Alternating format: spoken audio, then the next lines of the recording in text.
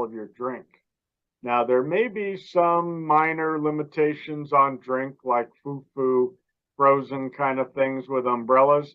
I don't know if those are included yet, but all your normal sodas, water, alcohol, that's all included. So you want to come down and drink some beer or margaritas, that's fantastic. But even better than that is we've partnered with Normie. And Normie is an amazing organization, as many of you must already know.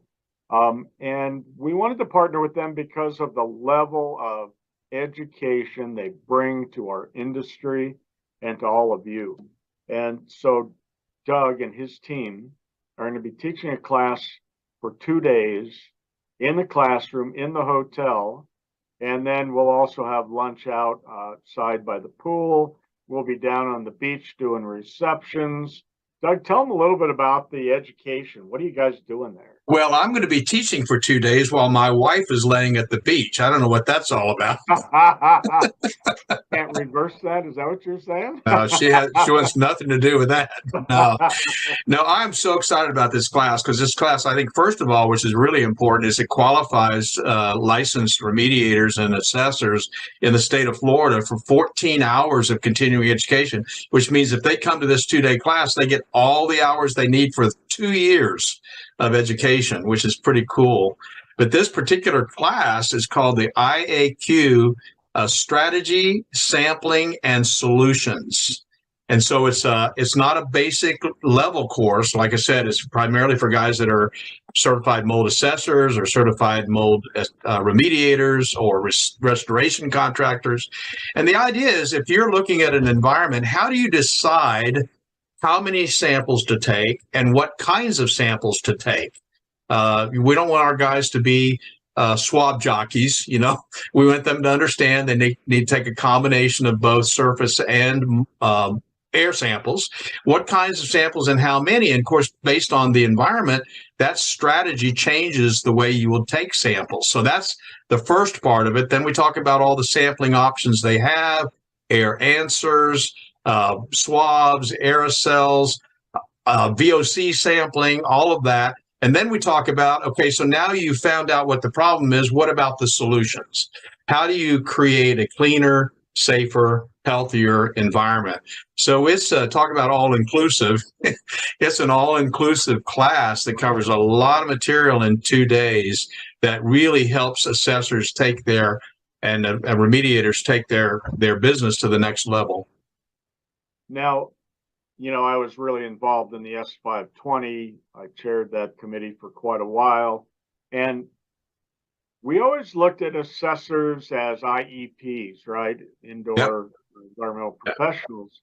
But what we found was that we were causing some limitation problems because there aren't IEPs everywhere that we're doing work, obviously. And so this kind of answers that call. But even more so for me, when I had an IEP on my jobs, I didn't really understand what they were doing. And that's really what this class is about. Yeah. Is getting into the framework of what's happening there. Yeah, unfortunately, some guys in the industry, as you know, like to keep everything kind of close to the vest, make it all kind of mysterious and don't know how they come to the conclusions they came to. And one of the things I think that you and I have agreed on from the very first time we met is that the entire industry needs to share information, share education. Nobody has the magic bullet. Learn what you can learn from everybody. And that's really what this class is about. It's about saying, look, you want to understand how to do this? This is the way you do it and the way you do it right. Of course, it supports not only the S520, but it also supports our Normie professional practices, which is now the insured best practices document used in all states that require licensing. So we're real proud of this class. It's a great, fun class, a lot of interaction, hands-on stuff. And so it's going to be fun. That is pretty darn awesome. And in that magic bullet, while we're down in Puerto Vallarta, I plan to search for that, just so you know. Been looking for it for a long time. Well, you can look at it and I'll be at the beach. How's that? I think that's a fair thing to do, man. There you go. What we want you to know is that this package will include 5 nights hotel at the Marriott Puerto Vallarta Resort and Spa. Beautiful spa there. All meals, breakfast, lunch, dinner, snacks, midnight snacks, whatever it is, all included. There's actually mini bars and snacks in your room. There's room service. There's a fitness area, golf course across the street. Beach is right out the back door. The marina is walking distance. And then we'll look at excursions also. But the most important thing we haven't told you is that 14 hours is really critical, because if you attend the 14 hours, this is a tax write-off.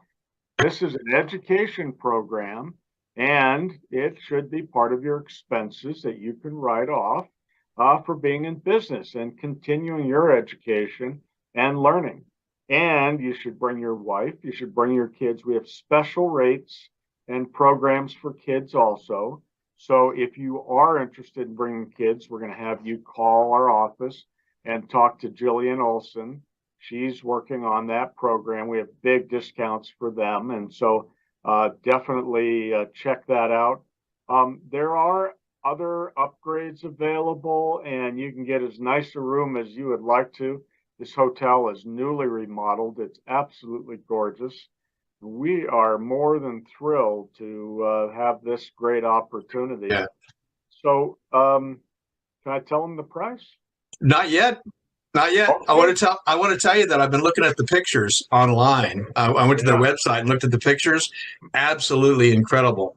And I think it's going to be a really, really fun event. Also, in terms of your education, I think we should mention that if you're an IICRC person, you get credits toward your certification for this class. So again, you can write that off if you're not licensed in the state of Florida, but you have an IIC certification. That's really important, no doubt. And I think you were going to recommend that I should bring 2 sets of clothes, small and extra large. Did you say something about that? Well, Doug recommended we have a weigh-in at the beginning and at the end. That would be fun. Oh, and you know what else? The other big news is, I think I told you this, which is kind of coincidental in some ways, but what's really exciting is next year, 2024, is Normie's 20th birthday. So let's have a birthday party down there and we'll celebrate, and I'll let you try to blow out the candles. How's that? I think I could hit 20 still. Absolutely. So anyway, you were going to talk about the price. Well, I don't want to talk about it, but I think everybody will know that this is an amazing opportunity. So the all-inclusive with hotel includes the education, includes transportation from the airport to the hotel and back. We are looking at $2,100 a person. That's a great rate, obviously. It is. Yeah. There's going to be a lot of activity, a lot of fun. And then you can stay at the hotel the whole time at the beach and have an awesome time. Swimming pool area is gorgeous. Or you can go travel and see Puerto Vallarta. Downtown has great shopping also, and there's a lot to do. So we're very excited, obviously, to invite you to join us. And there's payment plans also. So if you were interested, you can break down the payments into 3 or 4 payments, and Jillian can help you arrange all of that. There's a small deposit of $500 due when you book it, and we will sell out. And so you definitely want to get in on the action and have some fun. Every one of the trips we've done has been unbelievably wonderful. I think we've done 12 of these trips already. And we cannot wait to be with all of you on the beach having a drink. That's going to be fun. So how do they get a hold of you? I know you've got a website, and of course they could call us and we'll just simply direct them to you. But what's the website? The website is restorationjourneys.com. And then our phone number here also is 303-469-0306.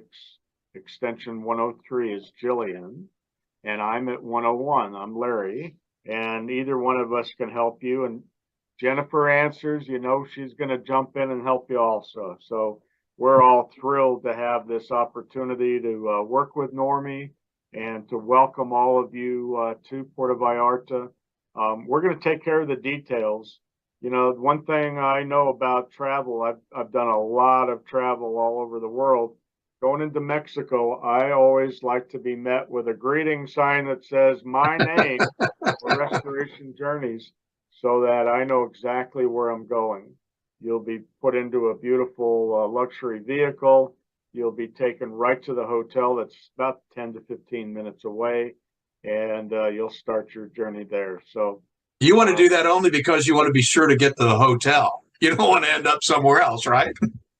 well, I've been on some trips where, you know, you walk out and all these guys are grabbing your bags. I got a cab, I got a limo.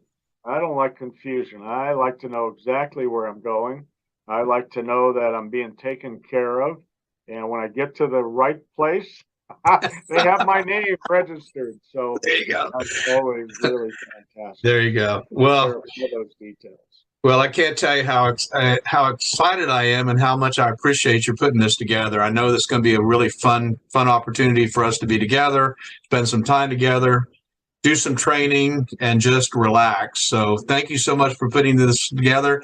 For those of you who are Normie members, we do have our website, events.normie.org, and all of the information is there for you to go to click directly to Larry's website. They're handling all the registration, but we're also promoting it through our social media and so forth. So don't miss out on this opportunity. It's going to be absolutely fun. So thank you so much, Larry, for taking the time to talk about this. And I look forward to getting some videos maybe in the next few weeks when you're down there looking. I will definitely get that to you. And I think you said the key word, relax. Just come on down and relax and enjoy yourself and learn as you're participating also. So there you go. see you All right. in Puerto Vallarta.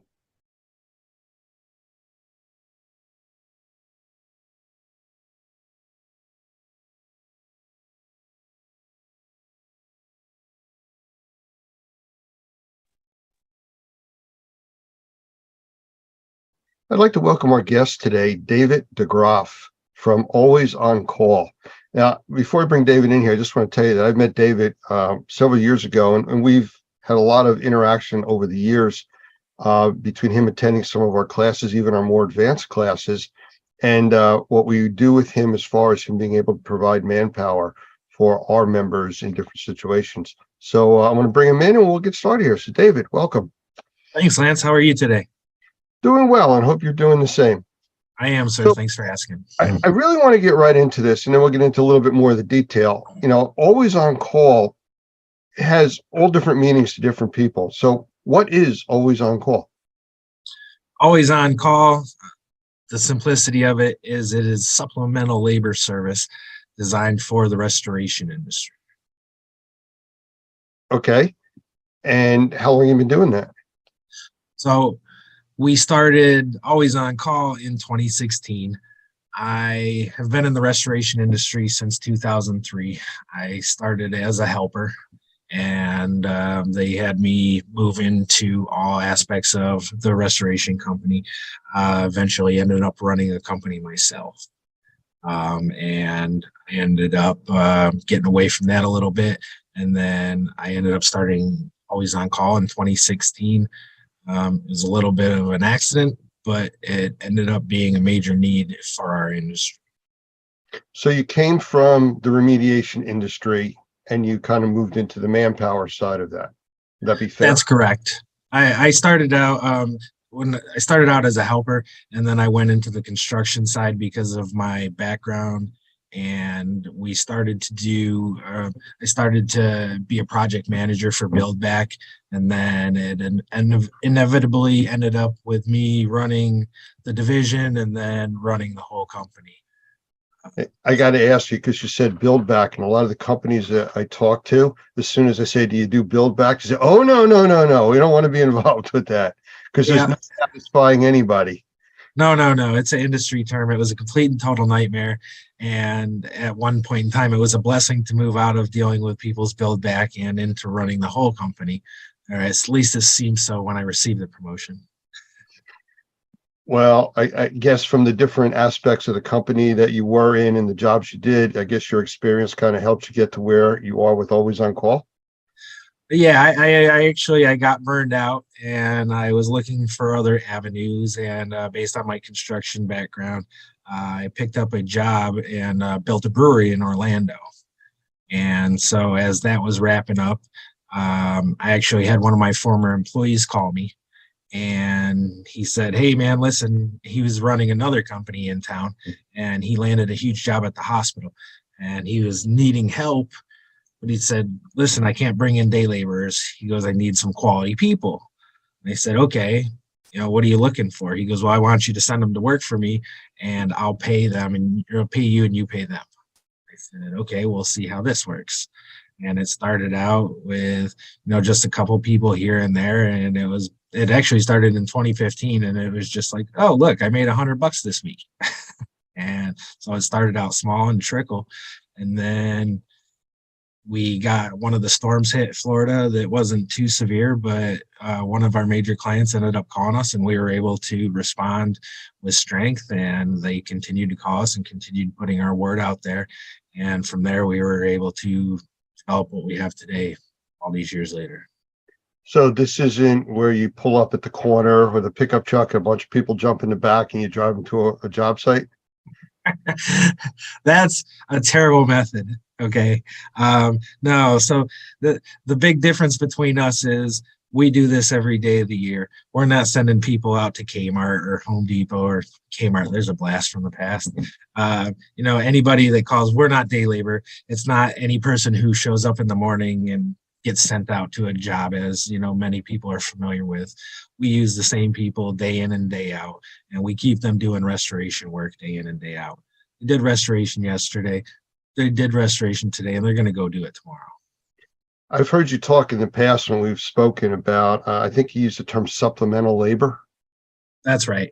That is kind of the dividing line, is we aren't day labor. We aren't temporary labor.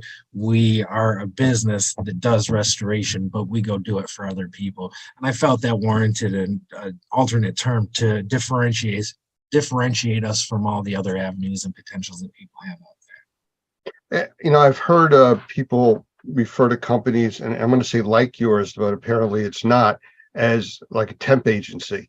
Where you're just getting temporary labor. And it's, I don't know, to me, it seems very different. The way you're describing it, it's not a temp agency.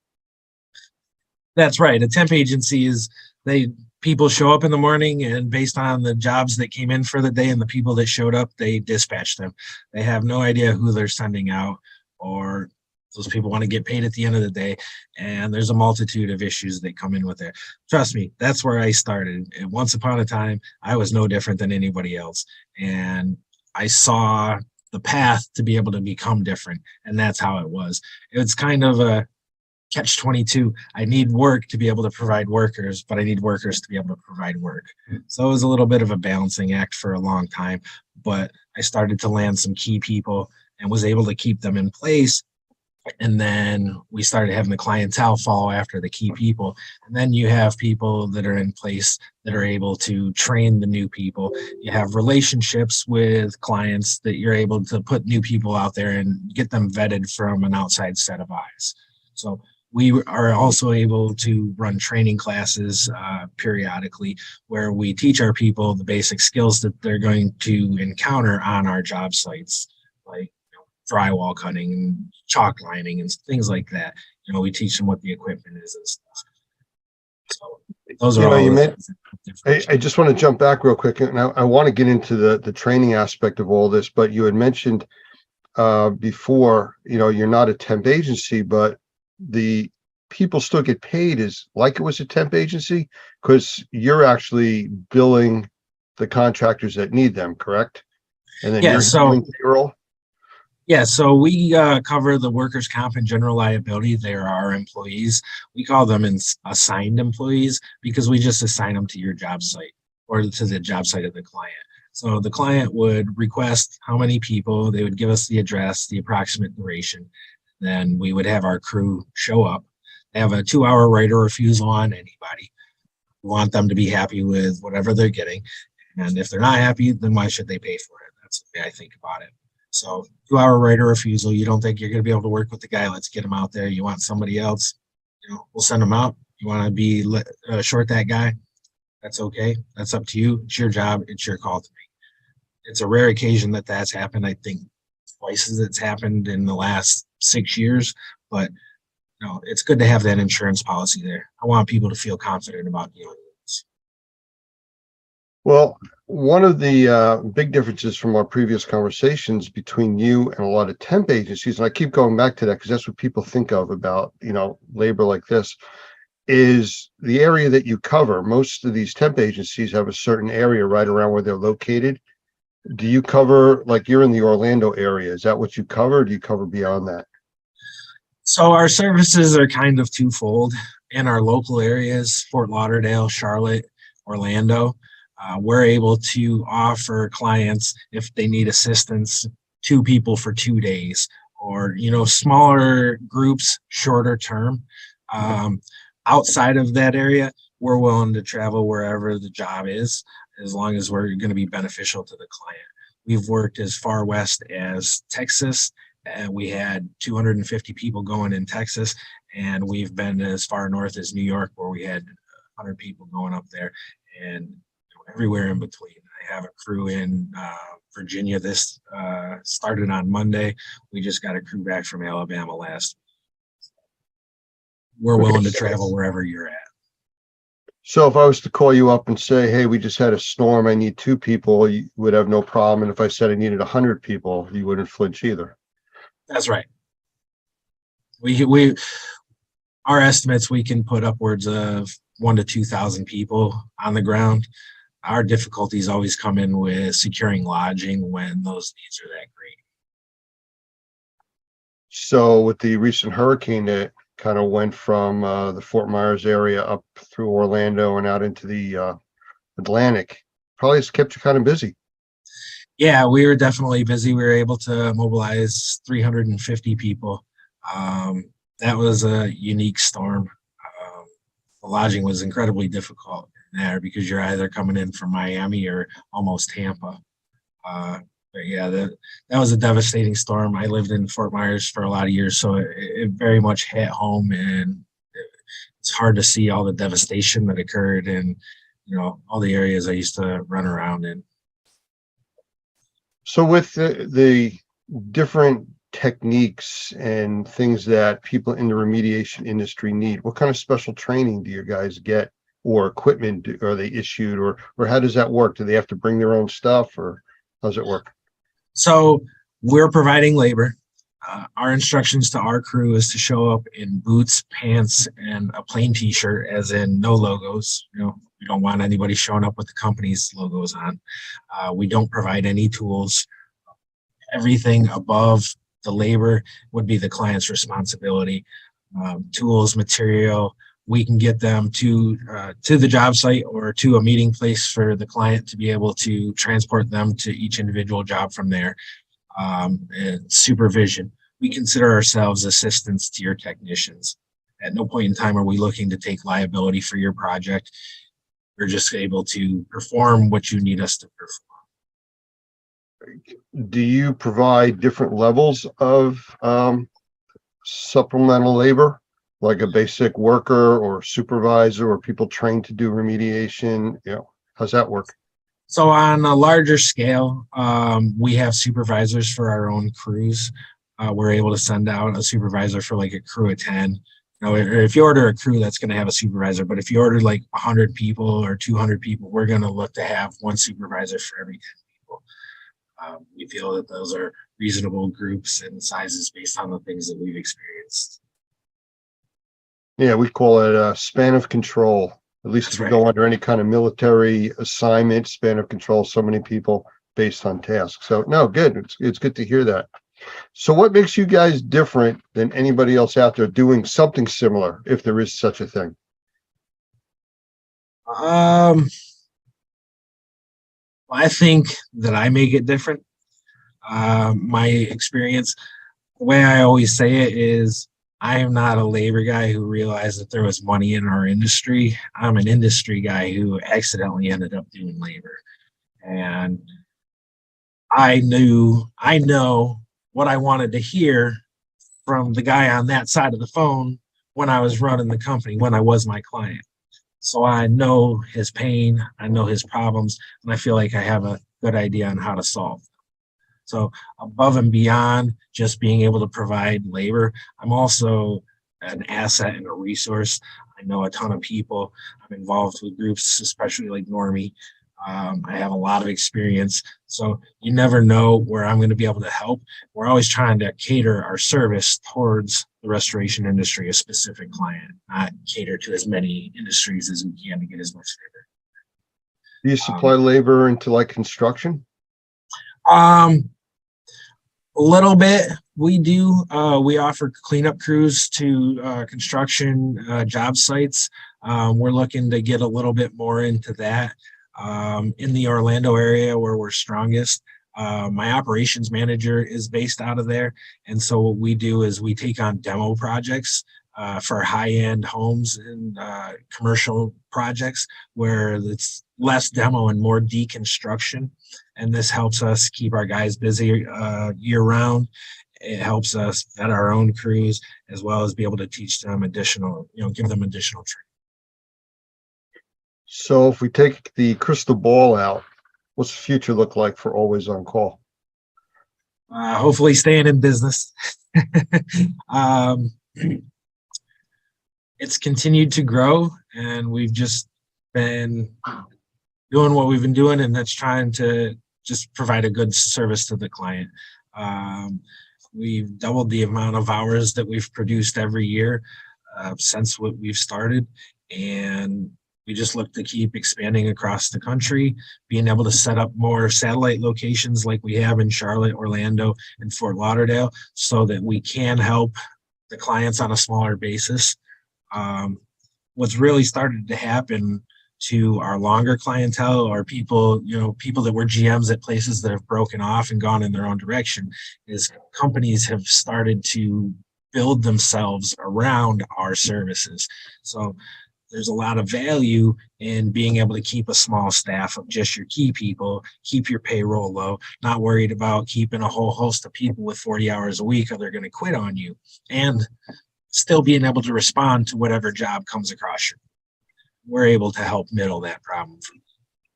I know a lot of our members, we have entrepreneurs, smaller companies, and they're always very cautious about jobs that they think are too big for them to handle.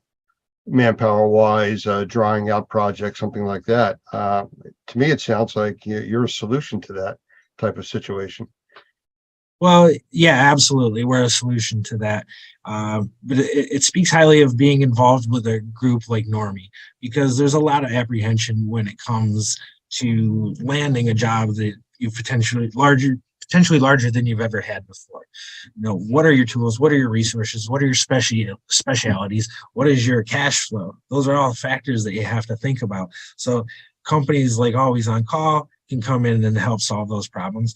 But if you have other partnerships that you've met through groups like Normie, then you have other people that you can call and possibly bring in and help segment that project so that it's not a large project. We always try to keep in mind every large project is just a bunch of small projects. Sounds like the way the government handles things, but in a good way. So what else should we know about you? As an individual? You gave us some of your background, but where's your passion come from here? Just the business, actually.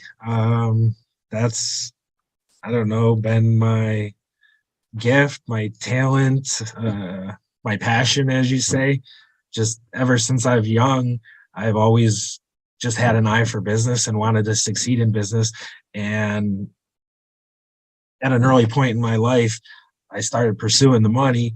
And shortly thereafter, I realized that you can't pursue the money. It's about who you help, how you help them, and your impact on the world around you.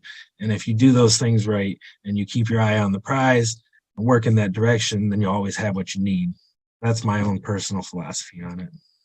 Be careful. You keep talking like that, people are going to think you're a nice guy. We don't want that. No, we can't have that. So how would somebody get in touch with you for two ways. One is if they were interested in working for you, and the other way would be, to get your services to help them out. My phone number is 407-505-9338. That's my cell phone. Our company office number is 407-637-6433. And our contact information is available at alwaysoncall.info, not .com. Alwaysoncall.info. Alwaysoncall.info. Okay. Yeah, people I'm sure make that mistake a lot, and they'll put the .com in or .net or all the other things. Yeah. Well, I appreciate you spending time with us. I know you're traveling today, and you got to head out to the airport, so I really appreciate you spending some time here. I think the information and the services that you're able to provide for our industry, especially people within the Normie membership that need additional manpower and quickly, it's a great resource. So thank you for all that you do with that. Well, thank you for the opportunity to talk a little bit about what I do. A personal thanks to you, Tim and Doug, and how Normie's had my back. And, I appreciate everything that you guys do for our industry. Thank you. Thank you. Take care. Have a good day. The Perfect Fit Filter by Best Living Systems, another innovative product by Best Living Systems that will change the way you breathe indoors. Older style filters use cardboard frames which become quickly filled up with mold and dead skin cells, causing them to flex inward and allow air to go right past the filter. With the Perfect Fit Filter, there is no blow-by. Because there is no cardboard for the mold to eat, this Perfect Fit Filter is designed with a sturdy internal frame and sized to fit virtually any size opening. It allows the edges of the filter media to enclose the frame of your return air grills, so every cubic inch of air is filtered. No reason to go searching for your specific size in your local big box store. The Perfect Fit Filter is shipped directly to you when you need them. In a home or office environment, this incredible 1-inch filter provides MERV 7 protection to serve as a 90-day filter. How can you leave this filter in for 90 days? Popular pleated filters provide tiny crevices where mold and bacteria get trapped. Because you are bringing to their nests dead skin cells and other organic materials, the microbes find a safe harbor, an environment where they can grow and reproduce. This is called bionesting, and the Perfect Fit Filter reduces the possibility of these microbes contaminating the air we breathe. Because the Perfect Fit Filter is rated with a MERV 7, the industry standard for 1-inch filters, it does not restrict airflow or put unnecessary strain on your air handler. The Perfect Fit Filter, now available by monthly subscription and free shipping at perfectfitfilter.com. The Perfect Fit for people who like to breathe.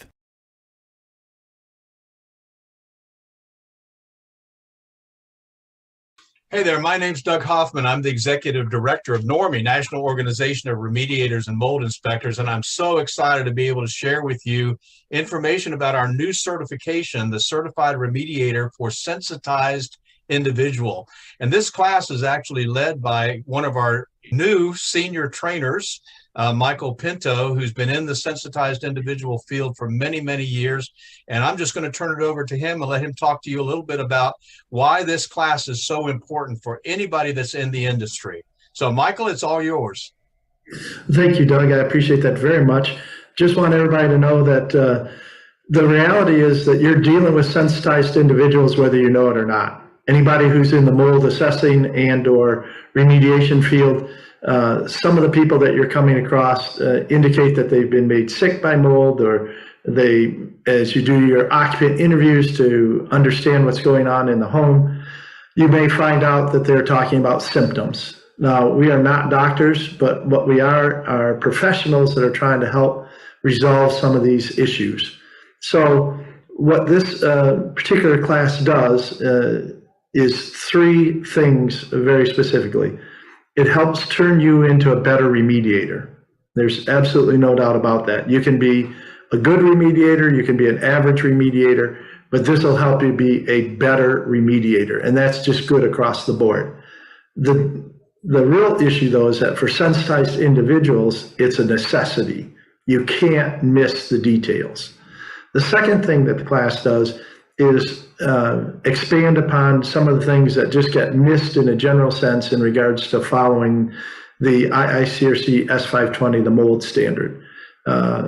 Most people know about conditions 1, 2, and 3, normal fungal ecology and visible fungal growth as condition 3. What gets missed is that whole condition 2, deposition of airborne spores.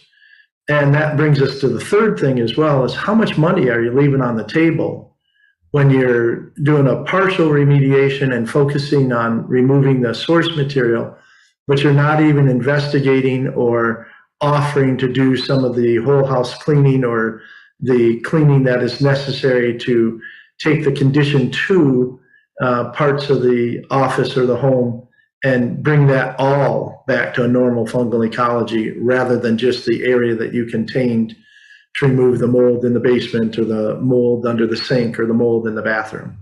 So all of these things come into play in the NC RSI course, but the biggest thing is it makes you a better remediator across the board.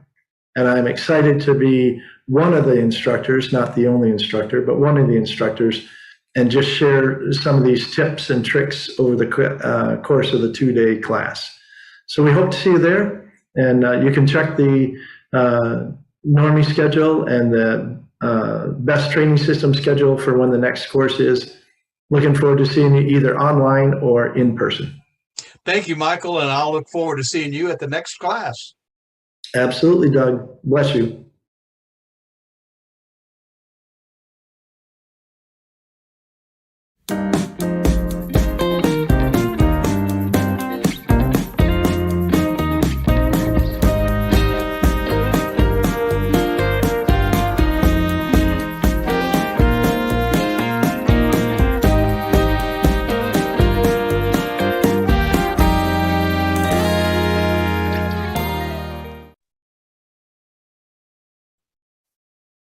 I want to welcome Rachel Rabelais from Air Answers to our stream today. And I've talked with her before. It's always interesting when we meet up with the people from Air Answers.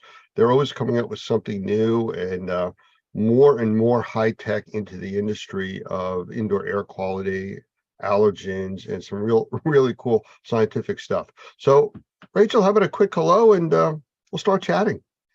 Hi. Well, thanks for having me, Lance. Really happy to be here. And hello to everyone out there in the Normie universe. Well, it's funny you say that. We're broadcasting this on all kinds of channels through social media, and it's going to be out there in a lot of places. Well, that's exciting. You know, again, it's technology, and it's there to be used, just like the stuff you guys are coming out with. So with that, I got a few questions for you. Of course. So first of all, I heard that you guys have some kind of newsletter coming out. What's that all about? Yes, we're going to have a quarterly newsletter we send out with all of our updates, update on our testing that we're offering, information about partnerships or conferences that we're going to. And there'll be a link on there to set up a consultation with us. It'll be a short 15-minute free consultation to learn more about the technology. Can anybody sign up for that newsletter? The newsletter goes out to all of our customers, all Normie members. So yeah, I mean, anyone who's interested in it, go to our website and fill out the contact us for more information link, and we'll provide you with a newsletter. That's what I was looking for. So yes. Okay. Because I know a lot of our members, even if they're not using your services as yet, may still want to get that newsletter. Oh yeah. Great. Sure. Okay. I'm just curious, what prompted that? I mean, because you haven't done that in the past. Well, we thought it would just be, we always have so much going on, and we don't feel sometimes that we're getting that information out there. And this time around, we've decided we really wanted people to know what we're doing, new things that we're adding, things that would be potentially more interesting to different businesses. And, we just want people to know what's going on. Okay, very good. Well, I'll be signing up for that because I don't think I'm getting it yet. And No. I just found out that you're doing that. So Oh, you'll get one. okay. It's important to stay up to date. And just so you know, I just want to segue into this really quick. I am using the official Airmasters coffee mug that I got at the last convention with you guys. It's an amazing coffee cup. I'll talk about that later. It's the best coffee cup. Yes, yes, it is. All right. So as far as technology, and the coffee cup is a lot of technology because it keeps stuff warm for hours. Exactly. I know you have new tests coming up. I mean, we've talked quite a bit recently, and you keep describing new processes that are coming. Can you talk about some of the newer ones and the old ones too, but definitely the newer ones? Okay. Well, one of the things that we have coming out this week for anyone who's working with cannabis grow facilities, we're adding botrytis onto our menu. We have powdery mildew, and then we're going to be adding botrytis to that. That is going to come out by the end of this week. It's going to be available for purchase. I know from what we've done in the IAQ industry, the grow houses are really concerned about the different powdery funguses and stuff. Oh yeah. And I'm assuming that's what you're talking about here. I didn't know the specific name before, but I know that they have to submit samples to different government entities for testing purposes, and that's one of the things they're really concerned about, because they could lose an entire crop if that's out of control. Oh yeah, the whole crop can go because of botrytis or bud rot and powdery mildew issues. But also for people who are working with those cannabis growers, one of the state requirements for a lot of different places is aspergillus. So we do have that aspergillus option as part of our mold genera testing as well, which could be helpful. And then we have one of our other panels, opportunistic fungal pathogen panel. There's two species of aspergillus on that one as well that could be helpful in this area: Aspergillus niger and Aspergillus fumigatus, which are two of the four aspergillus species that are problematic for people who want to pass their state requirements. Are those the specific species that affect people with aspergillosis, I believe it's called? Yes. It's people who are immunocompromised, or it makes perfect sense. I mean, if you're going to be inhaling something, or you're going to be using something for human consumption, you don't want them to inhale a bunch of different spores or kinds of molds that could potentially cause serious respiratory problems. Well, I know you've been expanding out all the different types of testing, and I know we've talked over the last 2 or 3 years about this, especially when COVID came out, because you do testing for COVID also. Oh, yeah. What else are you testing for, or can you let us know that you'll be testing for in the coming future? All right. Well, this is all new information, so I'll give you just like a little sneak peek, but we are going to be expanding our viral panel. And so we will be adding more viruses to that, and viruses that would be potentially interesting to, people in schools and people in buildings and everything else. So we're working to expand that. So we're going to be adding not just COVID, we're going to be having other viruses as well. I mean, it sounds specifically the way you're talking, like it's also targeting a little bit more into the medical industry. I mean, we obviously know the indoor air quality is desperate need for all of this testing, but it sounds like the medical industry may have a bigger interest in this. Could be. I Yeah. could see the medical industry being interested in this as well. Yeah, I know that, we've run into issues over the years with the medical industry has been resistant to deal with more of the environmental issues affecting people, but I think that's changing now. And I think stuff like your technology is making a big difference where it's accessible and understandable to the lay person and the doctors. I completely agree. All right, cool. All right. Well, if you think of anything else while we're chatting here that's coming out that you can share with us, please do. That's what I have right now. All right, But, well, let's that see. one will be coming soon. I know we were at, I believe it was the ISSA convention was the Yeah. last time. And Yeah. I think you guys are going to be at the IAQA convention also. That's correct. We will have a booth at the IAQA, and I will be participating in a panel conversation moderated by Michael Pinto on mycotoxins. So there'll be a group of us in that panel discussion, and that'll take place at the I think it's I forget what night of the I think it's like 4:30 or 5 o'clock on Tuesday, but it's during the IAQA. So keep an eye out for that panel discussion, and it should be really interesting. I know Doug Hoffman is going to be at the IAQA show. I'm not sure if I am or not yet. I have a few things coming up, so I may not be able to get there, but I know Doug is going to be there, so you'll be probably chatting with him. Oh yeah. Michael Pinto, is one of our senior instructors. I mean, he runs some classes for us that are really specific to sensitized individuals. And one of the important things in his teachings is also your technology, because, the people that are sensitized, which I believe now they're considering between 20 and 25% of the population out there. It's like 1 in 4 people are considered sensitized. Oh yeah. And it's not that it's really been that different over the last several years. It's just become an awareness now. And now people want to know what's going on in their environment. And that's really where your type of technology really comes in. Oh yeah. I keep calling it technology, and I don't want it to sound science fiction like, but you don't want to say electrokinetic capture technology? no, it's too early in the day for that. Haven't had enough coffee yet? Yeah, pretty much. No, I don't want to do that. But I do want to say that, we had talked, a few months back about the teaching of your technology to like our members and the public. And you had come up with some specific short videos that really went into detail, but quickly, so people could understand it, how to use the technology, what it could be used for, and actually how to just to turn it on.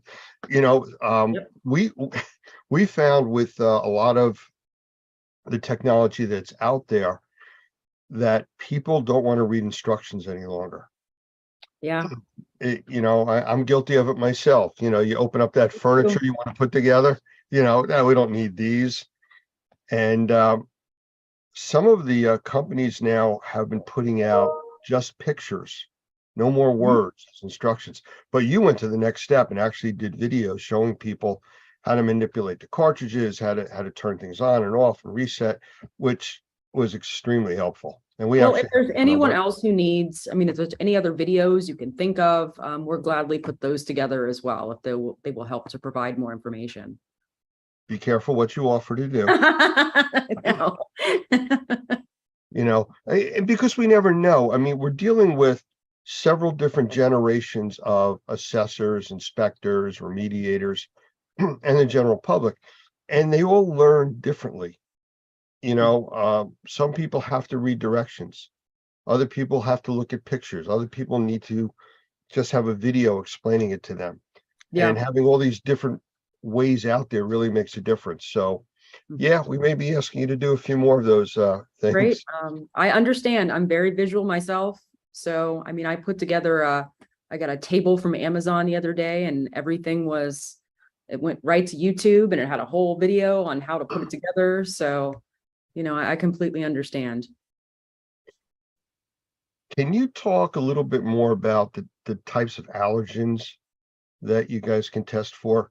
I get a lot of questions from people about, I know I have allergies, but I don't know what I'm allergic to. Or I went to a doctor and he said I'm allergic to these 4 things, but I don't know. I don't think I have, anything in the house related to a cat, but they say I'm allergic to cats.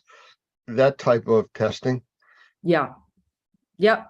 I completely understand. We've had quite a few people who moved into places and they don't know, everyone automatically goes to mold. It's like, well, my eyes are itchy and I'm having these problems directly because of mold. And then you find out that, we find cat allergen in the home. So what we specifically test for is we have a cat allergen, dog allergen, dust mite, cockroach, mouse, and 3 different types of pollens. So we do tree pollen, grass pollen, and ragweed pollen. I got to go back to the dogs and cats for a moment. Okay. Is it testing, because this is a question I get all the time about the allergen portion of it. Is it testing basically the saliva aspect of it or the dander, or what is it looking at? It's actually testing for a particular protein, and that protein is what the allergen is. And that allergen can be found in saliva, it can be found in urine, and it can be found on the animal dander. So it can be in any of those things. So we're specifically targeting the actual allergen. That's interesting because when I've talked with people that have dog allergies, cat allergies, they're always worried about the fur and the dander that's all over the place. That's what they think they're allergic to, but it's basically the proteins It's the that exist proteins. on that, Mhm. you know, from licking themselves or you know, whatever. And that's what we found with, people think, oh, I got a hypoallergenic dog or hypoallergenic pet. And they say, well, it doesn't have any allergens. Oh, yes, it does. It still has allergens. It's not going to lose its fur as much. But I mean, there's still allergens in its saliva. There's still allergens in the urine. There's still allergens coming from that are, on the skin. So, I mean, it still has allergens. They just don't shed as much. So when we do testing in homes where people have hypoallergenic animals, we're still going to find those allergens because they're still going to be there. Let's change the subject here for a minute. We're in the process of working with several entities in different parts of the world, and they're very interested in using the technology from Air Answers. Mhm. Is there a time limit on shipping? Because it does take a little bit longer to send stuff into the lab here in the US if they were overseas. Is there any concerns there? With time of shipping the stability of the sample is fine. So there's no concern if you're sending it into the laboratory and it takes a week or so that there's going to be any kind of issue with stability. So that's really not a concern. So Okay, very good. Because that was one of the discussions I was involved with about using the Air Answers lab, was concerned about it taking several extra days to get in, and if it was a concern, just like a regular swab sample of mold, mhm. it could incubate and stuff like that. So Yeah, very good. yeah. So let's see. Could we ask you to run through a list, if you can, of all the different things that you test for, and then maybe summarize it by how long these tests take? Because I know there's different Sure. time periods. There's a day, 3 days, 5 days. I mean, there's all different time periods for different types of testing. Great. And I'll go through this list and I'll actually provide you with that information as well. So if any Normie member has questions about that, you'll have that information to help them with as well. Okay, well, I will start with our beta-glucan testing. Our beta-glucan testing is our marker for actively growing mold. So, for anyone who wants to know if mold is actually growing in the environment that you're assessing, then, beta-glucan would be the test to do. Beta-glucan, you would run beta-glucan for either 24 hours or a 5-day run. And the turnaround time for beta-glucan in the laboratory is a 24-hour turnaround time. So once we receive the cartridge in the laboratory, it's going to be 24 hours, to get that sample, to get the results. Sorry. The next one, I will go through the mold genera. The mold genera is 8 different types of molds. I'll try to name them all. Didn't want to Penicillium. put you on the spot, but Oh, you're fine. yes, I did. Aspergillus, Penicillium, Stachybotrys, Fusarium, Chaetonium, Fusarium, Cladosporium, Trichoderma, Memnunella, and I think that was 8. Was it 8? I don't know. Oh, Well, you definitely hit our 5 no tolerance molds. Exactly. I hit your 0 tolerance molds there. So those are indicative of severe water damage, correct? Correct. Great. So that test, you could run it again for either 24 hours or 5 days. And then the turnaround time in the laboratory is 24 hours for that one as well. We Before, have, before you Go go ahead. on, just real quick, on those tests where you said between 24 hours and 5 days, can it be run for shorter periods in there? Like 3 days, if that was only the accessible time? Or does Well, that cause a the problem? reason why we tell people either 24 hours or 5 days is because part of the calculation that we provide the results, part of that calculation has to do with time and volume. And all of that is kind of worked into our laboratory information management system. So it's to provide people with information. And then also what we're doing is building out a database so that we're able to develop our own our own levels of these different things in the air, since there's really nothing to compare it to.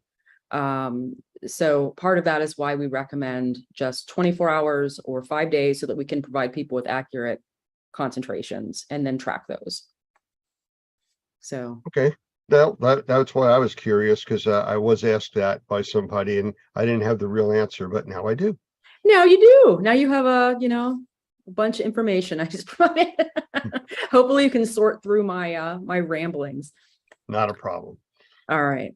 And what next? Mycotoxin testing. Mycotoxin, we test for 4 different mycotoxins: trichothylacine, aflatoxin, ochratoxin, fumonisin. And that is, again, 1 or 5 days. And it is a 5-day turnaround time for the mycotoxin testing. We have the opportunistic fungal pathogen panel, which is Aspergillus fumigatus, Aspergillus fumigatus, Aspergillus niger, Mucor, and Candida albicans. And again, 1 or 5 days. And that is a 2-day turnaround time in the laboratory. We have the allergen testing. Now, the allergen testing is only 5 days. That's only been validated for 5 days. That was based on case studies or testing that we'd done before, and running on different lengths of time. So 5 days was the best amount of time to get the whole vicinity or the whole type, all the different types of allergens. So 5 days, allergens only, 5 days. And that is a 5-day turnaround time. Now, we do have multi-panels as well. We have a total mold panel, and that is beta-glucan, mycotoxins, and genera. That is you run it 1 to 5 days. It's a 5-day turnaround time. We have the beta-glucan and the allergens together. That's a 5-day run. It's a 5-day turnaround time. We have the comprehensive panel, which is beta-glucan, genera, mycotoxins, and allergens, 5-day run, 5-day turnaround time. We have the cannabis panel, which is the powdery mildew and the botrytis. That can be run 24 hours or 5 days. That is a 2-day turnaround time. We have the COVID testing. The COVID testing is a 3-day run, a 2-day turnaround time. Now, what also is interesting is you don't have to use a different cartridge for each test. If you want to do beta-glucan and genera, you don't have to do 1 for genera and 1 for beta-glucan. You have 1 cartridge. We can run a whole plethora of tests on them. So you want to start with beta-glucan first to see if there's mold growing in the environment. You can do that. And then we keep the sample for 60 days. You can add on other types of tests onto the sample. The only time where you're going to have to run 2 cartridges separately is if you're wanting to run viruses and, the molds and allergens and everything else. You're going to have to run 2. And that's just because our laboratory process to remove those samples from the cartridges are different. So viruses, different sample, but if you have the, 1 sample, you can run everything else on it. You can have, beta-glucan, you can do all the genera, you can do the mycotoxins, you can do the allergens, you can all do that off 1 cartridge. So there's as long as it meets the minimum time requirement. Exactly. Yep. So running a 5-day sample, you could basically test for any and all except for viruses. Yep. If you're doing just the 1 day, you can run all the molds, the allergens. We'd recommend that you run it, another sample for 5 days. But if you want to run it 24 hours and do beta glucan, mycotoxins, all the mold genus assays, the opportunistic fungal pathogens, powdery mildew. You can run all that off of one cartridge. I mean, there's a lot of options there, and it sounds like you can mix and match and do everything. But, for the people watching, it's really about testing for what your specific concerns are, or what the Exactly. assessor or remediator considers the concerns. Yep. And it's getting you data. It's getting you information to help you come up with a plan. Yep, definitely is.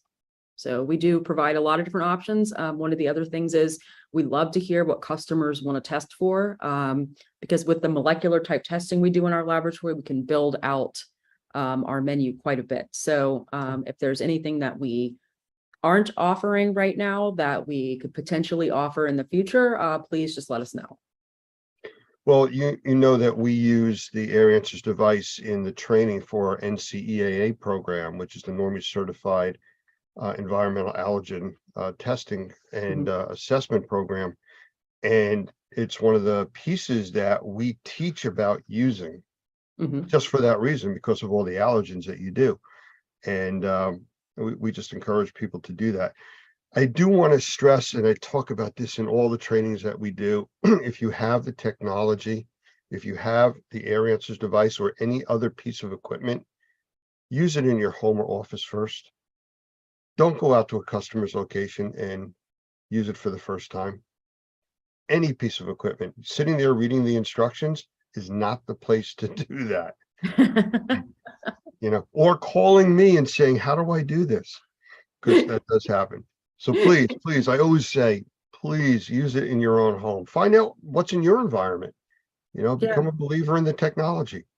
Or sit in your office, watch those short videos, and those are just, how to put the cartridge in, take it out, where to send it, just some information. So it is really helpful to try it first before you take it in somewhere. Absolutely. Good advice. Well, is there anything else that we haven't chatted about that you would like to talk about? I always put it out there like, do you have questions for me? If not, that's okay. I'm good with that. Well, what's new with Normie? Well, we're busy. We're going to be at the different conventions. We're going to see you guys hopefully there. I might even have to get another coffee mug. Again, amazing coffee mugs. If you guys have them again, I encourage everybody to go to your booth and try to get one, because they keep things hot forever. Oh, well, great. We'll make sure that we have those at the next conference then. Well, I'm just putting it out there. I could use another one. Well, I do want to thank you for your time. It's greatly appreciated. I know you guys are busy. Oh, well, thank you so much for having me. I really appreciate it. No, it's our pleasure. We enjoy getting the information from you guys and working closely with you. I look forward to seeing you at one of the next conventions. Yeah, definitely. Looking All right. forward to seeing Until you then, too. All right. thank you very much. Thank you. The Perfect Fit Filter by Best Living Systems, another innovative product by Best Living Systems that will change the way you breathe indoors. Older style filters use cardboard frames which become quickly filled up with mold and dead skin cells, causing them to flex inward and allow air to go right past the filter. With the Perfect Fit Filter, there is no blow-by. Because there is no cardboard for the mold to eat, this Perfect Fit Filter is designed with a sturdy internal frame and sized to fit virtually any size opening. It allows the edges of the filter media to enclose the frame of your return air grills, so every cubic inch of air is filtered. No reason to go searching for your specific size in your local big box store. The Perfect Fit Filter is shipped directly to you when you need them. In a home or office environment, this incredible 1-inch filter provides MERV 7 protection to serve as a 90-day filter. How can you leave this filter in for 90 days? Popular pleated filters provide tiny crevices where mold and bacteria get trapped. Because you are bringing to their nests dead skin cells and other organic materials, the microbes find a safe harbor, an environment where they can grow and reproduce. This is called bionesting, and the Perfect Fit Filter reduces the possibility of these microbes contaminating the air we breathe. Because the Perfect Fit Filter is rated with a MERV 7, the industry standard for 1-inch filters, it does not restrict airflow or put unnecessary strain on your air handler. The Perfect Fit Filter, now available by monthly subscription and free shipping at perfectfitfilter.com. The Perfect Fit for people who like to breathe. I want to welcome Michelle Blevins back to Normie.tv. We've had Michelle on here in the past. It's always fun interviewing her, and she's a wealth of information. She also happens to be the owner and editor of CNR Magazine, which is cleaning and restoration, which is really what our industry is all about. And that's what we want to talk about today. So welcome, Michelle. Thank you very much for having me back, Lance. I'm always happy to chat with you and be here. So thank you for the invite. I appreciate it. Well, like I said last time, it's fun doing interviews with you, and you were going to be back, and here you are. So thank you for that. So the reason I really wanted to talk to you today was I received an email from CNR Magazine. I'm on your mailing list. I do get these updates, and something caught my interest. You have something out there called Restoration Kindness. And I started reading about it, and it just really intrigued me. Could you give us a little bit of background about what that actually is? Sure. So Restoring Kindness was founded in 2015 by A&J Property Restoration in Madison, Wisconsin. Kent and Lynn Rawhauser were, they have since sold their company, but they were a wealth of knowledge in the industry and also highly involved in their own community as well. They, at the time that they owned A&J, they were heavily involved in the RIA and DKI and organizations like that. And, also Believers, that was kind of their foundation. And so they worked on launching this Restoring Kindness project. And the idea of it was to help, restorers and cleaners are giving back to their customers all the time, right? Like that truly is at the heart and soul of what our industry is all about. But the idea is kind of removing the business aspect of it and thinking of ways that we can give back to our local communities when it's not so much tied to work, right? So the Restoring Kindness Project is all about finding ways to show kindness in your community. It is a year-round initiative to be part of, but we do a big push during the month of May. We call the month of May Restoring Kindness Month. And we can go a little bit more into it, but we have last year we had over 40 restoration companies that were involved in this, that were doing random acts of kindness throughout their communities across the entire US. And we were really able to create quite a buzz across social media channels and across the industry of all these things that restoration companies of all shapes and sizes were doing. Some vendors got involved as well. It wasn't just contractors. So we had a lot of vendors that were doing great things as well to give back to their communities. And it doesn't need to be complicated, right? To show people kindness doesn't mean that you're spending a bunch of money necessarily, or that you're having to go way out of your way to do things. So like one of my favorite stories from last year was a company that went to their local farmers market. And I wish I had one, but we have a bunch of resources that we can provide contractors who decide to partner up with this and be part of the Restoring Kindness movement. But there are little postcards that you can download off of the Restoring Kindness website, put your logo on there, and then you just print them off and take them when you're doing your random acts of kindness or whatever. And so there was a company that went to their local farmers market on a Saturday morning and bought a bunch of pints of strawberries from one of the local vendors, and then just stuck the cards in there and said, "Hope you have a sweet Saturday. Enjoy this pint of strawberries on us." And then the little postcard in there. And something like that would make me smile on a Saturday morning when I'm at the farmers market and picking up fresh produce and stuff like that. So that blessed the community and also probably blessed the farmer or whoever had grown those berries. That was something super simple and out of the box. I can give other examples, but I don't want to run away with the conversation. So I'm going to let you steer this where you want to go, but that's kind of the crux of what it's all about. Oh, it's my turn? Yeah, it's your turn. Oh, okay. No, just checking. I've been with Normie since 2006, National Organization of Remediators and Microbial Inspectors. And one of the things that I always come across is I'll get phone calls from people, our members, our trainees, calling in for support, saying they have this situation, the customer really can't afford to have the work done. They can't afford to do something. And we always wind up talking through an incremental process to try to help them out, because there's so much passion in the people that are doing this work for the customers. They want to provide the help, even if they're not getting paid or at a reduced rate. And that's what piqued my interest when I saw this about Restoring Kindness. I said it wrong. I'm sorry about that earlier.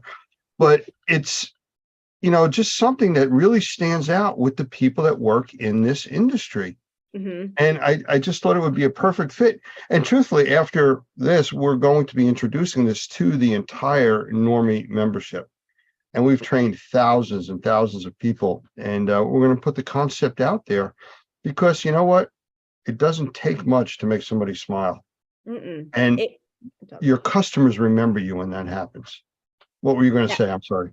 No, that I wasn't. I was just agreeing with you. And what you just said is exactly the point. Like, I think it's probably obvious, and this isn't really the point of why we're doing it, but this is a fabulous marketing tool for cleaning and restoration companies. This is an outside of the box, very simple way to build brand awareness, to build trust in your brand, to build visibility in your community without it being directly related to like doing a fire or mold job down the street, right? Or teaching CE classes. This is a way to be totally hands-on in your community. Like maybe you're taking breakfast to the teachers at your child's elementary school before the end of the year and putting a card in there and oop, look, they just learned about your company a little bit, but it was really, you're just doing something nice.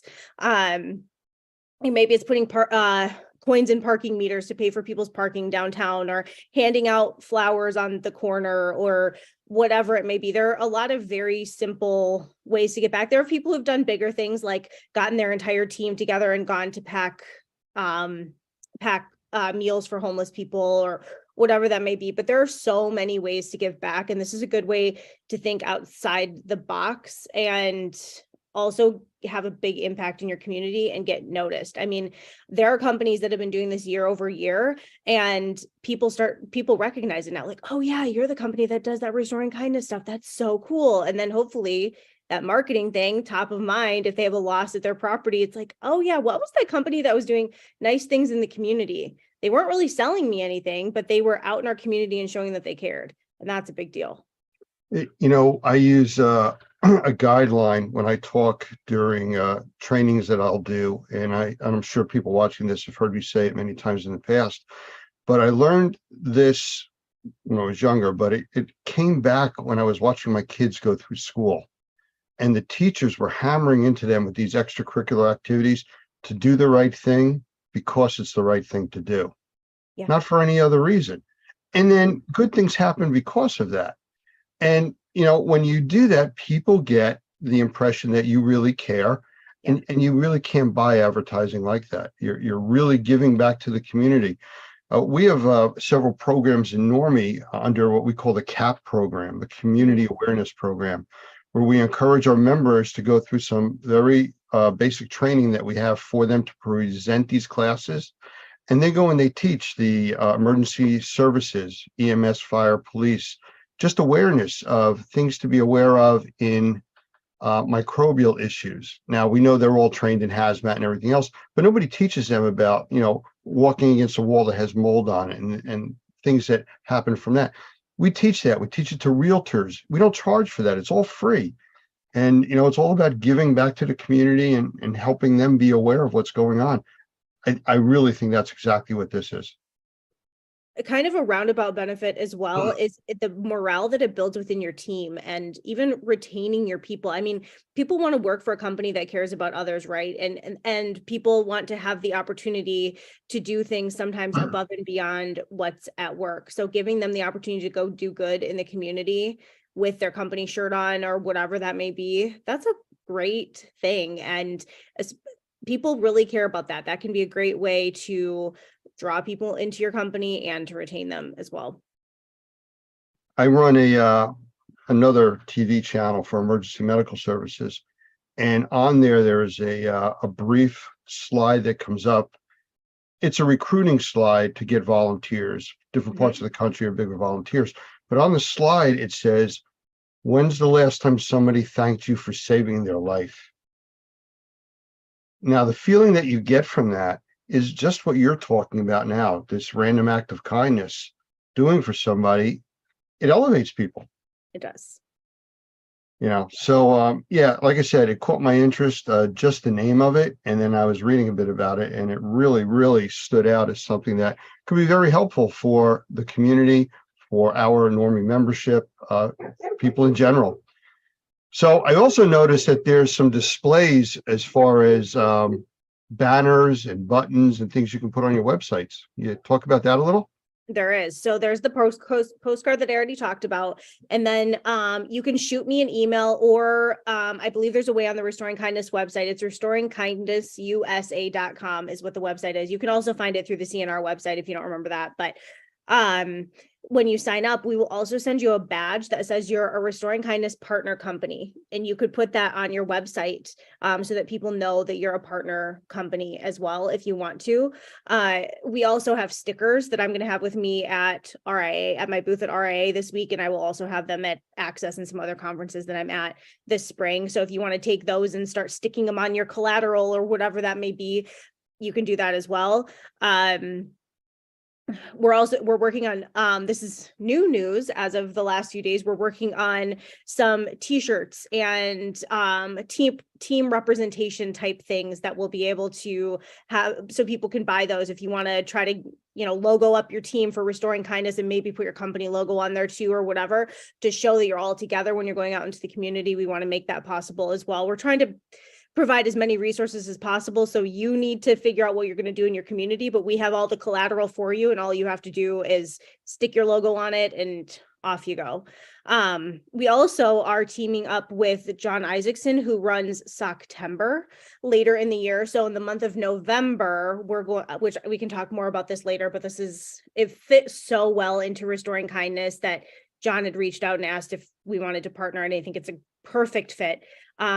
So we will be there'll be teams across the US. And this is just about raising socks to give to a local nonprofit, whether it's a shelter or whatever that may be. Socks are always in demand, especially in the winter.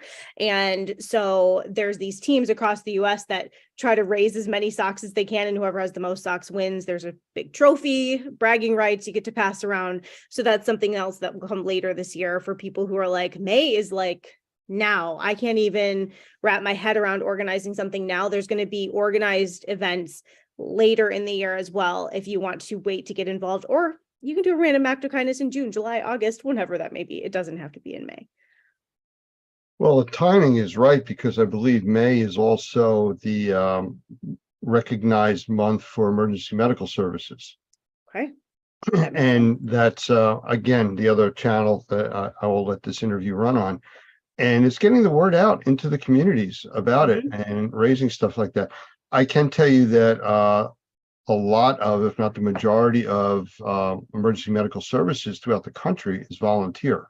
And it's all about those people doing it, not for the money and the glory. It's obviously they're helping their communities. And this is just another extension of that. Yes, it is.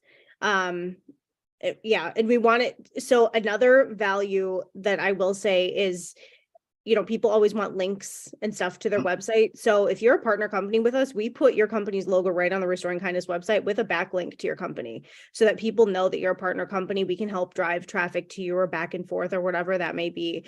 All we ask is that when you do your act of kindness, or you do a project in the community, whether it's once or 10 times or whatever, take a couple pictures, throw it on social media, and put the hashtag Restoring Kindness on there. My team keeps an eye on that, and we share as much as possible from what we see on the Restoring Kindness and CNR social media channels. We have Facebook, LinkedIn, and Instagram, all for Restoring Kindness and for CNR. So we try to share as much as possible. We also pull a lot of that to share on the website, and we do a big spread in CNR magazine once a year on Restoring Kindness and showing what people are doing and some of the big cool projects that people have done and all of that. So be sure to share. It's not bragging. We're going to do the bragging for you. Just throw it up there, Restoring Kindness hashtag. Be proud of what you're doing. Be proud of what your team is doing, and let us share it with the entire country, with all of North America, now that we're partnered with Team Canada, and be proud. Our industry should be proud. It's all about giving back. Absolutely. Have you guys considered any type of national event or any kind of a convention type of setup yet? No, it's not a bad idea. Although I hear the word event in my head, like goes, oh, but is not a bad idea. We are going to have, so RIA, we're recording this the week before the Restoration Industry Association event, and we will be talking a little bit about it on stage during the main town hall event on the first day. And then there's going to be some extra things happening throughout related to Restoring Kindness throughout the event. And then at Access, which is Alacrity's conference in Orlando in May, they are also a great partner. And we're going to have a photo booth with some like cute things to hold up for it and do some other little projects around that event as well. But an event by itself, not yet, but I like it. Well, let's go to the next step as far as giving back. I'm sure that we could work with you and offer up. We have a Zoom webinar platform that if you wanted to have a global type meeting and invite all of the partners and everybody in, we would be glad to host that for you. I love that. Thank you. I'm making myself a note, making notes as we go. That is a great idea. I thought about I wanted to do something like that last year where it was even like a happy hour, virtual happy hour type celebration when it was all over and get people together. And hey, if you want to join us, grab a drink at 4 p.m. or whatever, or don't grab a drink or grab a water or whatever it may be. But at the end of the month, so that hopefully that's a time when people are excited, it's all fresh on their mind, people can share what they've done, and it can be a celebration of what's happened over the last year. So I'll keep that in mind. It's a good idea. So we went from interview to brainstorming. We did. I like it. I'm all about the brainstorming. That was a big shift. You started it. You asked about you started it, Lance. You started it. Following up on what you said about the different platforms that you're going to use of social media, we're actually going to show this during a recertification training that we do every Tuesday afternoon for our membership. But when we do that, we also go live for the public, and we're going to push this out across 12 platforms, including LinkedIn, Facebook, YouTube, Twitter, Twitch, DLive, and a whole bunch of other ones, plus Normie.tv. So it's going to be out there across all the different platforms. For your people or anybody else that follows in that organization, we can get it onto your site too. And it's more than welcome for you guys to share it. Perfect. I know we talked a little bit about that offline. I think it's a great idea. So I just have to talk to my dev team on my side to figure out what that looks like. I'm always in awe whenever you and I talk that you manage all of these channels, because some of these I haven't even heard of. And then you like Twitch. I recently heard another person mention that word recently, and I was like, oh, Lance talked about that. I've heard about that before. But the thought of managing all this to me makes my head want to explode. So good for you for. Well, I'm not sure which rock you were under, but just so you know, Twitch is the third largest streaming platform in the world. They do over 140 million users a month. Yeah, see, I'm under a rock. I know. No, I'm just kidding. But no, it's true. I know. Yes, it's true. It's out there. And there are these platforms for people, and everybody has different tastes. YouTube, Ustream, there's tons of them. And we just try to get the word out. And that's what we're offering to do here to help you guys out with the Restoring Kindness. I think it's a great program to look into, to get involved with, and to give back. Well, thank you, Lance. Thank you for having me and letting me talk a little bit about it. For anybody who is interested, you can just go to restoringkindnessusa.com and click to sign up, get involved there. It's super easy. And my team will be in touch with you to make sure you have everything that you need. And we're here to support any way we can. Any other super secret things we should know about that you can't tell us? It'd be fun if I did have something I couldn't tell you, but told you anyway. But I don't think so. I don't think I have anything new and exciting, I hate to say. Okay. Well, again, thank you for spending time with us. It's always fun when you're here. We look forward to getting this out and becoming part of Restoring Kindness ourselves. And hopefully a lot of our membership will jump into and take part in giving back to the community. Love it. Thank you so much, Lance. Great to see you as always. Thank you. Take care. You too.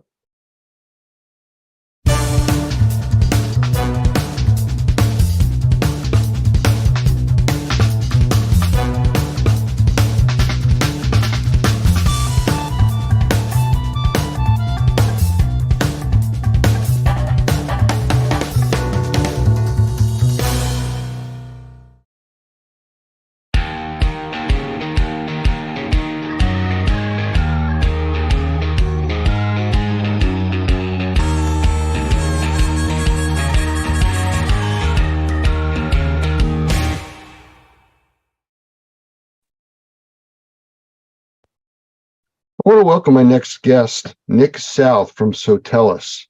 And it's an interesting name. And I think the easiest way for us to find out what Sotellus really is to ask Nick. So Nick, say hello. And what is Sotellus? Hey, hello everybody. Glad to be here. So what Sotellus is we're an online review capturing, marketing, and referral system. Basically a one-stop shop for all online needs, as far as communication with clients, chat boxes, marketing, and online reputation management. So if we step back for a minute and let's look at you for a second, how'd you get involved with this? I mean, this is a very niche type of a thing. How'd you stumble into this or wind up there? So actually a long time ago, I used to run an Amazon FBA business. If you've ever done anything with Amazon, you know that reviews are everything with them. So if you want people finding your products and people seeing you more often online, you need reviews. So during that time, I just saw like a very niche and very important part of how online reputation affects a business. And then I ended up running into somebody involved with Sotellus that, I ended up meeting the owners. I loved what they were doing. I love that their mission is to help empower the small businesses, to give them the same marketing material, and power that, these large franchises have who have 50K to, burn a month. Right. So it really attracted me over to doing that with them. Well, I've been doing a lot of the social media and marketing and stuff with Normie for many years, and it's kind of a education as you go, and then they change it. Once you understand it, everything changes again. The one thing that's constant though is the reviews. So, if you look at it from a distance, you see all kinds of reviews, but why are they so important? From your perspective, I mean, right. Private businesses, I understand, but from your perspective. Well, I always, you can go the statistical route, roughly about 90% of people will look at a business's reviews. 70% of people are going to Google and research a business before they even call in. But then just think about yourself. Like I always ask somebody, everybody knows about Amazon. Everybody goes and buys stuff on Amazon. When was the last time you bought a product and you didn't check out the reviews?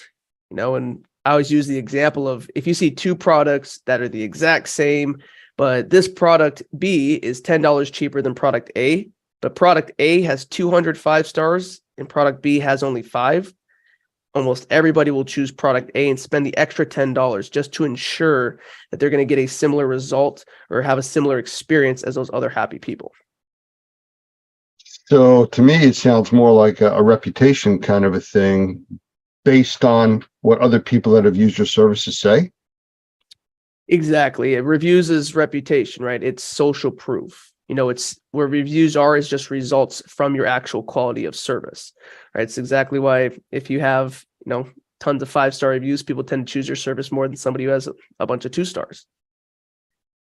I've seen a lot of sites where you see, like 300 5-star reviews. Is that like real, or is that something that everybody is perfect and that's the only people that do reviews? Right. So it just depends on that business. A lot of the times if they have that amount of reviews, right, and it's a lot of 5 stars, Google's very strict on finding out and flagging people if they end up having fake reviews, right? So we'll get this happen once in a great while. Somebody calls in wanting to buy reviews from us. We have to educate them and just let them know that we don't do that. That is illegal. You can get fined by the FTC. There's a lot of problems that can ensure with that.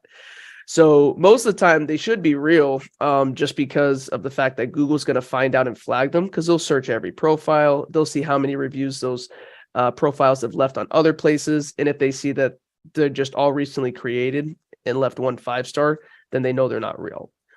So let's say I want to show the public reviews about myself. I mean, I know I have reviews on Facebook and Google and who knows wherever else. How do I use the reviews to show the public who I am and what I do? So there's a bunch of different ways to market these reviews out and to get them in front of people, really. To get in front of people, one thing is, take your listings, put them in your email signatures, take other reviews you have from different platforms and post them like on your social media. The best part about with us and our software is that all that stuff is done automatically and they're all aggregated. Instead of just like if you're somebody who has, let's say 60 reviews, but they're spread across, 6 different platforms, it doesn't really look that great. right? Because not everybody who goes to Google will also go to Yelp and then go to Facebook and then go to LinkedIn, etc. So what we do is we pull all these reviews in and we actually show all positive reviews on single places and use that to market out. So you have like one page with all the positive reviews on there. All the reviews get posted onto your Facebook page, inside your Google business, on your website, right? Basically as many places as somebody could possibly find your company, you want social proof. Okay, but I can talk about Normie, and we are using, Sotellus with a lot of our review stuff, which has really made a big difference. But how do you get all the reviews in one place? I mean, they're all over the place on different market platforms. Right. So that's the trick. If you don't have some form of system in place, the only thing that you can really do is you're going to have to take like your Google link, your Yelp link, your Facebook link, and you're going to have to put all these different little links to those pages, like inside of like your emails and your texts, which is, it's unreasonable. Most people aren't going to go click on all those different links. Nobody wants to see 5 different links to the reviews in there. So with our platform, you'll have one single link that incorporates all positive reviews from the videos, the Sotellus, the Googles, the Facebooks, right? And pulls them all into that one page. So you can use that to show potential customers, show them your social proof, but also taking that and marking that out even more. Well, I know that's what we had done, where we've filled out in our profile on setting up our process with you guys, all the different locations that we're aware of that were reviewed. I mean, I'm sure there's others. And I've noticed that if it like pulls a review from Facebook, it posts it on Google and vice versa, and on Yelp and all these different places. That's what you guys do? Exactly. Yeah. So if you run into somebody who, let's say maybe didn't have a Facebook account, so they couldn't leave a Facebook review, but they had a Google, right? So they'll leave you the review on Google. Well, we're still going to take that review, right? We still post it on the other places such as your website, SEO, public page, and all that great stuff. But we still take that review and it automatically gets posted onto your Facebook wall, right? So all the different platforms that people are finding reviews on, like Google and Facebook, we're taking the reviews from the other platforms and posting them into there as well. Like, for example, on Google, a lot of businesses don't know about this, but there's a section on the listing called Google My Business Posting. A very big amount of business owners actually don't utilize it or don't even know about it because, it's Google. They're not going to promote a free feature no matter how powerful it is, just because they're not making money off of it. So we created this sort of partnership with Google where we're the only review system that automatically posts into there. So if you do get a review on a platform, like let's say it's a client that doesn't have any platforms, they don't have Google, Facebook, Yelp, etc. It doesn't matter, right? We'll still get the review with us, and we're still going to post it into the Google business, onto the Facebook page, and onto about 5 additional places after that as well. So even if they don't have those review pages set up for their business, you're still going to have the reviews that are posted go out to those locations anyways. So the business owner will still need to have an account on those locations. This is something that our coach will help them set up. But if the customer doesn't have an account with those platforms, they can't leave a review. So if they don't have a Gmail, they can't leave a Google review. But they'll still be able to leave a review with Sotellus without having to create an account or anything, which we could still take and then post inside the Google business. Okay, I remember from the trade show that we were at where we talked with you guys a lot, you had a specific app that would handle all that stuff right on the spot. Matter of fact, that was one of the things I liked most about your stuff, where not only can you do, typing, I like your stuff, it could be an audio or video review also. Yeah, that's a big thing with us. A very big hit is that we are the only verified video review system on the planet right now that's actually acknowledged by Google. So because of that, there's a bunch of big things that come along with being the only video review system. Is that one, they're undoubtedly the most powerful, right? 80% of today's traffic online is video. Okay, so it's like everybody has seen a 5-star Google review that doesn't even have a review. It's just a rating, or they just said highly recommend. Right. But when you see a video of an actual customer that's been verified by another company showing and proving that it's real, and that customer is just raving about how much they loved your service, they loved your product, the great business owner that you are, right? That becomes a lot more powerful and enticing for potential clients. And then on top of that, the great thing is that they're also the fastest ranking reviews because they're the only ones that are able to be played and watched more than one time.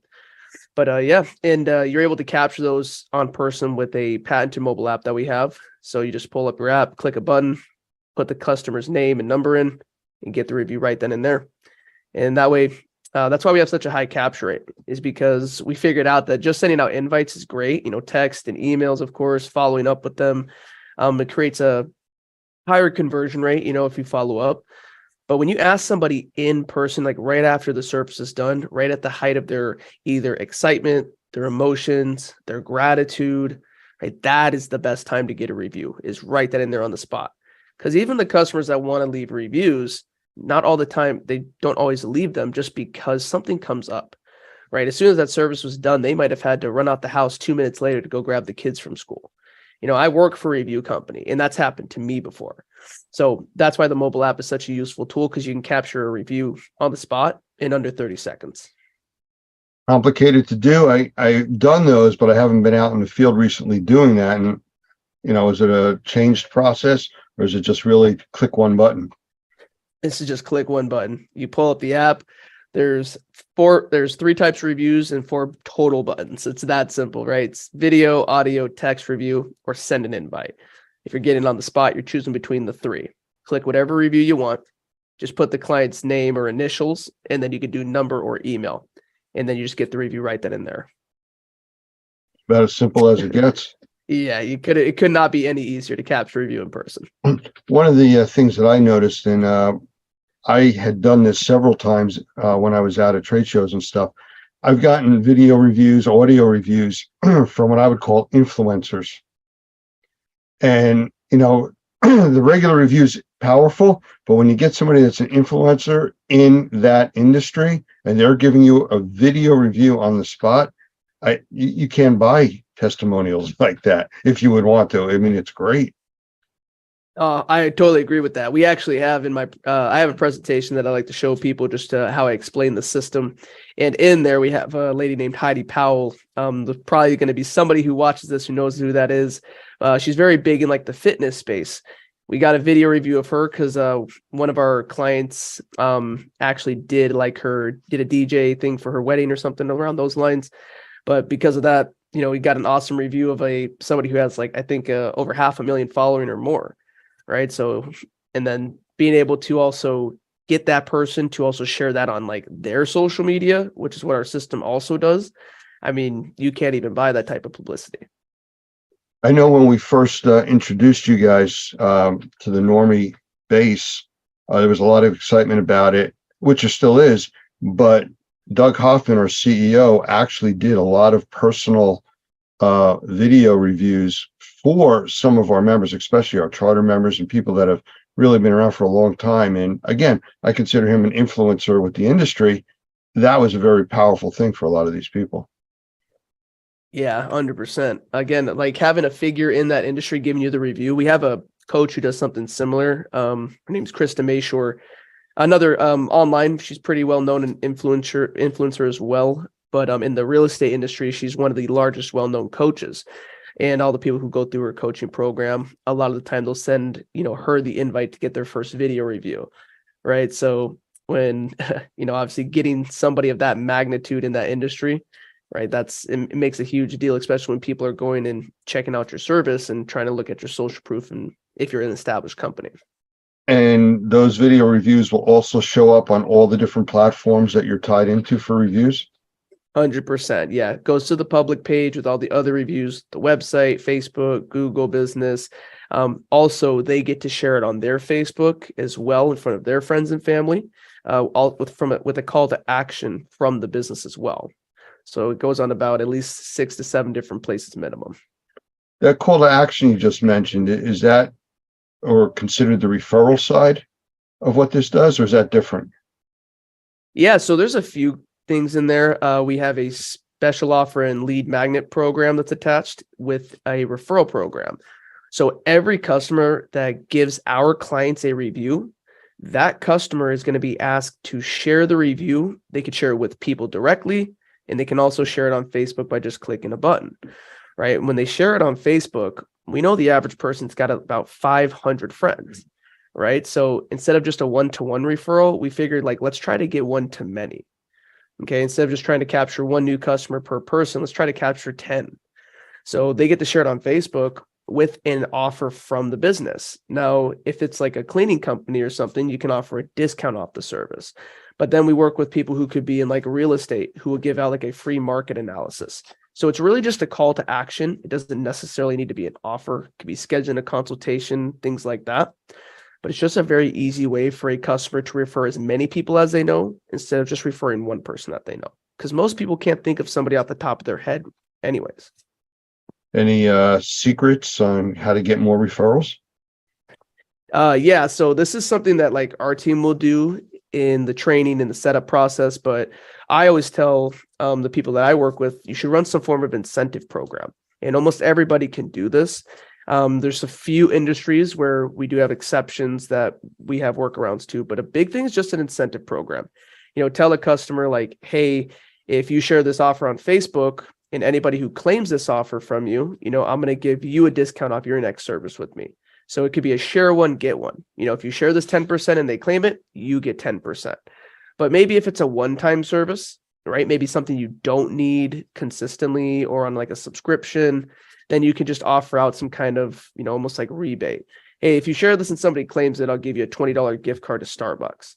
Right? That's a big one. People just giving out gift cards if they refer people into them. So to me, that sounds like a lead generating program. I mean, is there a way to capture the leads automatically, or do you have to manually go and look for them, or how's that work? So with the referral program, when it's on the customer's Facebook page, if one of their friends are interested, all they do is click a post, right? It's going to show off their friend's review with the offer there. Their friend's interested, they click it. It's going to pull their friend's review up, and then right there is going to be an offer form. As soon as they fill that out, the customer is immediately notified. It goes on their back end. It can automatically be sent into their CRM as well. And then the customer will receive an email too with the information on how to claim that offer. And then on top of that, with the special offer program, that one's a little bit different. We don't have to rely on just the referral process. So we take the special offer that the customer wants to give out. So maybe it's 10% off the service. Well, every single place that we market and post the reviews out, there's going to be that call to action there as well. So whether they go on the website, on the Google Business, on the Facebook, on their public page, if they go Google them in the Google search engine, they're going to see that business's 5-star reviews, and every single review will have that call to action there.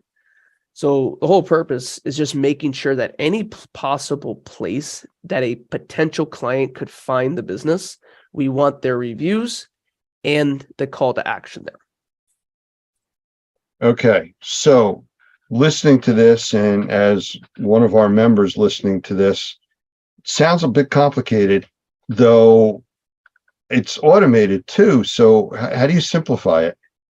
What we would have to do? So exactly how you said, it's all automated. The customers here don't have to do anything. The whole point, like automation is the new delegation, right? So the whole point is to make this whole thing run itself and make sure that's automated for the client. Because if we just threw our clients a system and said, have fun, you know, go figure it out, you're going to have to, you can get the reviews and then you're going to have to go post them all separately, like we'd be out of business. So our whole system is automated. The only thing the clients do on their end is just capture the reviews, and that can even be automated as well. They can upload lists of their customers, and then we'll reach out for them, or we can integrate and use their CRM to automate their invites too. The customer doesn't even have to set this account up. Every person here will get a designated coach. So they actually get a coach who sets their whole system up for them, gives them unlimited support, unlimited training, and just consistently follows up with them to make sure they're happy with the service. Because with our company, we're one of the only SaaS businesses literally in the industry who doesn't have a contract. So we have account managers and coaches in place to make sure that these people are becoming successful, because if they're not happy, then they don't have a job. So you've mentioned coaches, advisors, services you provide. Is this like all add-on fees and costs? Because that sounds expensive. Yeah, most people, and if you go to most other businesses or most other SaaS companies, it can get very expensive. With us, it's definitely not. That's the best thing is we're the most affordable in our industry because we're the only self-funded. Every one of our competitors that is public knowledge and there's sites to look this up, but they've all taken investments. We've built this thing from the ground up ourselves. So we've never had to raise our prices in 7 years. During the pandemic, during this, time of inflation, let's say, right? We've never had to raise our price one single time, but we continue to add value, continue to add new products and services on top of these plans that, can be as little as $59, go to $199 a month. But obviously anybody who's seeing this today, as you know, if there's anybody who's interested in this form of program or checking this out, it's very easy. You could schedule a demo with me.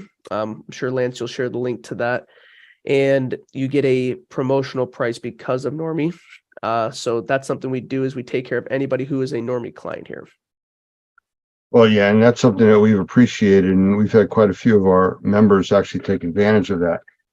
I don't want to talk specifics on the program that we're offering right now, but I'm sure that anybody that's interested, from our membership can reach out to us to our support@normie.org, and we'll reach out to them and get them all the information they need to sign up for this program. But to me, the exciting part is that this type of a service is out there. And from what you've described and what I've seen from us using it, it's easy to use. You guys do most of the setup and it just runs from there. We have hundreds and hundreds of reviews. I know we have a lot of members with hundreds of reviews, same kind of thing. No, 100%. That's what we want. We just want to make sure that we can take off, if you're paying for a service, you don't want to add extra time to that, to your client's plate. You don't need to take extra money from them and then make them have to do the work. So yeah, the whole thing here is taking care of the client, to the basically 99% of the work is done by us, from the setup to the implementation to the actual value of the product, and consistently making sure that it's getting reviews, getting you found, getting new customers, and it's all done for you.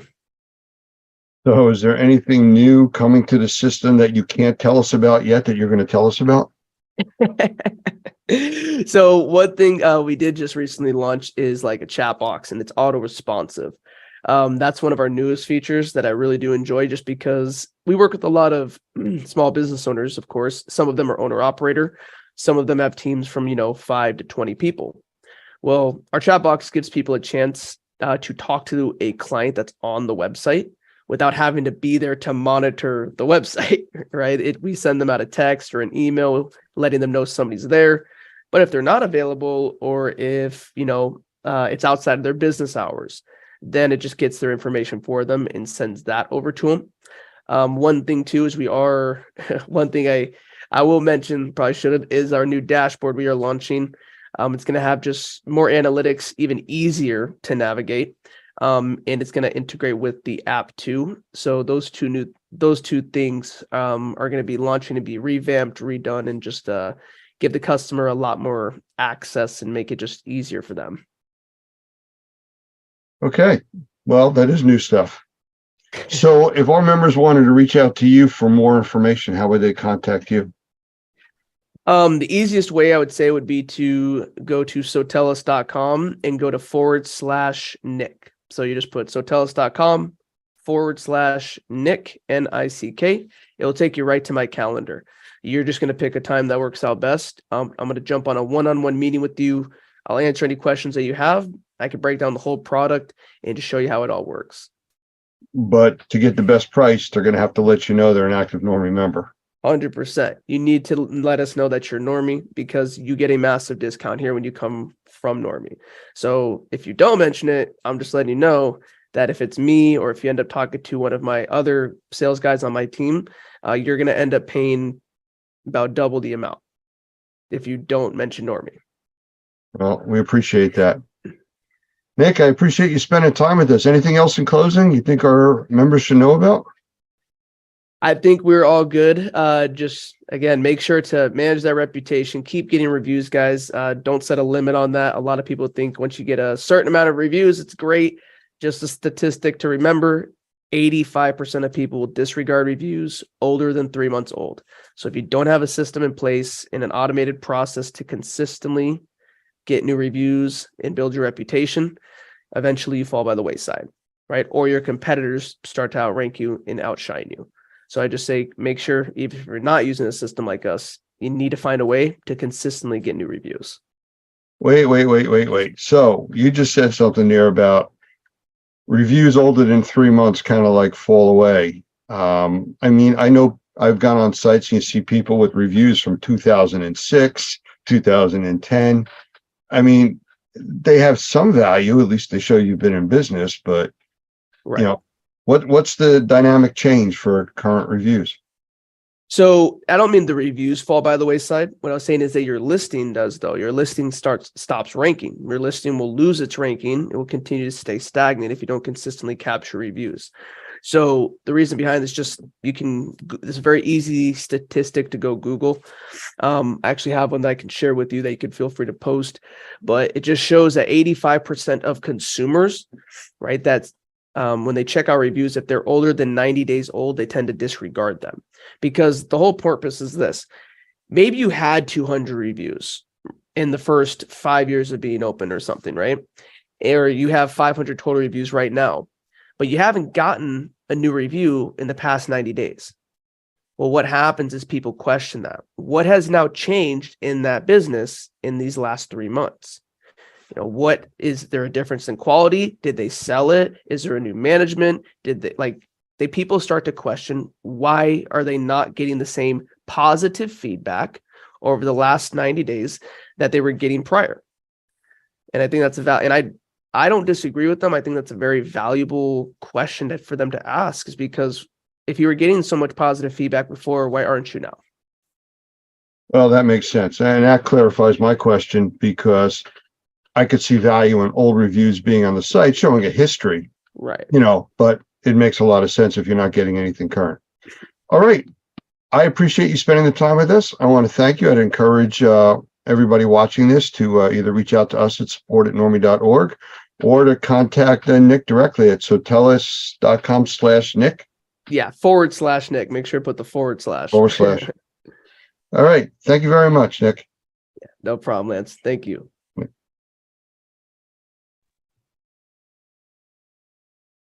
I want to welcome today's guests from Robert Pettyjohn Cleaning, Mr. Robert Pettyjohn and Katie Ruther. Guys, want to say a quick hello? Hello there, Lance. It's a joy to join you and the millions watching on their computer. Thank you, Robert. Hi, Katie. How you doing? Thank you. I'm good, Lance. How are you? Good. Well, let's get started here. And for those that don't know, Robert is one of our senior trainers. He's involved with our certified mold assessor, mold remediation training, and he does quite a few other things for us. So could you tell us a little bit about your background and how you got involved with this indoor air quality industry? Well, Lance, just started by cleaning carpets. My wife, Karen, and I were living in Kentucky at the time, and we were looking up at the light fixture on our ceiling and saying, we're going to be here the rest of our lives, or we're going to do something else. So we had an opportunity to go to Hawaii. So we sold everything we had and bought 2 one-way tickets to Kauai and sold jewelry on the beach for a couple of years. And then, like everybody should do, but then we had a little baby born over there. This little girl here to my right and to your left. Little Katie was born over there on Kauai, and we couldn't imagine raising her far away from my mom and daddy or Karen's mom and daddy, Mr. and Miss Chapman in Easley, South Carolina. So we came back to South Carolina, and I did a few odd jobs, and one thing led to another, and I felt the Lord lead me to come up here to Southeastern Seminary to get a PhD in world religions. But he obviously had other things in mind, because we were stone cold broke when we got up here. I said, Lord, what are we going to do? I answered an ad in the newspaper that said, clean carpets, make $800 to $1,000 a week. I said, well, that'll pay a few bills. So I started doing it. It was a carpet cleaning company is what it was. So I started doing that. And then one thing led to another. And I realized that I didn't know everything I needed to know. So I went went looking for some other resources, and fortunately I found them. But that's how we got started cleaning carpets in 1989 here in Wake Forest, North Carolina. You know, we've talked in the past about diverse backgrounds and, you know, where people are today and where they came from. So I just want to get this right. I'm visualizing it's the beach bum surfer becoming the doctor PhD, you know, in a short trip. Well, we did a little bit of windsurfing, but not that other stuff like they do in the pipeline in the North Shore of Oahu or any of these other big surfing venues. And I was accepted into the PhD program at Baylor University and also up here at Southeastern Seminary, but I never enrolled. We were just too broke, and I had to do something else. So I never became the doctor, but that's okay. Well, I'll tell you, Katie, I know you were dragged through this, probably kicking and screaming most of the way. And if you would like to tell us a little bit about your background, if you're comfortable with that. Oh gosh. So I grew up with the back seat of our minivan on the front porch to accommodate the carpet cleaning machine. Oh, that's right. Yeah. And that's okay. Fond memories. Yeah, but I think I officially started working in the business when I was in third grade, pulling hoses. And as far as I know, I was the only third grader that had a sizable bank account. So I guess I appreciate the life lessons and responsibility that came with working at a young age. And I worked on and off, went to college, tried to find a different career. And after college, I came back and worked in the office a little bit in the field. And I got married. We ran away for about 4.5 years to California and decided this is probably where we really need to be. So we came back and have been ears deep in textiles for the last, I keep saying 6 years, but time keeps ticking. So it might be closer to 8 years by now. Wow. Amazing. So here we are. Not at all what you plan for your life, but somehow you're doing what you're supposed to be doing. All right. Very cool. Well, I like to know a little bit more about the backgrounds, and a lot of our viewers, want to know who the people are that we're talking to. So thank you both for that. So let's get down to it. I know what you do is fairly technical as far as the technology that's used, the methodology for cleaning. It's not just spraying a chemical on something and cleaning it. So how did you figure out how to do this? Did you take training, or did you just reinvent the wheel, or how'd you wind up doing what you're doing? Well, we got started in our training because I had done some work. The guys at the shop figured I was the smartest one, so they sent me the worst, most difficult cases. And at this time, I went and bleached the guy's carpet and made a big mess. And that was $650 that Petty John's did not have. But we had to max out our credit cards in order for that to happen. So we did it. So I figured I better get some training. And as a result, I asked around a couple of places and found out that there was a class at Sunbelt Cleaning Supply House here in Raleigh. And the great Lee Pemberton from McKeesport, Pennsylvania, was the one who was teaching the class. And thankfully, I got the right teacher at the right time. And he told me everything I needed to do and to know in order to get started properly. And I could not be any more thankful for that. So absolutely, training and education, there is no substitute whatsoever for that unless you have a bottomless bank account that can handle all your screw ups. Okay.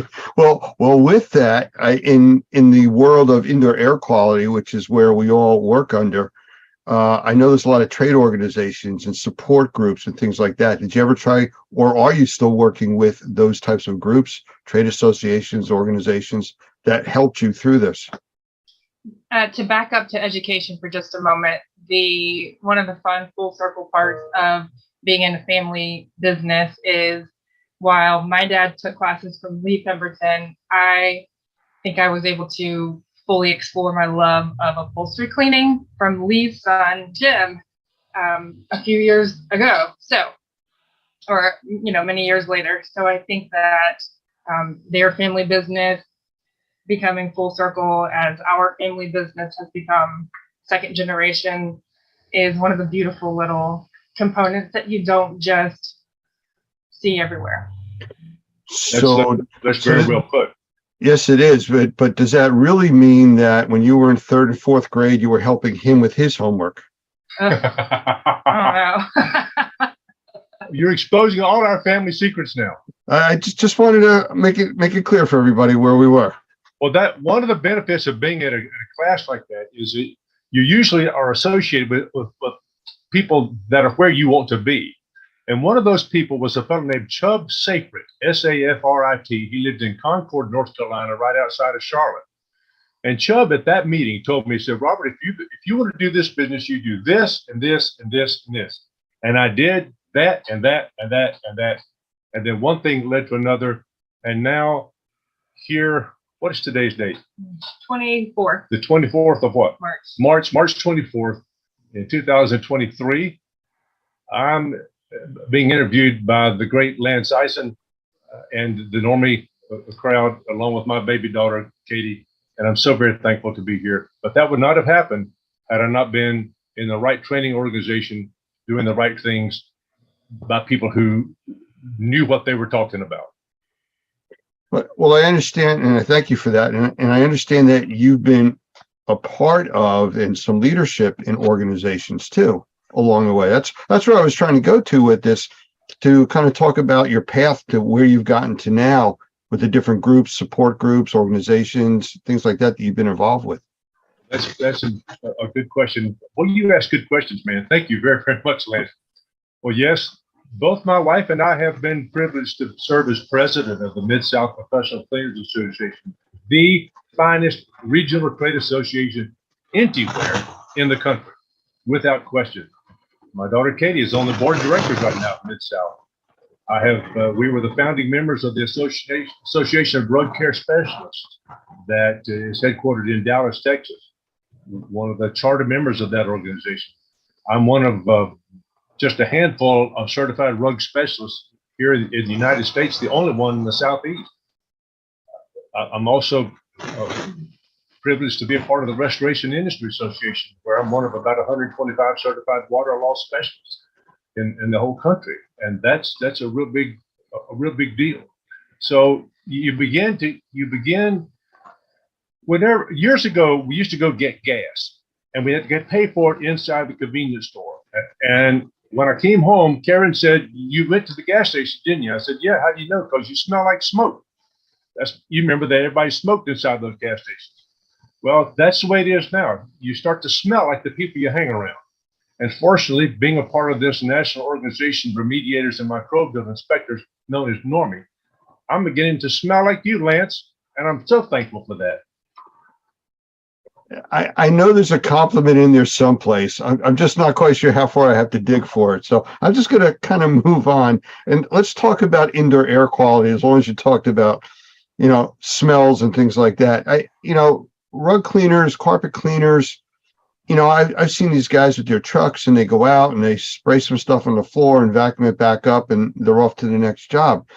But why wouldn't they be more focused on how it's affecting the rest of the environment with indoor air quality? So, how do you view that component of what you do? Well, one of the benefits of being involved in an organization like Mid-South is that back in 1989, when we first started, we ran into a fellow. His name is Dr. Michael Berry. He was in charge of the Research Triangle Institute, and at the time was a very, very close friend of the Mid-South Professional Cleaners Association. As a matter of fact, one of his students, a guy named Donald Pumphrey from up in Brown Summit, North Carolina, did a cleaning of the Frank Porter Graham Child Care Center in Chapel Hill and discovered that the recidivism rate for people who got for the kids that were in that carpet cleaning, they got their carpets cleaned regularly, was much, much, much less. They almost never ever got sick. So Dr. Berry, in his book called Cleaning for Health, I don't know if people can see this. This is the one that Dr. Gavin McGregor Skinner is very interested in working with right now. But he says in his book some very, very powerful things about this business of cleaning. He said, in carpeted buildings, check entrances. It is especially important for you to analyze how and where unwanted matter gets deposited inside. This matter can be wet or dry or oily when it rains or snows or whatever the case may be. But he also says something very, very profound.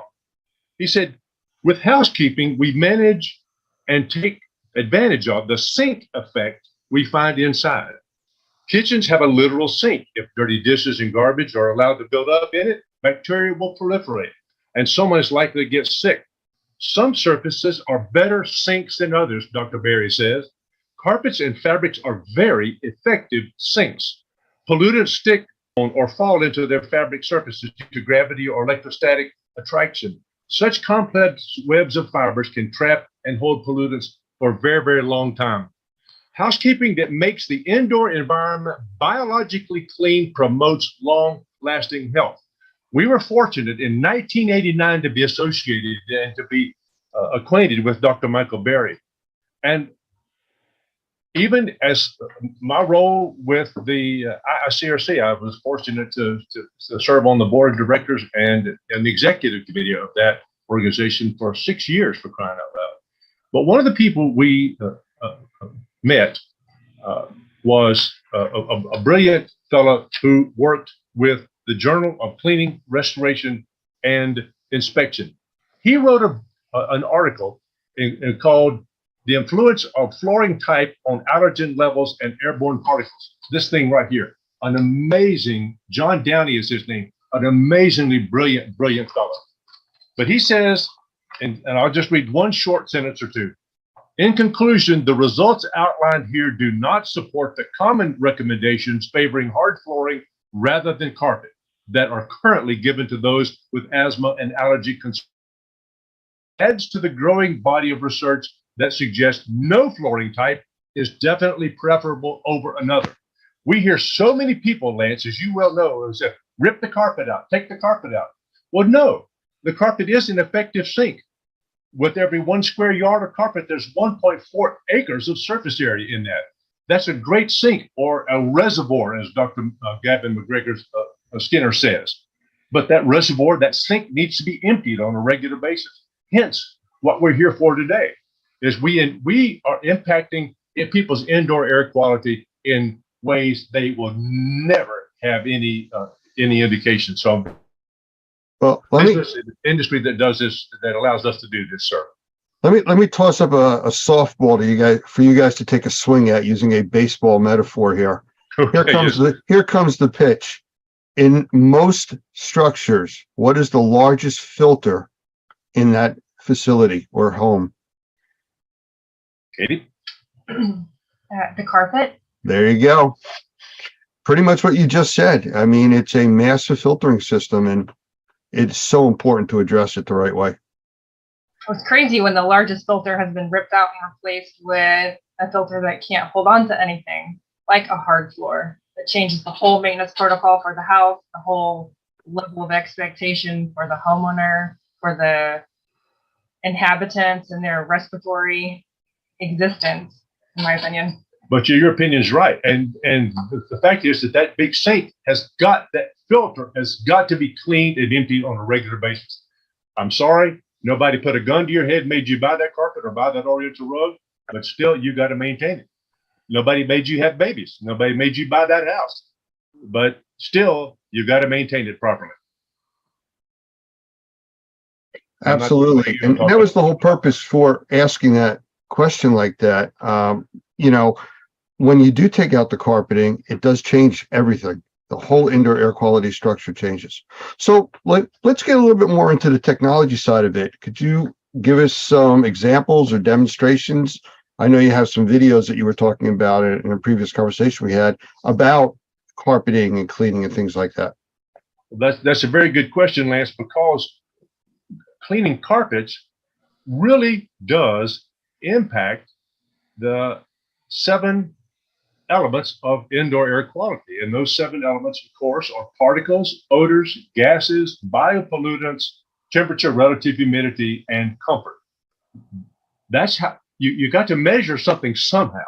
So let's measure it with these standards, these criteria that Mr. Hoffman and Normie have established as extreme, and research over the decades as established as necessary elements of healthy indoor air quality. How does what we do impact healthy indoor air quality? Katie, how does all that happen? How would you show that? I would like to start with reel it back a little bit and talk about why before how. I think one of the questions that is often overlooked when it comes to how are you going to clean my rug? Can you clean my rug? What are you doing?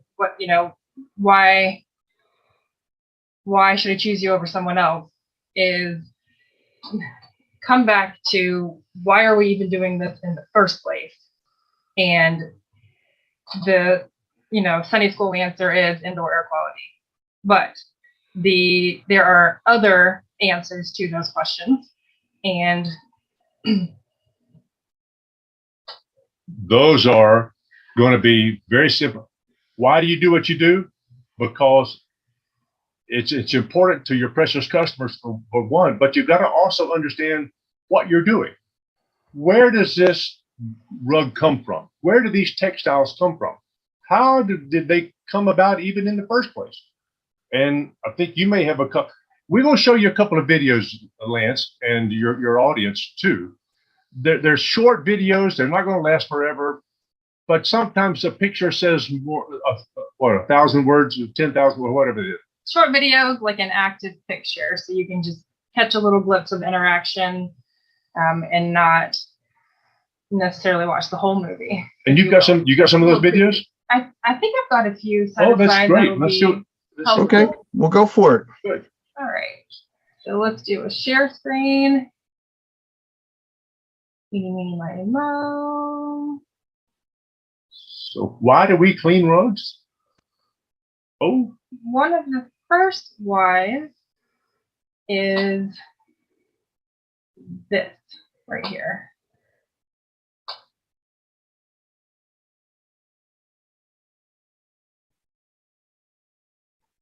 Can you see that, Lance? Yeah, absolutely. And being a grandparent, I mean, that speaks volumes to me. All right, that little bugger is my nephew. And clearly, oh, there's my niece. And this is one of the primary reasons I clean things, is because I've got little kids and nieces and nephews that are crawling on my floor. And I've got a dog at home, and I know what the dog has done. I know what my kids have done to my floor. And while they're not this young anymore, literally eating the carpet as they pull themselves along, it's still shoes in my house. I know what's this close to their face. And it's important to keep the little people in my life safe. Plus, their respiratory systems are much less developed than the rest of us. And there's that bell curve of life that from the very beginning, you're more sensitive, and at the very end, you're more sensitive too. So not only for babies, but for seniors in their homes, for people who are having elective surgery, for people who are bringing children home from freshly been born. Oh gosh, there's all kinds of reasons. But this is why we do what we do, dadgummit, is because there's people lives that are depending on what we're doing. We're cleaning for health, my friend. That's a big deal. Well, one thing that's a little different is most indoor air quality mold assessment work is measuring environments in that 4 to 6 foot breathable range. That's kind of the standard that most industrial hygienists look at, and testing is done at, because most people exist in that area breathing wise. The children that we're looking at, they don't fall into that range. They are way below it. They're down in the more humid area. They're down where the bigger particles are collecting because they're heavier. So they're exposed to more, and the carpeting. So I agree with you completely. And if people don't take their shoes off when they come in their house, that's the single most important thing you can do to maintain your carpets, by the way. We clean for a lot of Asians, and they're accustomed to taking their shoes off and their slippers, they call them. We lived in Hawaii, and everybody would take their slippers off when they came into the house. Well, these people that we clean for from the Philippines and from other Asian places, their carpets, I said, what are we here for? And they said to clean your carpets. Well, they look fantastic. Why? Because they don't walk on them with their dadgum shoes. They take the shoes off before. It makes a huge difference. Okay, let's look at some more videos. Let's have some fun today. Okay, Kate? All right. So as a company, Petty John's, we do a lot of oriental rug washing, area rug cleaning, loose rugs, not to differentiate between installed carpeting. And matter of fact, there's a rug on the back right behind us in the screenshot. That is an Afghan war rug with the tanks. Yep, the tanks and all that. That was made at a special time. We have a rug here on the wall from Tabriz in Iran. We got a bunch of rugs out there from Iran and from Turkey, Syria, from up in the Four Corners area of our country where the Navajo rugs are. Big deal. Let's show the video, see where they come from. so before you clean something, it's helpful to have an understanding of how it's made. And I like to differentiate between loose rugs and installed carpet, because there's a lot of, can't you just clean my rug in my home? It's sitting on the floor just like my carpet is. Well, the construction difference between broadloom carpet that's installed in your home and a hand knotted oriental rug, or even a machine made loose rug, is wildly different.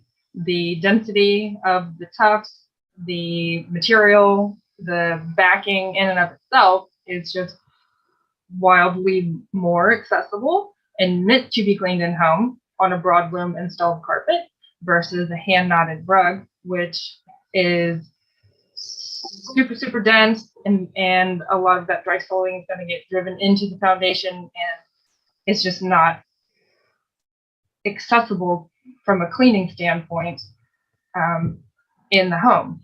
While Katie's looking at these videos, let me say one thing to you, Lance. You used the term broadloom a while ago. Hey, Robert, hang on one second. If you're guys are gonna talk for a while, stop your share so we can see you on the big screen instead of just a little screen with your files. Okay. Oh, that's fine. So I understand. So that was just the tiny amount of background before we get into where does the oriental rug come from, or where does the hand knotted rug come from?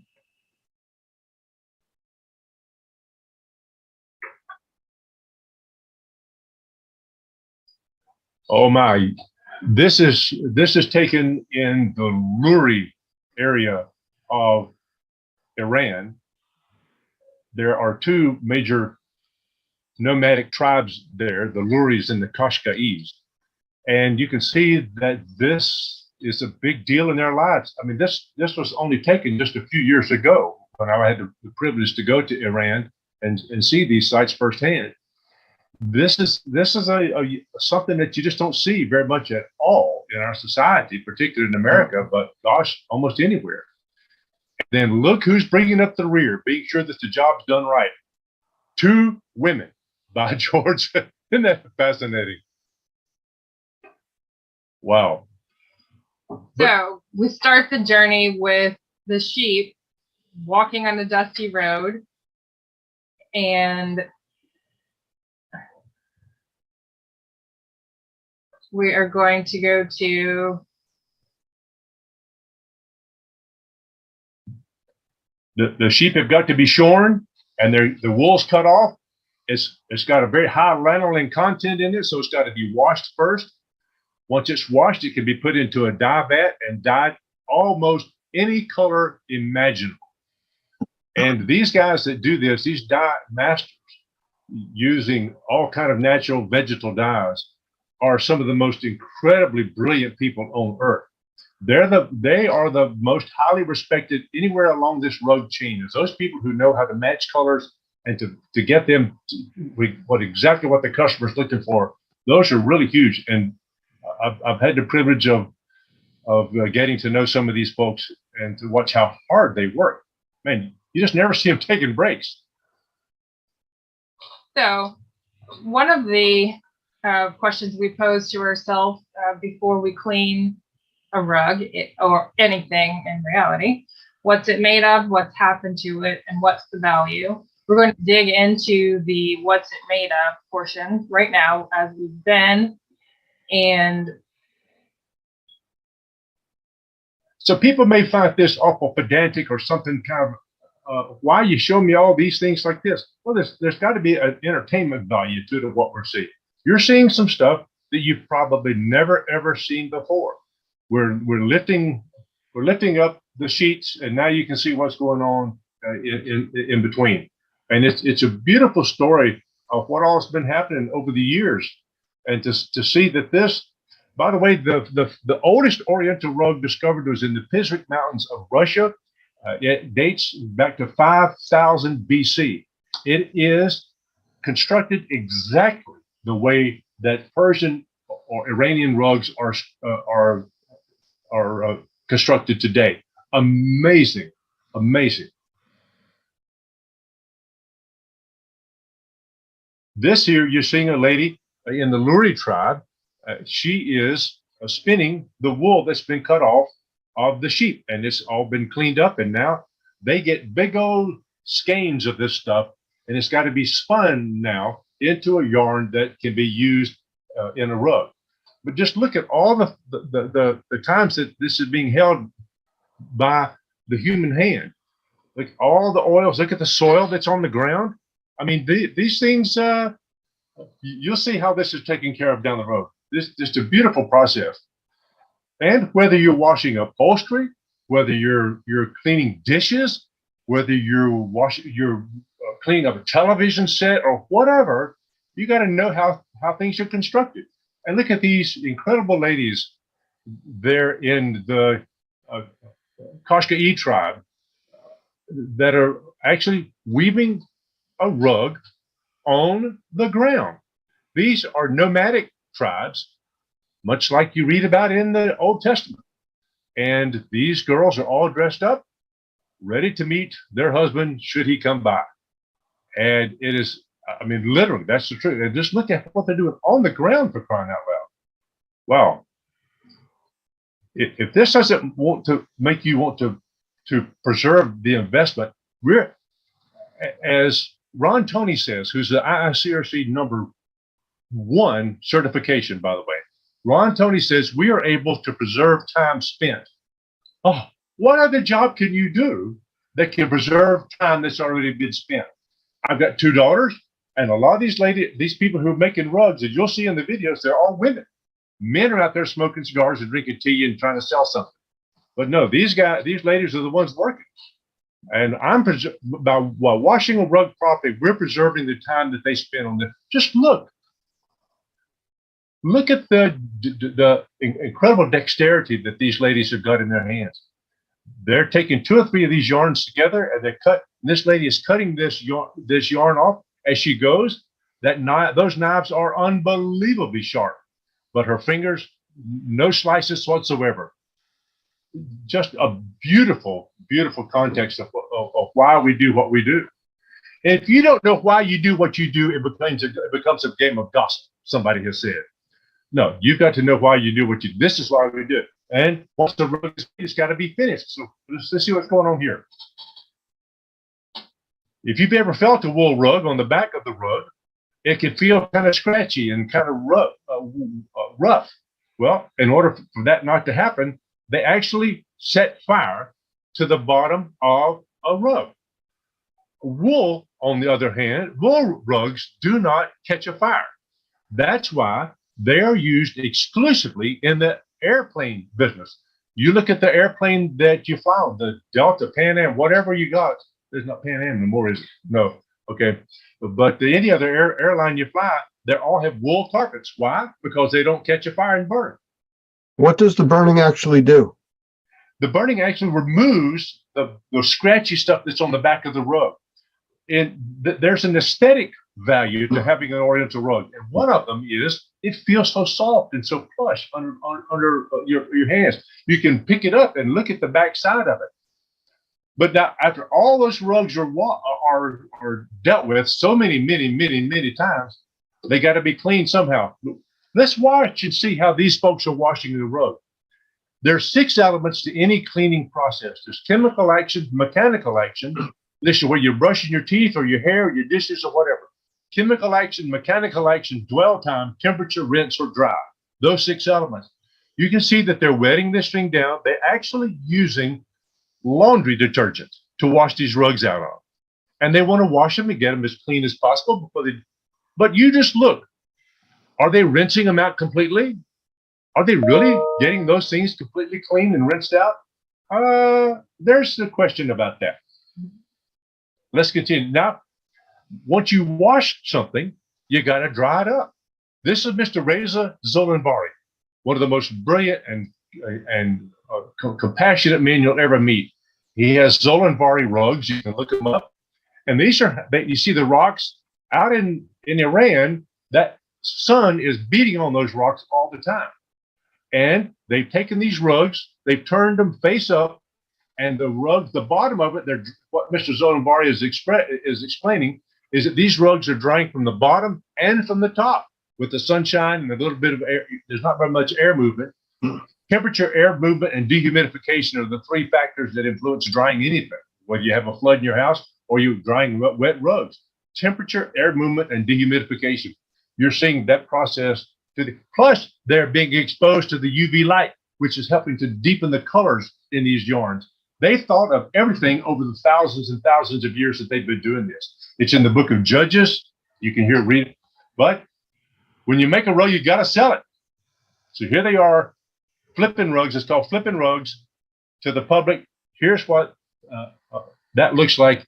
And this was taken in Iran or Persia, whatever you want to call it, by some of the most careful, beautiful human beings. Just look at these textiles. Look at how beautiful they are. Oh, my stars. So many hands are involved in the production of the rug before a brand new rug gets to a showroom or gets to your home, where it's new and presumed to be clean and ready to use. And the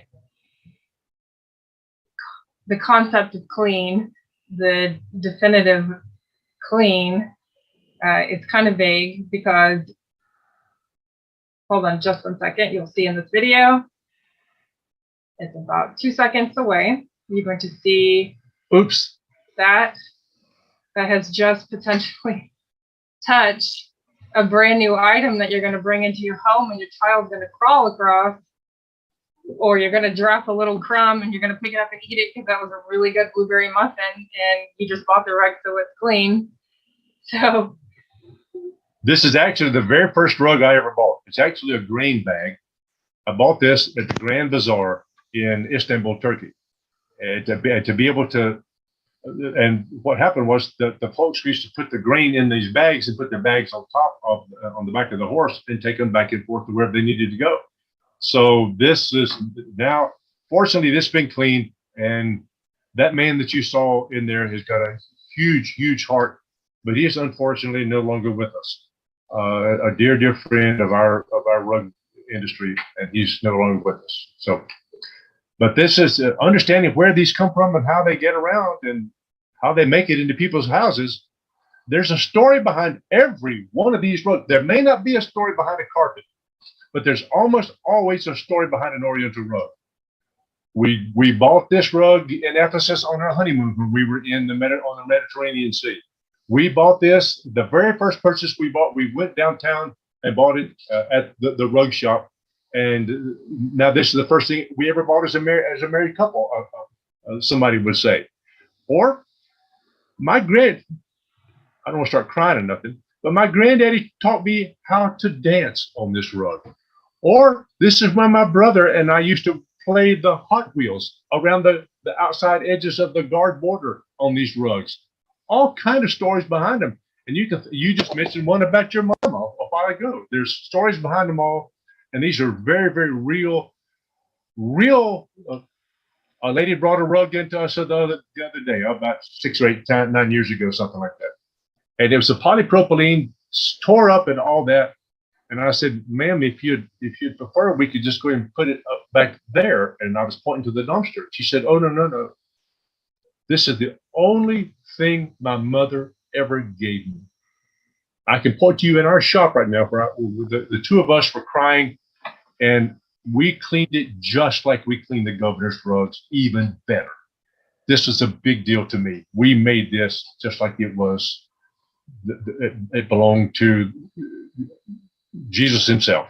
So that's just. You know, when you're talking about how the rugs were made, the care that goes into them and everything else, I mean, just like with anything that you would want to clean or repair or fix, you have to know what it's made of. You have to know how it's constructed. Otherwise, you're blindly going in there and possibly doing something to damage it, throwing bleach on it to get the dirt out. Well, that's going to take out the color, you know, or using the wrong type of equipment to disassemble something. So it's really important to understand how things are constructed, which is what you just showed us. So thank you very much for that.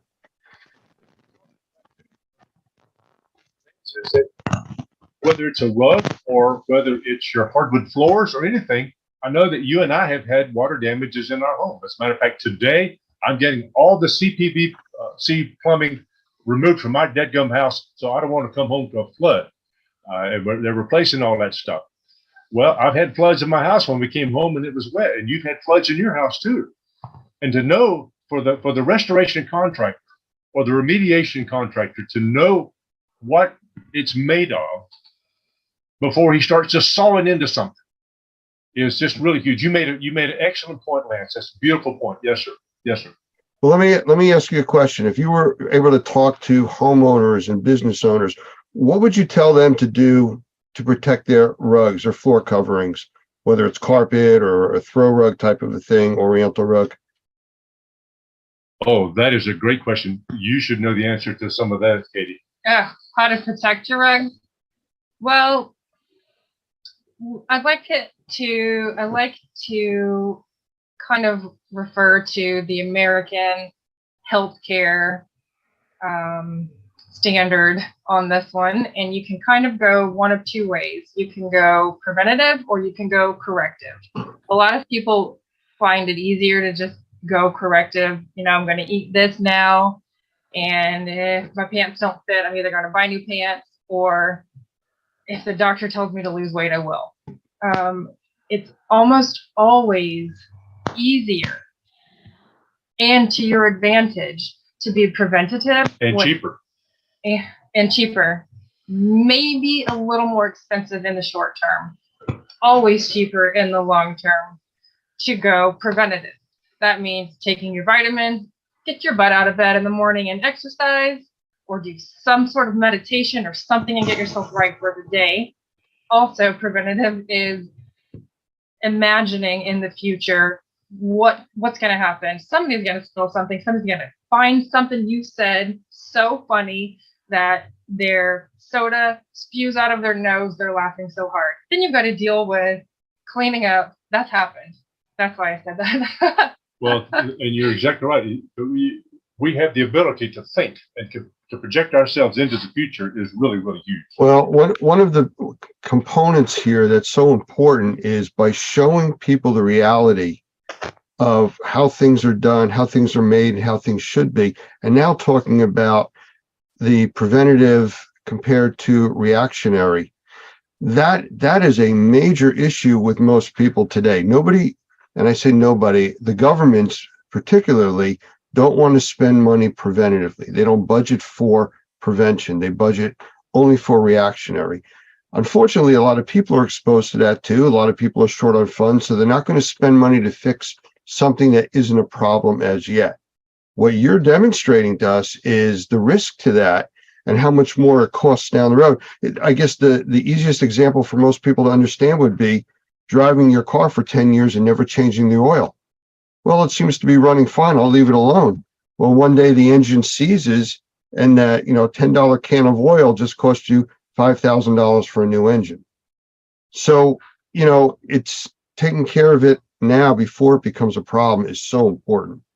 Sure. I 100% agree.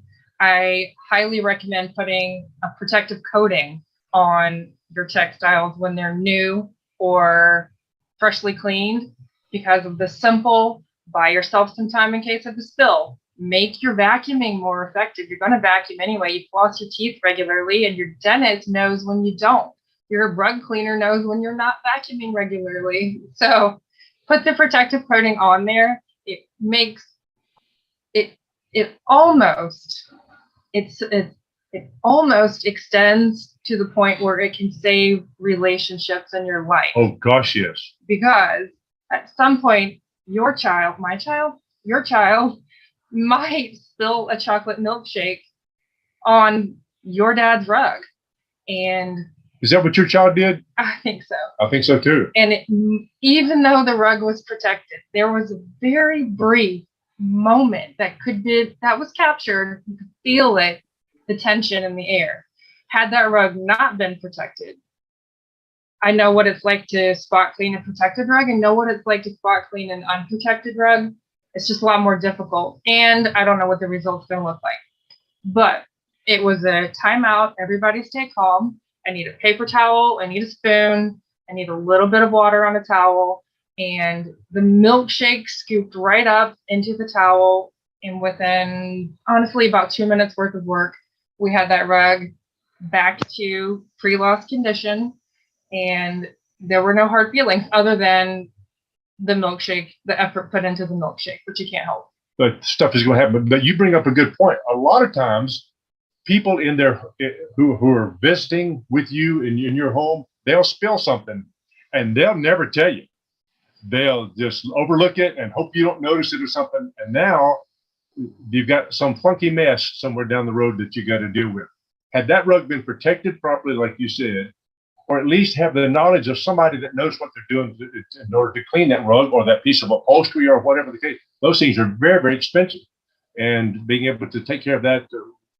And that is also one of the components of indoor air quality, which is odors. And some of these odors don't show up until the humidity maybe get high in the air or something. Now it gets kind of funky. So these are real life situations that we come across with all the time. So to bring one of your previous questions back full circle, what is the carpet cleaner? What does the rug cleaner even have to do with indoor air quality? I have a video. I will share my screen again. A video that's going to kind of walk us through, now that we know what a rug is made of, how it's constructed, we can look at the entire rug cleaning process and see what is important about the rug cleaning process and how it is critical to the indoor environment. I can pause this as needed if we get chatty about something.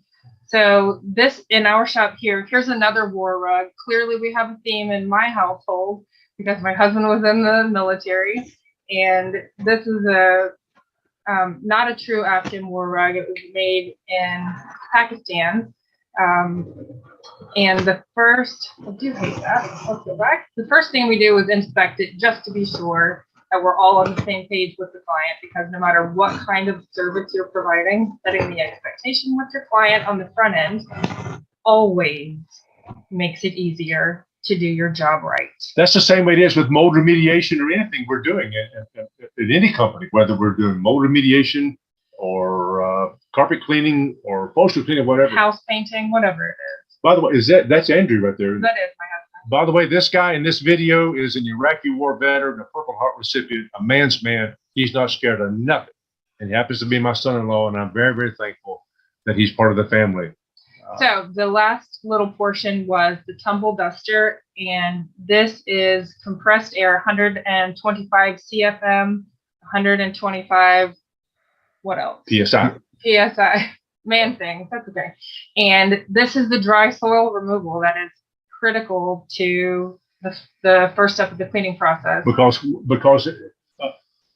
can you pause it just a second? Yep. Procter & Gamble back in the 70s did a study of what was in dirty carpets, and they did a dirty upholstery because they wanted to sell a product over the counter. And they discovered that about 78% of the soil that's in carpet is dry particle soil that can be vacuumed in and taken away. The other 20% is a roughly 10% water soluble soil, and solvent soluble soil, the other 10. So knowing that, we got a rug or your carpet care professional, whatever, gets 80% of it clean by simply vacuuming or dusting it correctly and properly. Amazing how much of that. And hence, what are we doing? We're improving indoor air quality. But if that's all we did to that rug right there, it goes back in as a much more healthy part of that customer's indoor air quality. But look at all that dry particle soil, and these are big chunks. We're not seeing the little stuff. So you see these the dusty, the skin cells, the things that come in off your shoes. And I think you've said in the past, if you were to only do this, you'd still get an 80 on the test, which I'd like to point out as a child was not acceptable. And as a rug cleaner, I still don't think it's acceptable. So we'll continue on. I am slightly embarrassed that's how much came out of a rug from my house. That's okay. So here is 1,200 gallons of naturally softened rainwater that we harvest from our roof. And we will put a rug, depending on structural integrity, condition of the rug, and soiling, will go into the wash tub. A couple different factors will play a part into it. So swimming around with a little cleaning agent, the rug will release the water-soluble soils and things that can be addressed by the cleaning agent. And if there's urine in the rug, it'll spend a little more time there. This is one of the elements of the cleaning process. There's 6 elements to any cleaning process. Chemical action, like you saw some detergents inside that wash tub. Chemical action, mechanical action. This is mechanical action. You brush your teeth, for instance. This is brushing your rug's teeth. Chemical action, mechanical action, dwell time. You don't stick a rug into that wash tub and then pull it right back out and give it 30, 45 minutes of dwell time. Chemical action, mechanical action, dwell time, temperature. That rug is at a certain temperature. Then rinse and dry. Those 6 elements. If you wash your hair, you rinse it. You don't just walk out of the shower. No, you rinse yourself off. The same thing happens in a rug. You rinse it off. And we put now, this goes into the wringer rinser to where it's rinsing a rug off. If you could stick yourself in there, it would be really good. That would hurt. No, it hurt, wouldn't Okay. it? So we have a little bit of warmth to the water, not hot water, a little bit of warmth because we know that does a little better job of rinsing out the cleaning agents. It's going to slowly creep through this process. And on the other side of those jets are those little rubber guys right there that kind of squeegee out a lot of the loose water. That's just like Granny had it in her wash thing in the back on her back porch. Yes. She kept all the National Enquirers in there, though, instead of washing rugs in it. Oh my Didn't goodness. you? I don't know. Okay. And then the rest of the water is spun out in the centrifuge, which is going to spin at about 960 RPM. And it's a little faster than the Gravitron at the fair. It would literally liquefy you if you got into it. That's And 10,000 PSI is what it is. That's the RPM. Yep. And then the final grooming, when you wash your hair, you comb it when you're done so that it doesn't dry out and knotted and tangly. And then you dry it. So then our rug is going to go into the dry room where we duct in hot, dry air and recirculate that heat, duct out the humidity, use air movement and temperature and dehumidification to get this rug dry. Most rugs are going to be dry in that 4 to 8 hour window because we're able to really seal it in and get it nice and warm and a very effective drying system. And then the next day we'll detail any little spots that maybe didn't come out because they're solvent soluble, detail the fringe if needed, roll it up, put it on the wall and say, come get me. So that is our rug cleaning process. And that is how you pull particulate out of a rug to make it a clean, healthy filter again. And we do the same thing with upholstery too. We blow it off to get the dry particles out of there. By the way, we've had extremely good success, even with moldy upholstery, to be able to blow it off, to put a disinfectant on there first, blow it off completely with 125 PSI, 125 CFM, and then wash it again thoroughly, and then blow it off again, and then test it and send it off to the lab, and it comes back food grade clean. We've taken rugs that we put 15 gallons of raw, untreated sewage, doo-doo, on those rugs, rolled them up for 4 days, and taken them off and cleaned them and got them washed and cleaned. Send them to the lab up in Grand Rapids, Michigan, where they test all the cereal boxes and all that, and it comes back food grade clean. That's a huge, huge deal for people that have mold in their homes, or they have any kind of an illness or something that's causing them to have bad indoor air quality. Well, we can now, my goodness, we can save the roads, and there's people all over across the country can do the same thing. One of the things that Katie was talking about is preventive maintenance. One of the preventive maintenance ways that you can do this is to research your area and find somebody who is a certified rug specialist with the Association of Rug Care Specialists, ARCS, or look up Normie, Normi, and look for a Normie professional. That guy should have done his homework enough to know who the rug professionals are in his area, who the textile professionals are in his area, because none of us is good. Well, almost none of us is good at everything. Speak for yourself. Oh, God. Well, before you kids start arguing, let me jump in here and say that obviously the passion is there for what you do and how you care about your customers and their property and how you take care of it. So kudos for that. Absolutely. We only have only the way we were raised. It's only the way we were raised, Lance. Mr. and Miss Chapman ingrained that into Karen, and my mom and daddy surely did the same thing for us. Well, they did a good job, but we have a few minutes left. So is there anything you'd like to wrap up with or say to anybody watching this?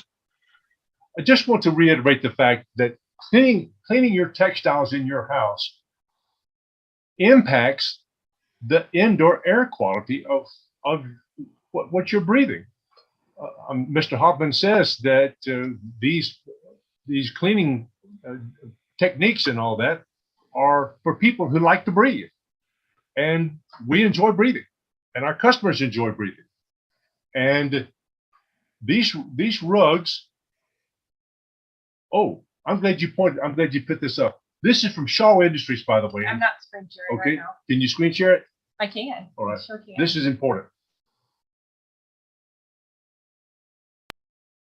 It was said of the parson in Chaucer's Canterbury Tales, but first he wrought her, and then he taught her. Well, if I'm going to sit there and tell you stuff to do, I ought to at least do it in my own dadgum house. So let's go to the next one, too. Okay, so let's talk about this, though. Okay. The first lines of defense.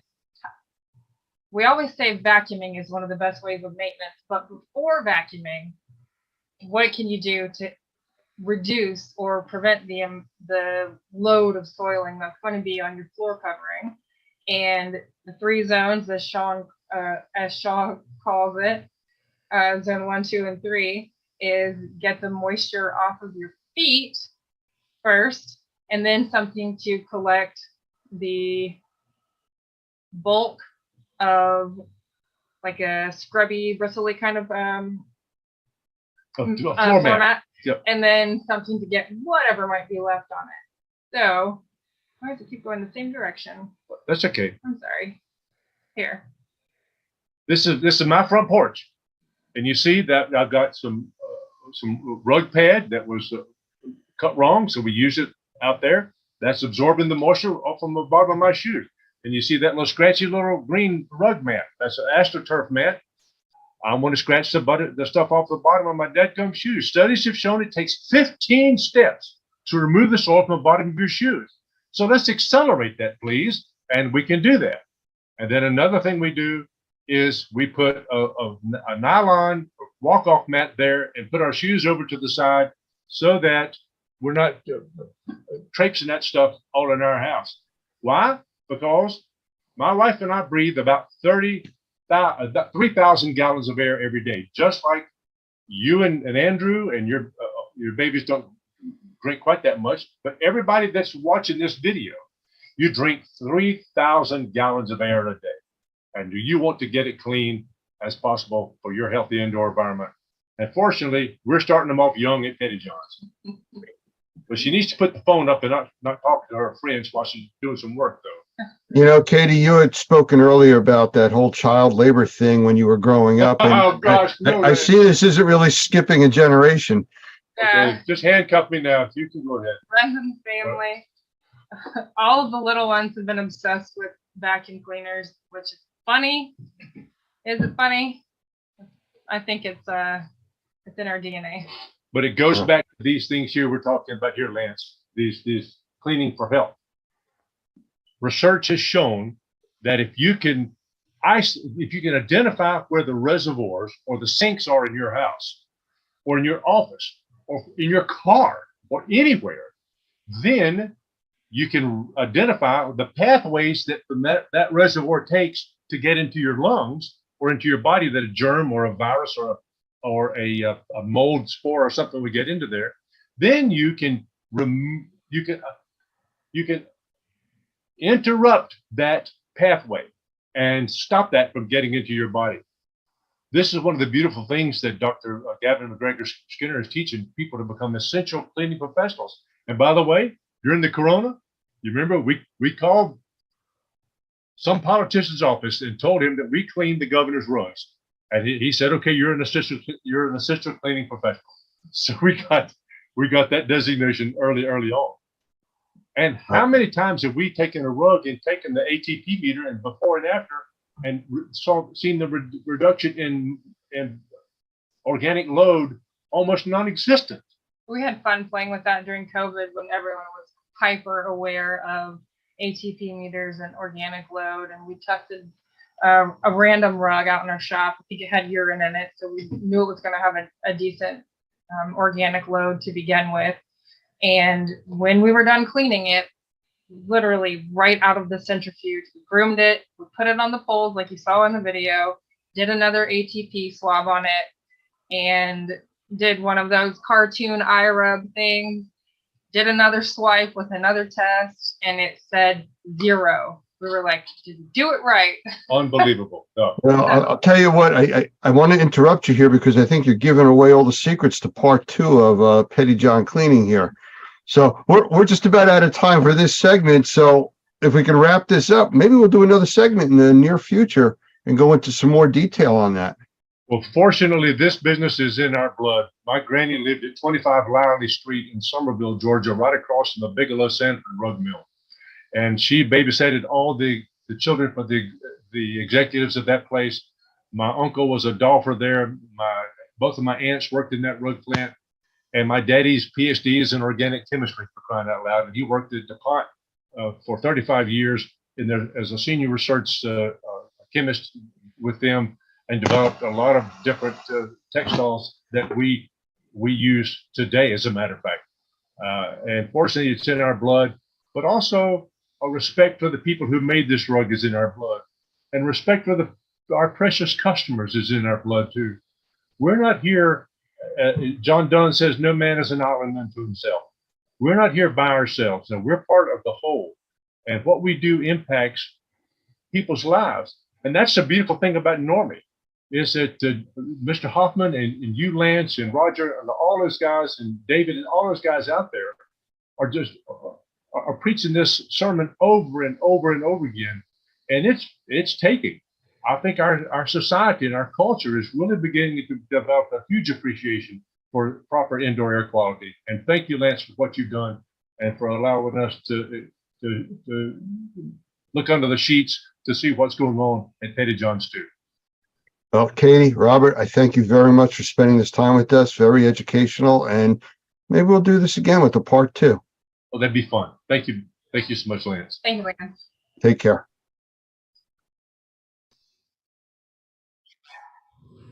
It's my privilege to be able to introduce Michael Pinto, who's the CEO of Wonder Makers. He's a very valued partner with us at Normie, and actually he's fun to work with. So I'm going to bring Michael in. And I also have Doug Hoffman here, who is also a good friend of Michael's, and this is going to make for a very interesting conversation tonight. That's the easiest way to do it. So, Michael, you want to come in and say a quick hello to everybody? Well, thank you, Lance. I appreciate it very much. And yes, I was smiling because too much fun. When we deal with Normie, I know we get a lot of work done and everything, but it's just good people to work with, and certainly count you in that, as well as Doug. And just very pleased to be here talking about the NCMP. Thank you, Michael. Doug, I don't know, you consider him a team player with us? Actually, more than that. Michael not only is one of our senior trainers, but he also participates on our President's Council. I have a tremendous amount of respect for him and for his experience. And I think he brings something to us that we wouldn't have otherwise. So I'm grateful that he's become a good partner and a very good friend. So I'm glad to be here tonight, and I think this is going to be fun. Absolutely. Thank you, guys. One of the things that I've seen Michael bring to the group is we've elevated the level of training that's available to our members. We have the basic training and the stuff that's very popular, but we now have these more advanced courses that really gets to or above the professional level, if you want to consider it that way. Now, knowing Normie and all of our initials that we use for our classes, I do want to talk to Michael about the NCMP, which is the Normie Certified Microbial Professional. So, Michael, I'm going to ask you, what is that? What is that all about? Well, quite honestly, this is a continuation of a certification that was originally offered by the Restoration Industry Association. And early on in the mold remediation industry and the arena, and I'm going all the way back to like 1999, 2000, 2001, thereabouts, it was our assessment at Wonder Makers that there had to be more for some people in the industry than just a technician level and a supervisor level, and not that those are bad places to go for training or anything like that. But we just felt that if the industry was really going to not just survive but prosper, there had to be a cadre of individuals that people could look at and say, you know what, those people are really professionals in their industry.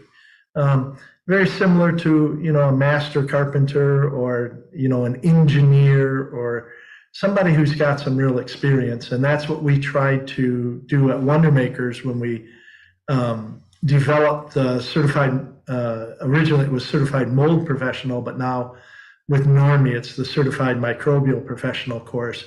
And that's a good move too, because it broadens up what the students learn about, and it really helps to give us that bigger picture in terms of the students coming through the class. So the basic answer to the question is that the NCMP is, as you said, the Normie Certified Microbial Professional.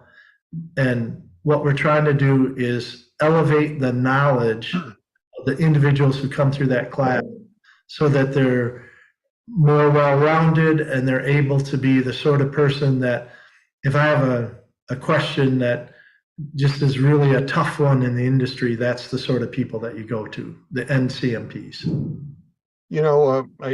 I've heard it described as upper level type of training. Would that be a fair evaluation to classify this as?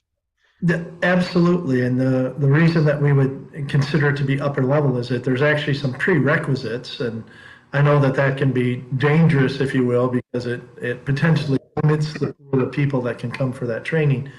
But to even, qualify for the training, a person has to go through either the Normie Certified Mold Remediator course or an equivalent. And depending on where that equivalency is, if it's from ACAC or IICRC, it may be that combination course, which is more of a technician and a supervisor course. It could be, somebody who gets into the CMA, CMR, where they're learning a little bit about the assessor side as well as the remediator. But like I said, there's going to have to be some level of training and generally experience in the mold field or in the microbial field before somebody qualifies for this course. Now, since it's the NCMP, they also, which isn't a tough criteria, but they do have to go through the norming professional practices course, and that's just so that they understand what they're dealing with. Again, if they're professional and we have professional practices, it's pretty bad if professionals don't know the professional practices they're supposed to be following. So that's a prerequisite to it. That's built into the, the emphasis of those professional practices is built into the NCMP course. So it is good that they know that before they get there. Doug, you and I have talked over the years about, people coming to even our remediator or assessment course that needing a basic knowledge of the industry. I mean, if you don't know how to take an air sample, how do you go through a course about remediation or assessment? I mean, to slow the class down to teach that makes it difficult. And that's what it sounds like here. Yeah, I think that's exactly right. We're old enough to know that there's some things that you just don't learn except by experience. And there are some things that are going to build on the foundation, the truths that you understand, the techniques that you understand. You've got to continually build on that if you're going to get better, and I think be a better asset for the public. Oftentimes, an entry-level course might get you into the business, might get you into the industry, it might get you a license. But one of the things that has always frustrated us, and I know Michael completely agrees with this, is there are some guys right now in Florida that are taking a one-day, quote unquote, refresher course to get licensed in the state of Florida. It's how in the world can you do that? We do a 3-day class, and in some ways I wish it was 5. So having an opportunity to really encourage our members to think in terms of developing their techniques and their processes and helping them better understand the industry is only going to provide better services, and I think more truthful services, frankly, to the public. And so, as we always say in our classes, if our members look good, we look good. And part of that is just making sure they're trained properly. Absolutely. I think I'm going to add to that, too. I'm going to jump in and add a little bit to that. The other thing that we've seen since I've become a Normie member a few years ago and really got involved with you guys is there is a desire that the people who are in Normie who really want to be the best in the industry, they want to go up a step. And you see it in the folks that show up on the Tuesday night for the continuing education credit. You see it in the folks that are jumping around to the different tracks to pick up, information that's related information so that they can just be more well-rounded and everything. And I believe we see it in terms of the people that want this, as you put it, Lance, upper level training so that they can better understand how everything ties together and, be a real resource for both clients and their company. A lot of them come in just because we're seeing more and more transitions in these companies. There's, Doug, you said the we for older guys. Thank you very much. But we are seeing a lot of that transition. You've got a lot of people that are moving into retirement and leaving these positions of responsibility in some of these remediation organizations, and we have a lot of people that are trying to step up to those. And like you said a minute ago, how do they do that without decades of experience? And I'm not suggesting that this course, a 3-day course, is going to, substitute for 10 years of experience, but for somebody who's got, half a dozen years of experience in the industry and wants to move into one of those management positions and, position themselves for when the owners retire to maybe even take over the business, being an NCMP is going to be very helpful to them, because one of the main things it does is teach them how to see the microbial contamination picture from a bigger perspective. Right. You know, we've talked a lot about, as I use the term, upper level type of training, and we've talked a bit about what's involved. But what makes this class really special? Is there like something you could really zoom in on to point that out? Oh, I think the thing from my perspective, and having, been the primary instructor for this for, 20 years, the thing that the students all talk about afterwards are two things. One, it's a combination of learning and learning together. So there's a big emphasis on case study, and we get the students in the class, whether they're even participating online or live in the classroom. We get people working through these different case study scenarios, and honestly, at the end of the class, we hear every class where people say, and quite bluntly, what we learned from you, Michael, and the slides and everything was interesting, but what really made a difference in terms of this class resonating and us feeling more confident to go out and deal with some of these projects was working it through the case studies, because they're not simple. If the people don't know how to set up a containment and where they're supposed to put their negative air machines and stuff by the time they get into this class, they probably shouldn't be in this class. But we're talking about how do they integrate this into much more complex projects. And like I said, they really enjoy the case study. The other thing that makes the class special or unique or different is that it doesn't just end with a class. And I know this can be scary for people to hear that there's a post-class requirement, but that is, if you're going to be considered a professional in the industry, you have to demonstrate that somehow. And so we do have a post-class requirement.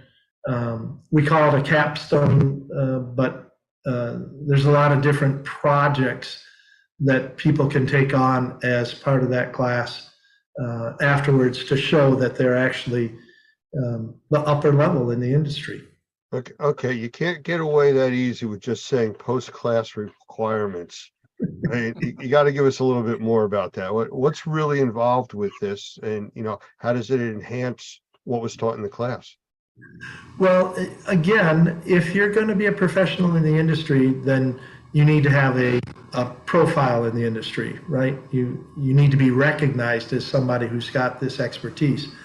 And there's certainly a situation where you can point to the certificate on the wall and say, see, that makes me a professional. But what we find out is that the people who are looked at by their peers as professionals have taken another step. They've taken the information that they know about the industry and they've translated it into something that's tangible. So we're very open in terms of what these capstone projects can be. We've had people come through the class and understand, we're way behind internally on some of the safety and health programs or our respirator protection program, or we don't have good marketing materials now that we understand this in a little bit better way for our customers, or we don't even know we haven't been doing a good job putting ourselves out in the industry. So all of those things, we've had capstones in the past from some of the professionals where they do their own, marketing brochures or safety and health programs. We've had people actually do experiments. They come into class and they've kind of had what I call a burning question.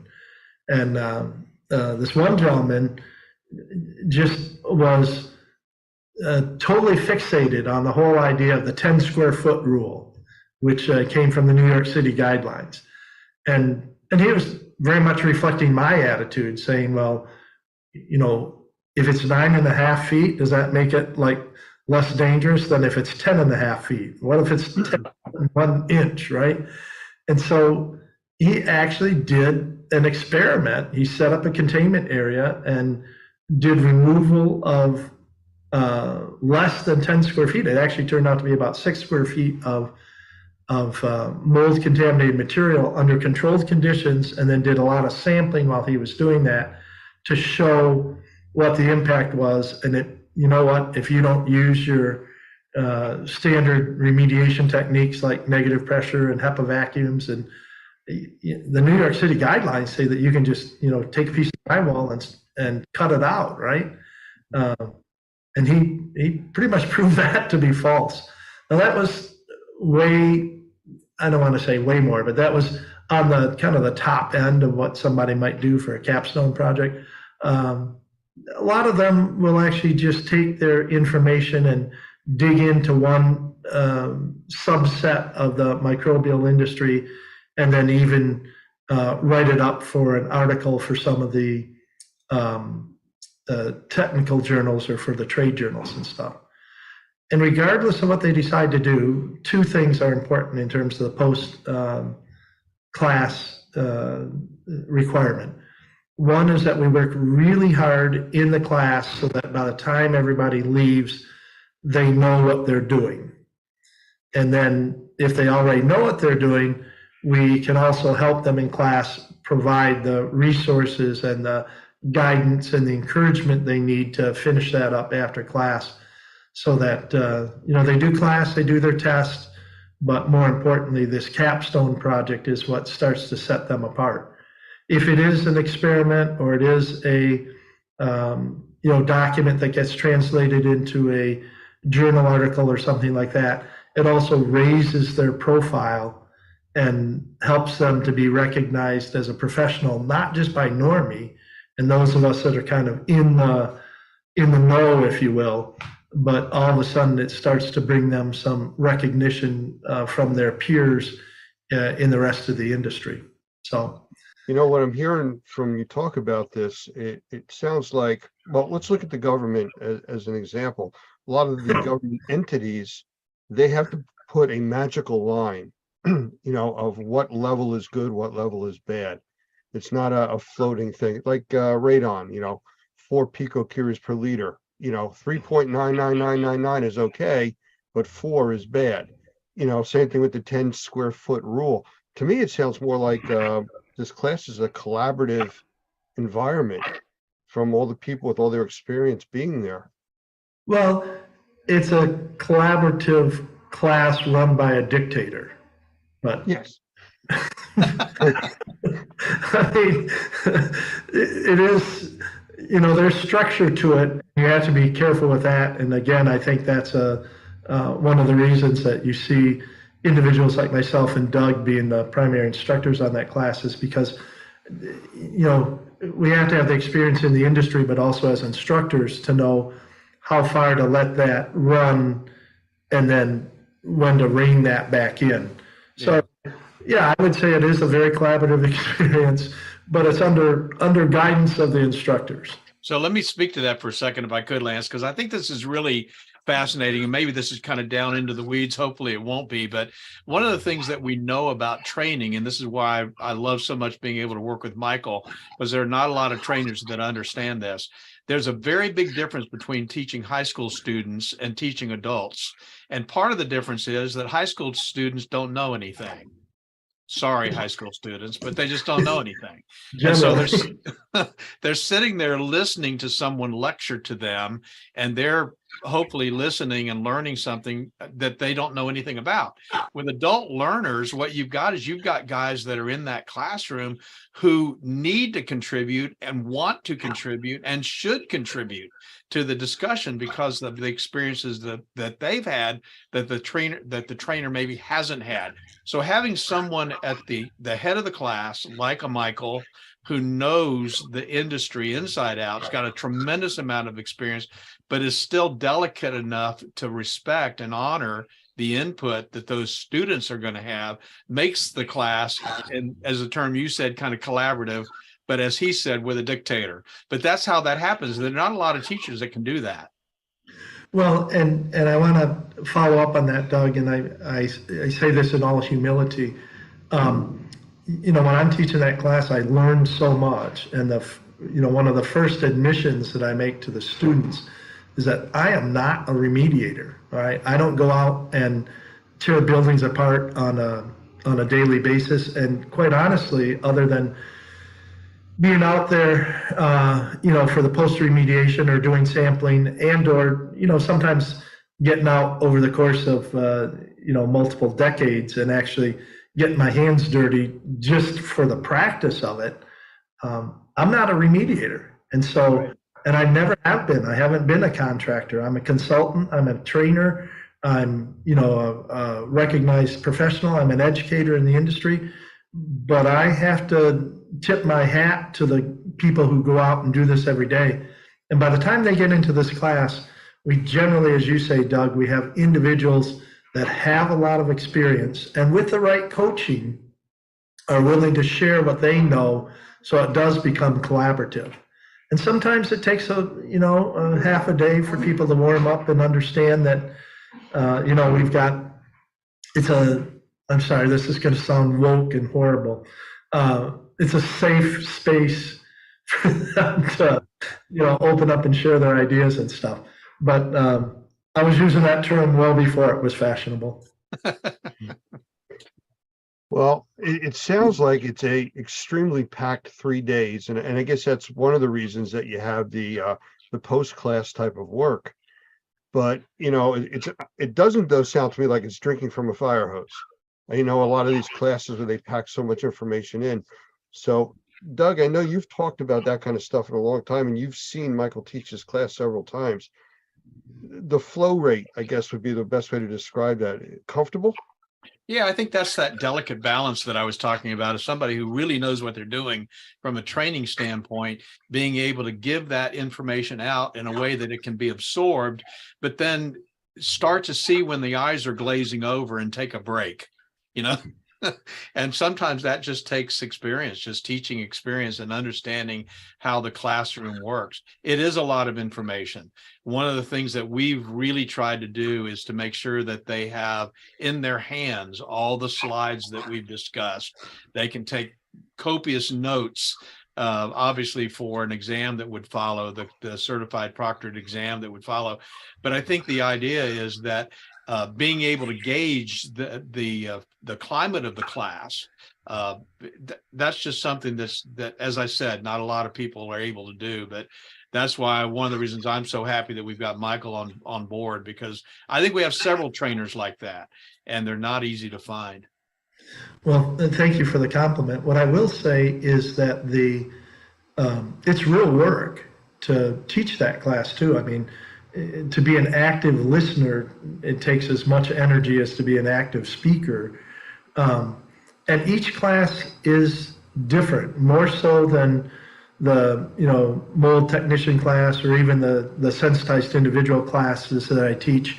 The MCMP class is different because I have, as a lead instructor, I have a little bit more tendency to let some of that collaborative discussion run, and then have figured out how to bring it back, or how to, if I have to trim a little bit from some of the, subject matter that we're going to talk about. Like you said, they have all the slides there so that they're not necessarily losing any of the critical information, but we may, speed up going through some of that in class in order to give more time for the discussion, depending on where the discussion's going. Or sometimes, depending on who's in the class and the whole dynamics of it, or just toward the end of the class, a lot of times they're just tired. And so, a lot of times it reverts back toward the last afternoon of the class where I do a little bit more of the lecture style presentation than throughout the rest of it, just because if they've really been at it kind of hammer and tongs for 2.5 days, it can be wearing on the students as well. Doug, as executive director of Normie, how do you see the NPMC course really, or CMP, affecting the Normie structure? What does it actually bring to us? Well, I think this is a good time for me to talk about the Normie Pro designation, which I think is so significant. And that Normie Pro designation, which, oh, by the way, no one has yet, which not even Lance nor Doug nor Michael has this designation yet, was actually born. The Normie Pro designation was really born out of a need, as many good ideas are. to provide to the public a professional who could handle virtually any kind of issue, any kind of problem that they might face. And it was born out of this need when you and I, Lance, got a call from BP Oil, and they said, we need somebody to go offshore and do an assessment on one of our deep water oil rigs. And we both looked at each other and went, do we really have a normie member who's qualified to do this? Somebody who has the safety training, someone who has the security clearances, there's somebody who has the experience in the background. Because when you get out on an oil rig, deep water oil rig, there's only one way out and one way back, and it's a helicopter. And there's not a lot of discussion or being able to, run to Lowe's and get something. So we decided, well, this is something that we should do. And so we did that.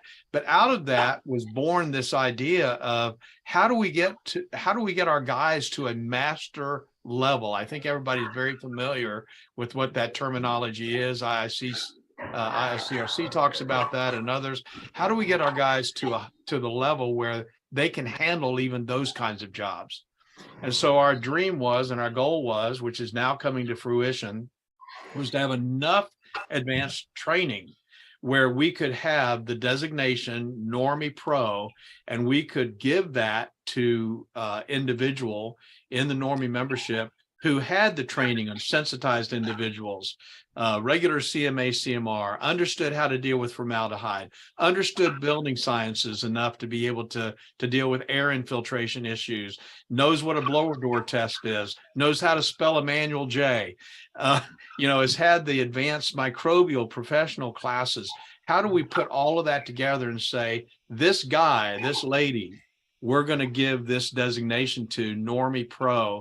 And then when we get those kinds of calls, that's the person that we can send on that kind of project.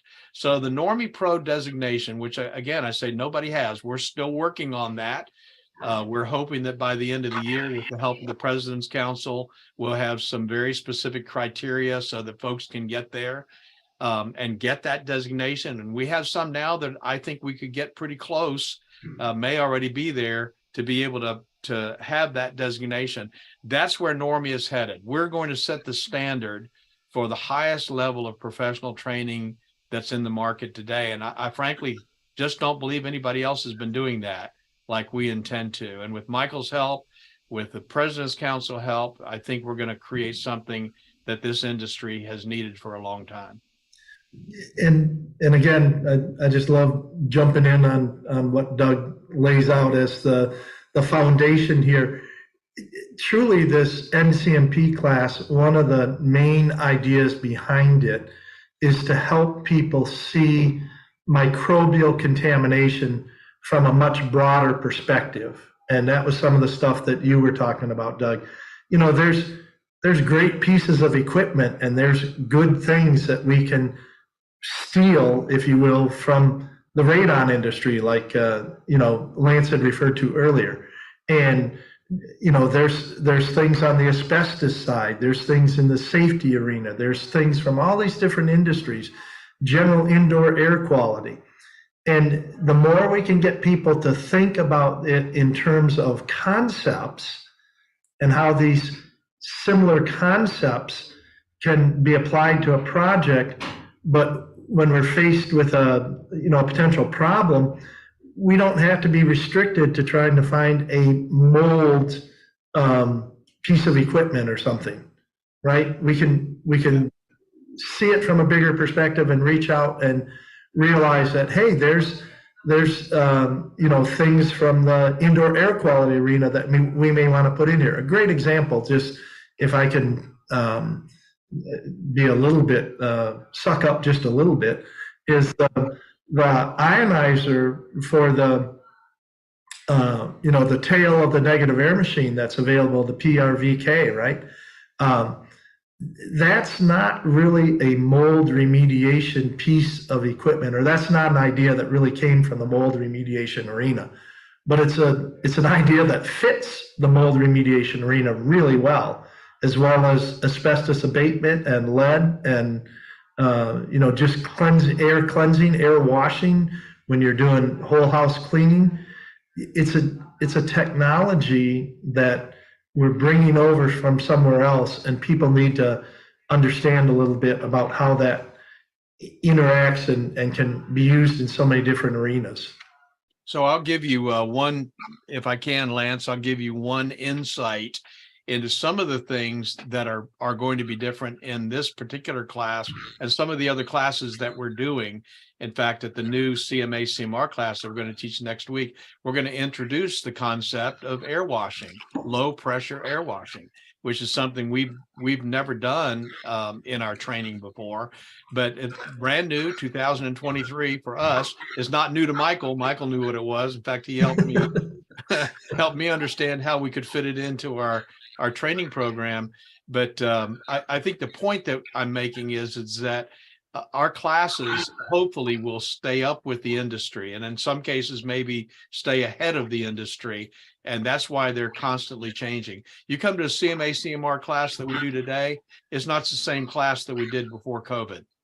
It's just not. And the NCMP class that we're going to do next is going to be different than the one that we did before.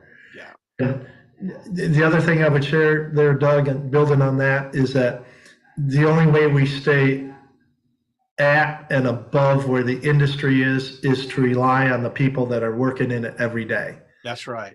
That's right. And tease out of them I'll be blunt with you. I'm thinking about it now over the course of the last 2 decades. Basically, every concept that's in this NCMP course, I have taken from, with their permission and with their discussion in class. But basically, I've taken from experts in the industry that are doing it every day. Yeah. And that, to me, is the best knowledge to share. Is not, and again, I have gone through lots of levels of academic training, but there's a difference between information that's coming at you from an academic standpoint and information that's coming at you from things that have worked and really made a difference in the real world. So, Michael, that's so important on so many levels. I mean, we teach in our classes about, for people that are becoming supervisors, to ask the people doing the work that have the working knowledge, how to improve their conditions, improve the technologies, give them what they need. And that's exactly what it sounds like you're talking about. Well, the other thing I would add to that, Lance, is that it's important for the professionals to look and listen and learn. As I said, the more advanced I get and the more little buttons and designations and all the stuff I have, quite honestly, the humbler I'm getting, because I just am figuring out how much I don't know in all these different areas that I probably should know to pull together. And I'm honored, quite honestly, it truly is. I think about it, I'm honored to be an instructor in this class, because I'm sharing ideas. And, you may have heard the term, I'm sure a lot of people have heard this term, standing on the shoulders of giants. And the crazy thing about that is that a lot of the giants whose shoulders we're standing on for this class are peoples whose names are not necessarily household names or even really well known in the industry, quite honestly. They're just individuals who go to work every day, do a really good job, and are creative as how they do it, and we're kind enough to share some of that in that collaborative portion of the class that then we can, build on and use for the next one. I knew the word collaborative was going to come back in there someplace. Well, I had to for your benefit, Lance. Thank you. Anything else about the class either of you would want to say? Well, yes, I'll just say that I think this class, whenever it happens, we're looking at dates coming up in the next couple of months. But whenever this class actually happens, I'm really highly encouraged by the guys that have been taking our CMA CMR class. It's not too soon to get into this class, even whether you have a little bit of experience or a lot of experience.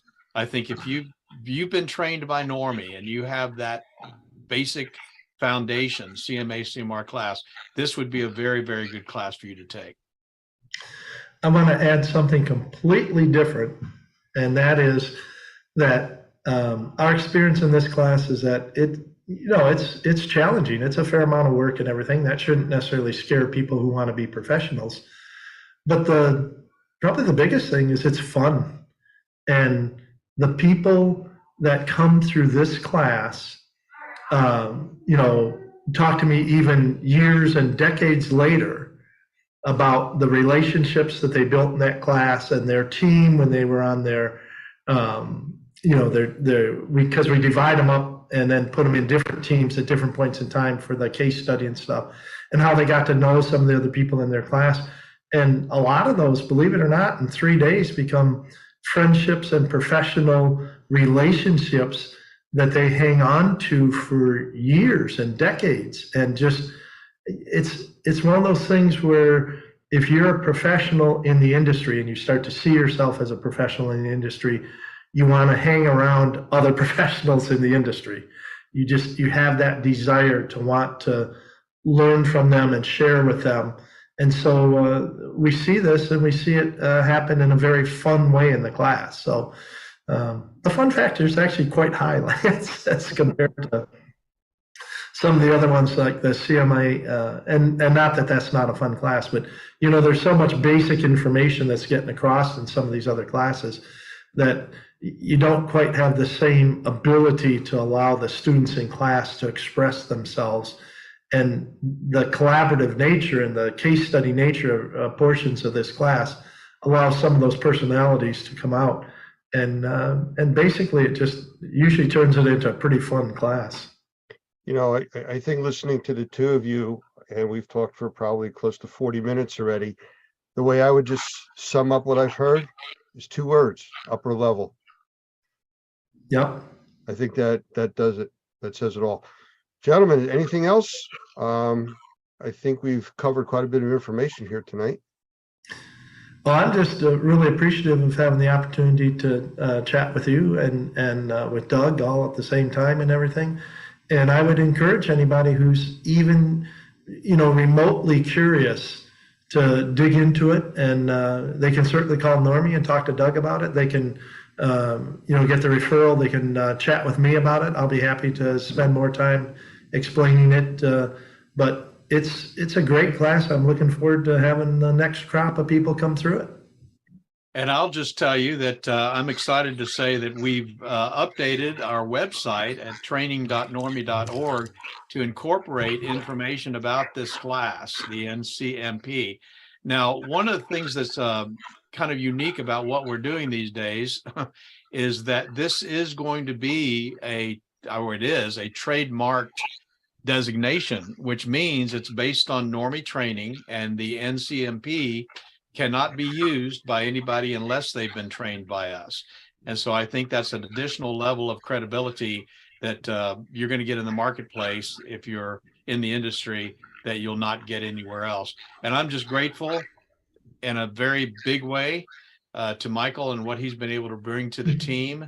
And I think he's filled a void, and I'm excited about where we're headed with this whole advanced training program. So thank you, Michael, and thank you for being here, especially for this interview today. Oh, absolutely. Thank you, both of you guys, and have a blessed afternoon, evening.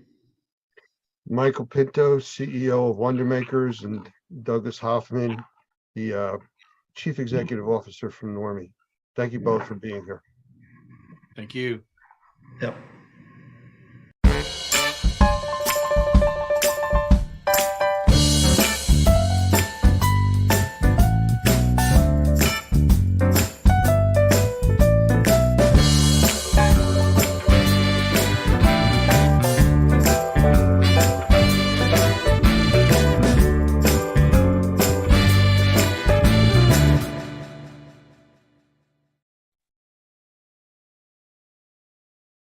I want to welcome my guest today, Jim Sefrin, who is the director of Infraspection Institute out of Burlington, New Jersey.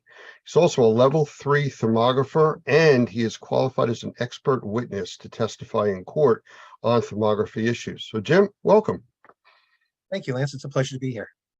You know, I mentioned quickly about you being an expert in court and a level 3 thermographer. I'm a level 1 thermographer, so I know there's a great difference in knowledge between, you know, the training that I've received and certifications and what you do. But maybe just to start off, could you explain just the brief difference between the different levels? I know there's 1, 2, 3. Correct. Generally speaking, in the thermographic community, there are 3 levels of training, appropriately labeled 1, 2, and 3. While I can't speak to the levels of other organizations, with my company, Infraspection Institute, we define level 1 thermography as the basics of thermography and heat transfer and qualitative infrared inspections, that is thermal imaging. In our level 2 courses, we build upon the subject matter that students have learned in level 1 and then add in accurate non-contact temperature measurement. In level 3, this is about best practices. And in level 3, we continue to build upon the skill sets that a level 2 thermographer has gained and teach them how to appropriately manage an infrared inspection program, even if they manage a program with just 1 thermographer. We talk about the safety standards, compliance with international standards. We talk about thermography as legal evidence and the things that thermographers need to be aware of in preparing each and every report, even if they don't intend for it to be used as a piece of evidence in pending litigation. Well, what I'm going to do at this point is I'm going to jump backwards a little bit. I mean, you explained the difference in the certifications, which clarified it to me because it's been a while since I've gone through that. But for the people that are watching this now, what's the basics? What is thermography? Well, thermography, simply defined, is the art and science of detecting, displaying, and recording thermal patterns across the surface of an object. Thermal imaging utilizes a special electronic instrument called a thermal imager, or some people prefer to say infrared camera. Those terms are used interchangeably by many in the industry. These cameras are designed to work similar to a video camera. However, what they detect are the normally invisible thermal patterns that are present across the surface of all earthbound objects. So with a thermal imager, we are looking to detect, display, and document the thermal patterns across various structures, objects, processes, or even people at times.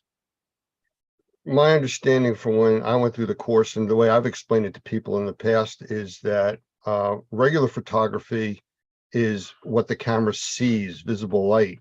What the thermography system is looking at is heat, and it creates an image that your brain can process. That is correct. We as humans have evolved to see visible light, something we're all familiar with. Infrared behaves similar to visible light, and it is given off by all earthbound objects. So it's the heat that's given off or radiated or emitted by an object that the infrared imager sees and then turns into a graphic representation in the form of a video image, which appears on a monitor screen. Depending upon the instrument settings and its sophistication, the imagery that appears on the monitor screen of a thermal imager may be either monochrome, or black and white if you prefer, or it may be multicolor, wherein the various shades of gray or colors represent the thermal patterns across the surface of that object. I mean, it sounds technical and I understand what you're talking about, but for people that aren't really familiar with it, how would you do thermography or thermal imaging? Maybe that would explain it a little easier. Sure. Well, thermal imaging, once you know the basics, is relatively straightforward. If you can operate a video camera, you can probably operate a thermal imager. The equipment has become extremely user-friendly and far more sophisticated than when I got started nearly 40 years ago. You simply, under the right conditions, point your imager at an object, and the thermal imager produces a real-time image of the thermal patterns across the surface of that object. The important thing to note is that although thermal imagers operate similar to daylight cameras or daylight video cameras, there are some differences. For example, thermal imagers will not see through glass or plastics. In fact, they won't see through any solid material. So what you see on television, like programs like NCIS New Orleans comes to mind, where law enforcement is routinely pointing a thermal imager at a building and they're seeing the suspects moving around inside. Well, it's clever and entertaining for the TV program. It's wholly inaccurate. No thermal imager sees through solid walls or glass or nominal thicknesses of plastics. So the black helicopters with the thermal imaging cameras can't see into your house from, 2 miles up? Not to my knowledge, they can't. Okay. Just wanted to clarify that for everybody. So our industry, indoor air quality, which is a big umbrella over mold assessment, mold remediation, flooding, biohazard cleanup, all different verticals. How do you see this working in, let's start with the indoor air quality or assessment industry? Well, the thermal imaging, first of all, can be applied to any situation where knowledge of thermal patterns across the surface will provide meaningful data about that system, object, process, or structure. Thermal imaging is routinely used in maintenance for inspecting electrical systems to detect hotspots, machinery to detect the defective bearings, high temperature applications to detect the defects in refractory or locate underground pipe leaks associated with steam leaks or high temperature hot water. It's used routinely to inspect flat roofs on buildings and also to look at buildings for energy loss. So here in all of these applications, knowledge about a difference in thermal patterns can help point out where there is a problem. Thermal imaging is also used for indoor air quality as a very powerful adjunctive tool where we can use it to assess things, help assess things like airflow or temperature of air being supplied to a living space or occupied space. Now, harkening back to something I said earlier, thermal imagers detect thermal patterns across a surface. It's important to note that air does not have a surface. So what we're looking at would have to be the registers supplying an occupied space or the heating units themselves. So you may look at baseboard heat exchangers or radiators or the air supply registers that are located in occupied space and look for temperature differentials there. The other place where thermal imaging can be used as part of overall indoor air quality would be to detect evidence of latent moisture associated with wet building materials. This could be drywall, could be acoustic ceiling tiles, or carpet. These things readily show up to a thermal imager when wet and the water is actively evaporating. Yeah, you just mentioned a moment ago about, air not having a surface, but I've used thermal imaging to look at temperature stacking in a room where that's multiple levels where the air is not really circulating. And you can actually see not the air, but you can see its effect on the walls. That is absolutely correct. And I'm okay with a layperson saying that you can see differences in air, but I want your viewers to know that there's a subtle difference, but a very important one, and you've pointed that out. So if an occupant of an occupied space wanted to refer to we're seeing air temperatures, I'm okay with it. I'm not going to correct them on the spot. But for those who are trained, they know that we cannot see different temperatures in air, but you can see the influence or effects, and that is toward the bottom of a wall. It may be particularly in the winter months, maybe cooler toward the bottom and then get warmer, a wall surface get warmer, the higher you go within the room. Yeah, it was a pretty powerful photo that I use in some of the training that we do showing stacking, because you try to explain it to people, they don't get it because you can't see it till you look at the results of it with thermal imager. And it definitely speaks volumes. So what kind of limitations are there on the thermal imaging equipment, at least that's available now? That's a great question, Lance. Where we stand right now in 2023, with respect to equipment, there has never been a greater variety of thermal imaging systems available to the public. They range from very, very simple. In fact, for as little as $200, you can buy a module that go onto a smartphone or smart device. And with the software that comes with it, turn your smart device, your cell phone, if you will, into a thermal imaging system. It can range up to hundreds of thousands of dollars for the top of the line systems that do very specialized applications. But let's say between the range of $1,000 US and up to $30,000 approximately, there is a wide range of equipment out there that will handle applications associated with mold investigation or indoor air quality. Now, one will always get what one pays for. It's particularly true in thermal imaging. You need to choose an imager with sufficient resolution and thermal sensitivity to carry out the task.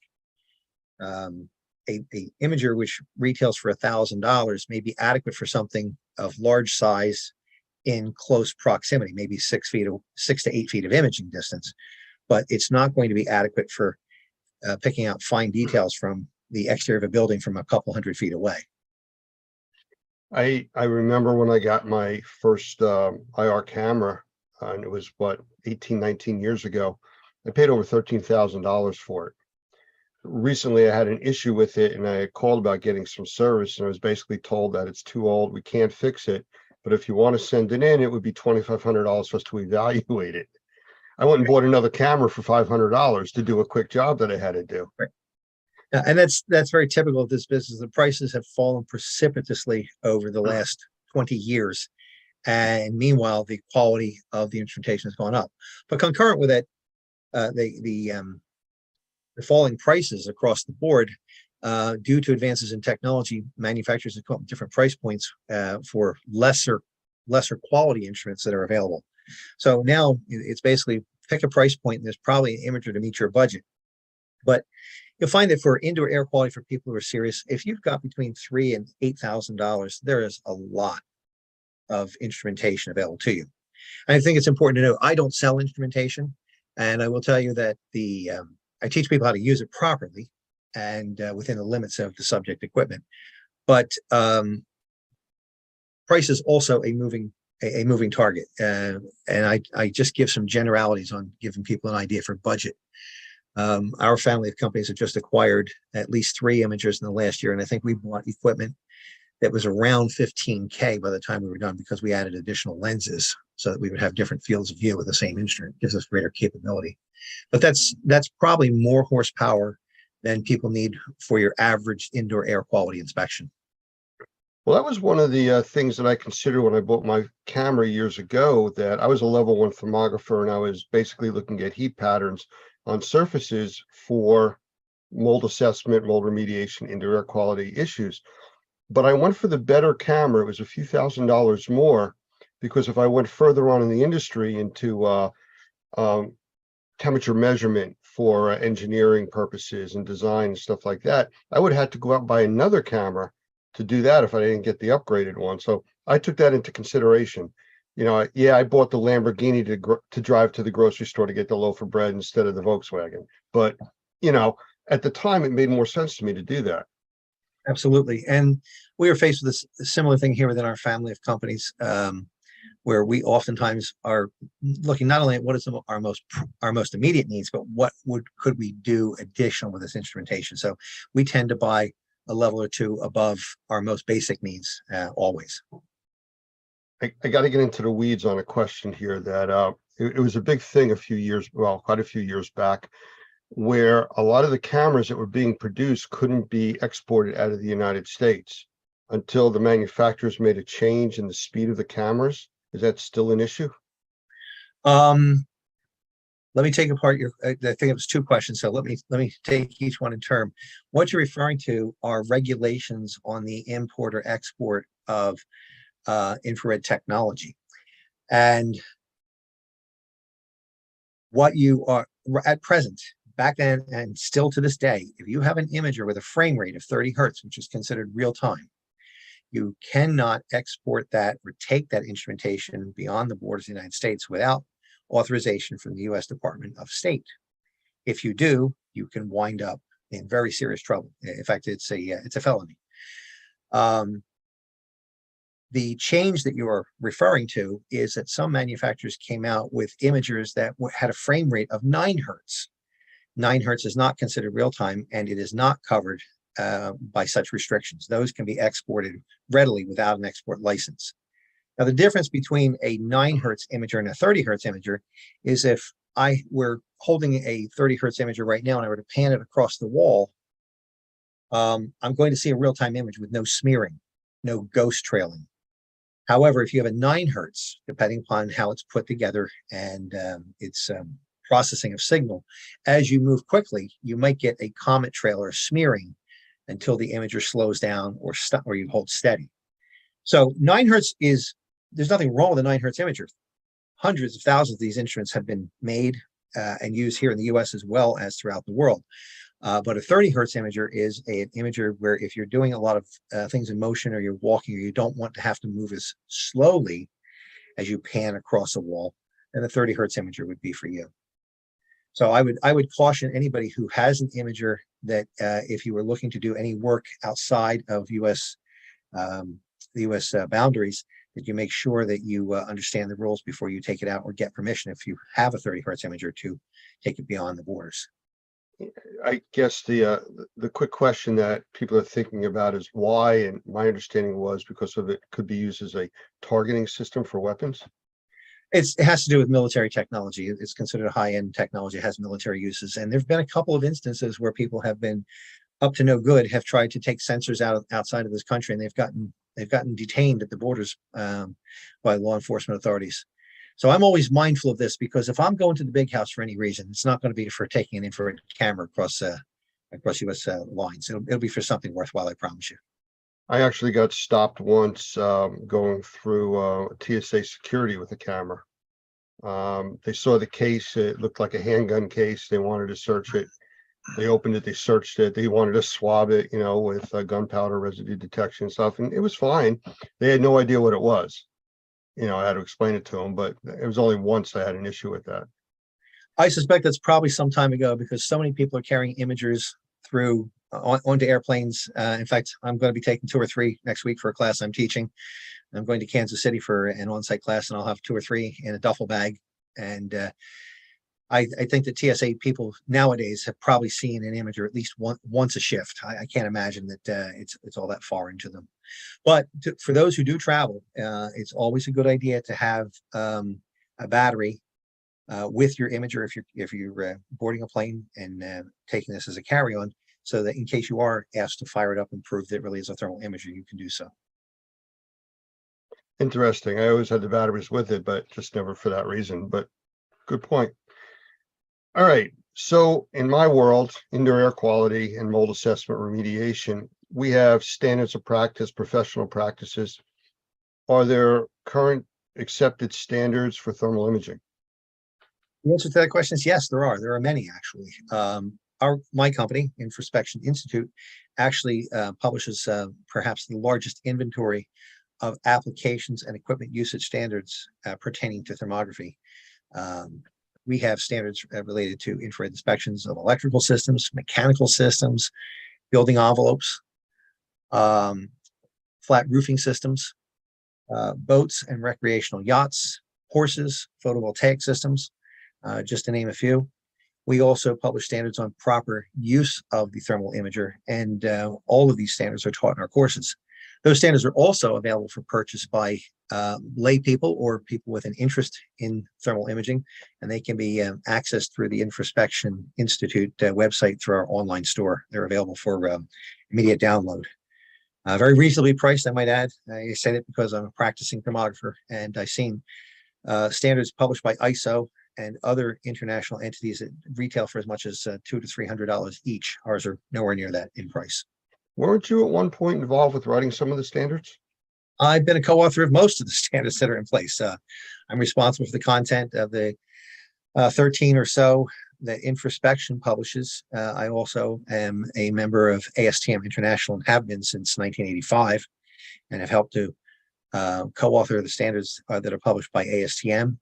Those standards are later adopted by ISO, and I've also worked with the Roof Consultants Institute, to name a few. In some of the classes that I'm involved with teaching on the remediation and assessment side, I talk about thermography and the importance that it can play in the assessment, inspection process, and repair, making sure you got all the problems. But one of the issues or questions I get all the time, what should I buy? And to your point from earlier, there's different pieces of equipment you can buy for different things you're going to be doing. But I always tell people, get trained in thermography first, learn about it before you go out and buy it. It's kind of like saying you want to go buy a car, but you've never driven one. Right. I couldn't agree more with your advice that you're offering. I use a similar analogy. I say buying an imager with no training or understanding of the technology is like sending your 4-year-old to buy the family car. They may only know the basics, and it's not enough. There are subtle differences that are key differences in the performance, and it's far too easy to make a purchasing mistake if you buy before you understand what you're doing. My best advice to anyone who is looking to join the ranks of thermographers is to get your training first from an unbiased source.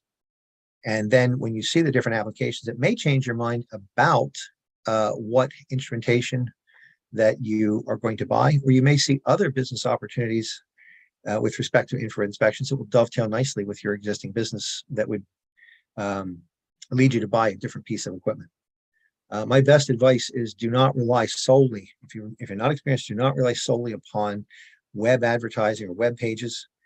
The infrared business is unlike many others in that many companies practice image substitution in their print literature and especially on their websites.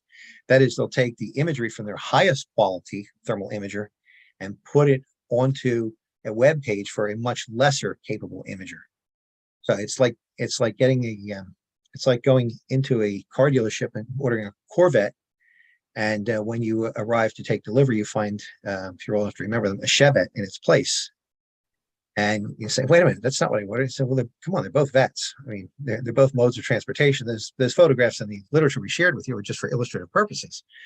So here in the infrared business, and I mean this in all seriousness, image substitution is a widely practiced advertising technique, and it's one that seasoned thermographers like myself, we look at that imagery and go, that's nice, but I want a pre-purchase demo or be able to take it for a test drive first. So while you were explaining all that, I was just thinking about, people not understanding the technology. And I remember being out on an assessment and the homeowner was following me around and watching me look with the camera on things. And I still remember them saying, is that a ghost? There was a tile wall and it was catching a reflection and it was bouncing back the heat pattern. And I said, no, it's not, but it's making me think about the Ghostbusters TV show that was on where they were using thermal imaging cameras. Yeah, and to your point, thermal imaging is often portrayed in the mass media, but frequently it's misrepresented. My wife is a big fan of NCIS New Orleans, so I don't want to besmirch her favorite TV program while she's not around. But NCIS New Orleans is a program where I've noted that there's multiple uses of thermal imaging which are incorrect. But we see other forms of entertainment, ghost hunting programs where thermal imaging is used to find spirits. The topic of UFOs is another. Now, and we touch on this, by the way, in our level 1 course. And the reason I touch on it is because many lay people have been exposed to this and they come away with false impressions of what thermal imaging can or cannot do. And I advise our students, and I would advise your members the same that are using thermal imaging, is when somebody's wrong in their assessment or understanding, just be patient with them. Chances are they've just been misinformed and they've seen it misrepresented on TV. But I point out in our level 1 courses that don't believe everything you say because inaccuracies abound. Another good example, I was giving a level 1 class not so long ago, and I mentioned this on a Monday as part of our day 1 course content. And Tuesday morning, one of my students comes in, he has a bottle of Snapple, and he says, I want to share something with you. And he takes the cap off, and underneath is a Snapple fact, which I had no idea existed until I saw this one. And the Snapple fact stated that polar bears are covered with fur that renders them invisible to thermal imagers. And I found that interesting because it's 180 degrees from the truth. The U.S. Fish and Wildlife Service actually uses thermal imagers from airborne platforms to do census counts of polar bears. And in doing a little more research, I found out that there's somewhere on the order of 1,000 Snapple facts available to the public at large, but there are many things that are incorrect, including the one about polar bear hair. Well, there's something we didn't expect to learn today. Speaking of learning. Bonus. Yeah, bonus. Tell us about the Institute, Infraspection Institute. Sure. Infraspection Institute, my company, has been in business since 1980, and as such, we are the oldest infrared training and certification firm in the world. Infraspection Institute provides training, certification, and support for infrared thermographers from around the globe. We do not sell or take commissions on the sale of infrared equipment. So it puts us in a very unique position in that we offer unbiased training. We are not manufacturer neutral, we're manufacturer or vendor independent. We stay completely above that. We also are recognized as an authoritative body in the business, in that we have written or co-authored many of the standards that are in place for the conduct of infrared inspections for infrared equipment use. Like I mentioned earlier, you're here in New Jersey, where I'm located, southern part of the state. But if somebody wanted to take a course with you, can they do them online? Absolutely. We offer training all across the country, and for that matter, throughout the world. We actually have a network of course materials licensees who are authorized to teach our courses. And at present, we have representation on 6 of the 7 continents. We just have not found anyone in Antarctica yet that is ready to set up and offer training there. But we have live instructor-led training available on 6 of the 7 continents. And we also have the world's most comprehensive inventory of distance learning courses for thermography. Those courses are professionally produced, and they are available as recordings, meaning that they are available to a student 24/7. And a student can go back during their subscription period for training, can go back and see those recordings as many times as they like. So it allows students to take their training wherever and whenever it's convenient for them. Well, in a few minutes, I'm going to ask you to give us some information about where people could reach out to your school or you for more information about training and anything else. But before that, it just popped into my head and I don't want to forget about it. I remember talking to you years ago and you telling me about being called out to find the mysterious lights over the Gulf of Mexico. Actually, I appreciate that recollection. I'm going to make a little bit of a correction there. I got a call from the National Geographic Society regarding a videotape that had been offered by someone in Mexico as proof that UFOs were visiting and operating over the Gulf of Mexico. The proof was a videotape that had been recorded by a combat aircraft flown by the Mexican Air Force. They were out on a training mission and they were over the Bay of Campeche, which is in the southeast quadrant of the Gulf of Mexico. And during their flight, they noticed a group of hotspots that seemed to be shadowing them and flying in, and I'm going to air quotes here, flying in formation and shadowing these combat aircraft. And they were discussing it back and forth. The language was quite colorful, as sometimes military personnel are in their speech. But that aside, this videotape ultimately wound up in the hands of a UFO investigator who had offered this as proof that UFOs were operating over the Bay of Campeche. So the National Geographic Society had gotten wind of this and were putting together a documentary about UFOs, and they were looking for an expert to comment on it, and they had contacted me.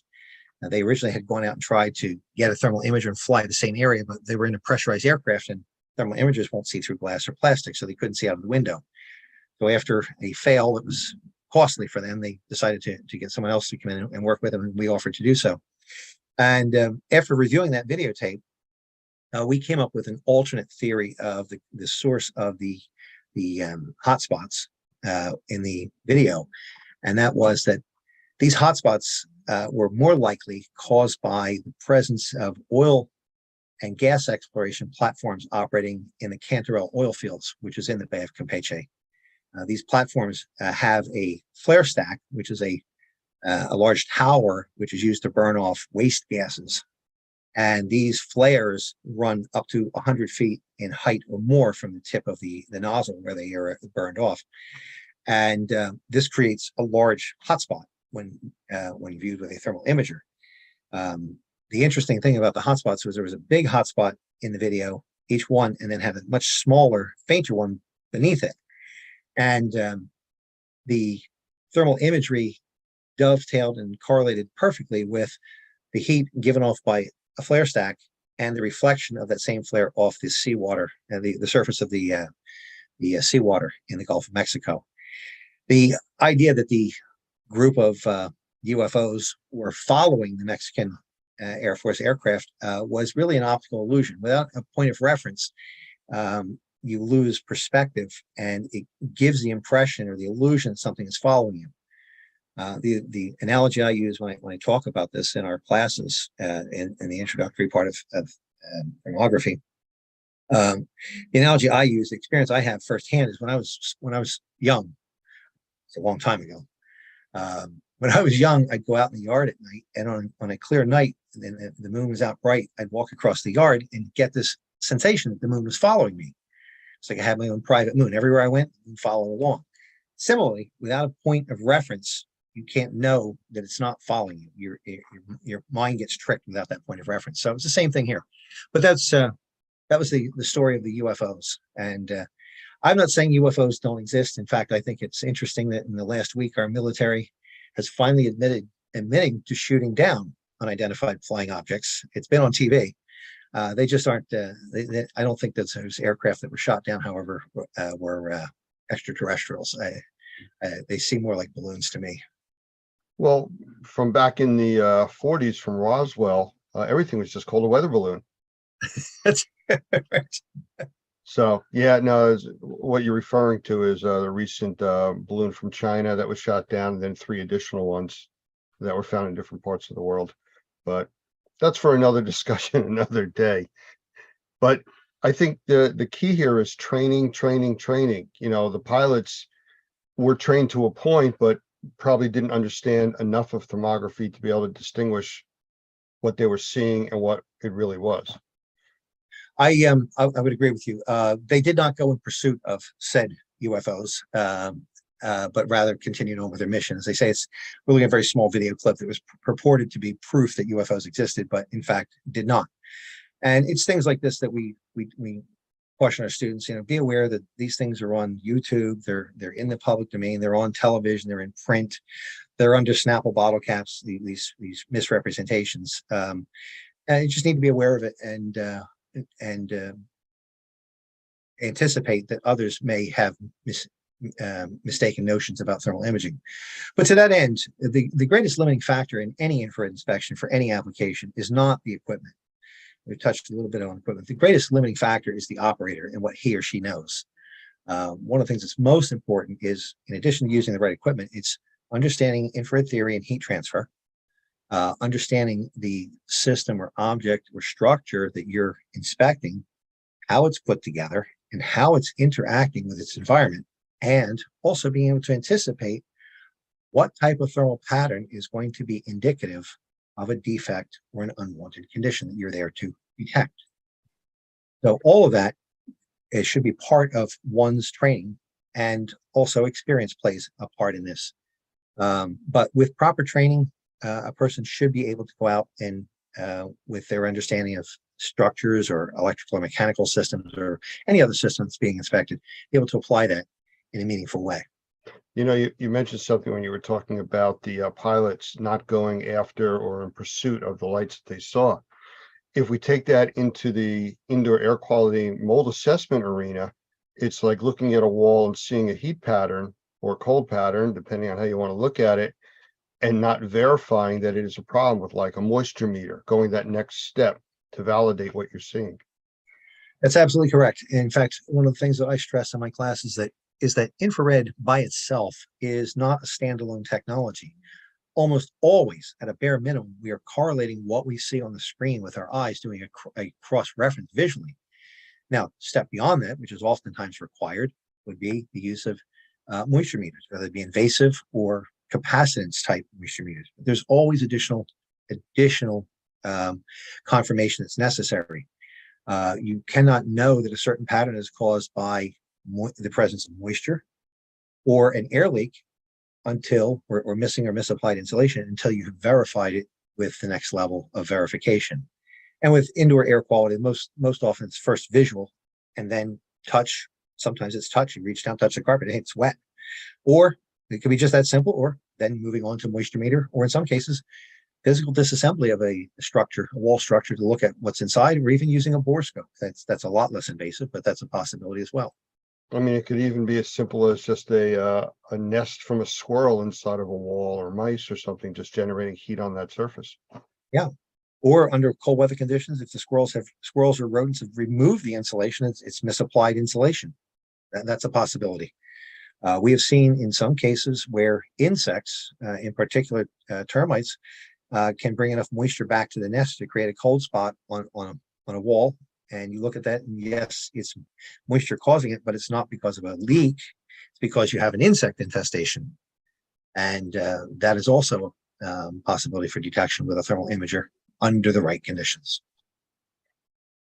So because of the specialty way that you get information, or specific way that you get information back from the thermal imager, it changes some of the legal requirements, I think, or liability requirements on the assessor. I mean, we work normally under what we consider within view.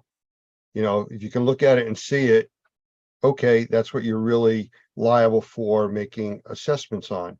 But this gives a little bit extra, but you're really not seeing through walls. I mean, you're still looking at the surface that you can see. So does that change the requirements or the legality of your assessment or your liability?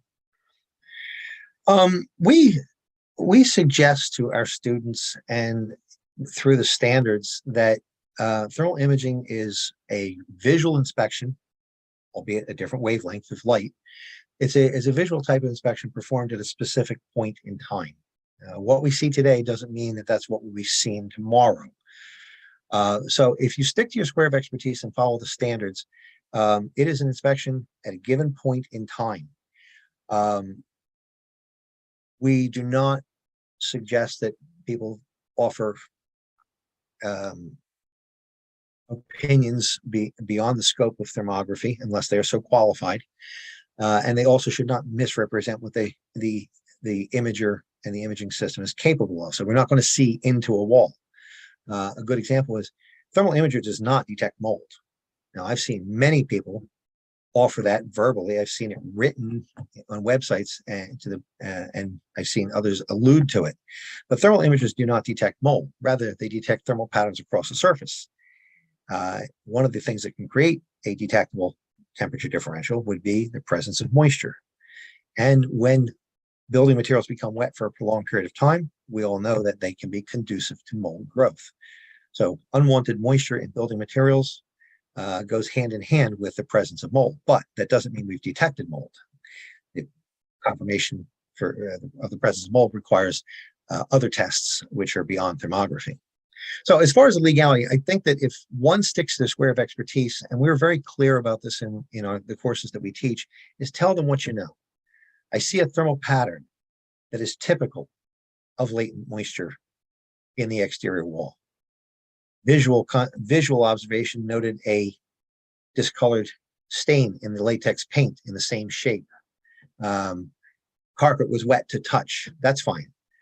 Moisture meter indicated presence of moisture. That's fine. But just tell them what you know. I never offer opinions beyond the scope of what I am doing in thermal imaging if I'm actively doing an inspection. So I don't say that you have mold without there being a test for it. I think you have wet building material, you have wet wall, wet ceiling tile, wet carpet. You should have that investigated as to the cause. In fact, the universal recommendation that we offer to our students is this: investigate cause of thermal anomaly, take appropriate corrective action. That's all you ever need to say. And if you say that and nothing more, I don't see where there's any legal pitfall for you. Interesting. So with that, other verticals, as far as I know, we deal with a lot of home inspectors, electrical inspectors, health inspectors. I mean, is there a place for thermal imaging in there? Absolutely. When you get into larger properties and beyond the single family home, you get into multifamily units. We have electrical systems which are sizable. Those are candidates for infrared inspection. On many sizable multifamily units, we have the roof. Oftentimes it's low slope, or if you prefer to say it's flat, that is a candidate for infrared inspection. With greater interest in energy awareness and energy conservation, infrared inspections is part of a building energy audit conducted either from outdoors or from indoors to detect evidence of excess heat loss or air infiltration, or air exfiltration if you're on the outside, and of course always latent moisture in building sidewalls. Latent moisture for the mold investigator and mold remediator, we typically are concerned with indoors, inside the building, but there are places where we can have latent moisture in the building structure, which is undesirable. But it may not be creating a mold issue on the inside. A case in point is in our home state of New Jersey and the surrounding states, EFS, or EFS, as some people prefer to pronounce it, is also known by the trade name Dryvit, is a building material which uses acrylic stucco that allows a builder to create stone or masonry facade appearances using very inexpensive building materials. This material is notorious for developing leaks over time, and when water gets trapped in an EFS clad system, an EFS clad building, the moisture does not dry out between storms. And if it is over a wooden substrate, it can create all kinds of problems in causing the substrate to become compromised. Wet itself, of course, can be attractive to insect pests due to the moisture, can be conducive to mold growth, but it can also cause significant structural damage. We've dealt with that quite a bit, and we deal with that all through the South too. There's a lot of homes being constructed that way also. So yeah, very prevalent. All right. I'm just going to say one other thing on the verticals. We're talking about energy loss. Another one that thermal imaging really excels at as far as energy conservation is on IGU windows. IGU, also known as thermopane or double glazed windows, particularly in commercial structures or even multifamily structures. When these windows become compromised with age, that is, they lose their air seal between the panes. Many times it's filled with argon, but sometimes it's just dry air. When that seal is compromised, moist air gets in from the environment and contaminates the space between. And under the right conditions, when you look at these windows, if they have failed and are contaminated with moist environmental air, you will see with a thermal imager what we call a bullseye signature, either a hot or cold bullseye in the dead center of the window. And that indicates that window has failed. I've recently been involved with a large pharmaceutical here in the state of New Jersey, where they are renovating their properties on a regular basis. And we were inspecting for them annually from the exterior of the building under energy loss conditions to detect excess energy loss, either in air leakage or missing or damaged insulation. And we found in the first year, a certain number of windows, getting about 20 years in age, exhibited this bullseye pattern indicating they're failed. Next year, far more. The third year, almost every window exhibited that. So they went through and replaced all those windows as part of a major renovation. We came back as part of a QA, and most of the windows look good, except for the inspection I was on. 3 of them, right out of the box, were failed. And on our web, you'll find the imagery on our websites showing this big bullseye signature indicating a failed window right out of the box. Lance, I've lost your voice. I'm sorry.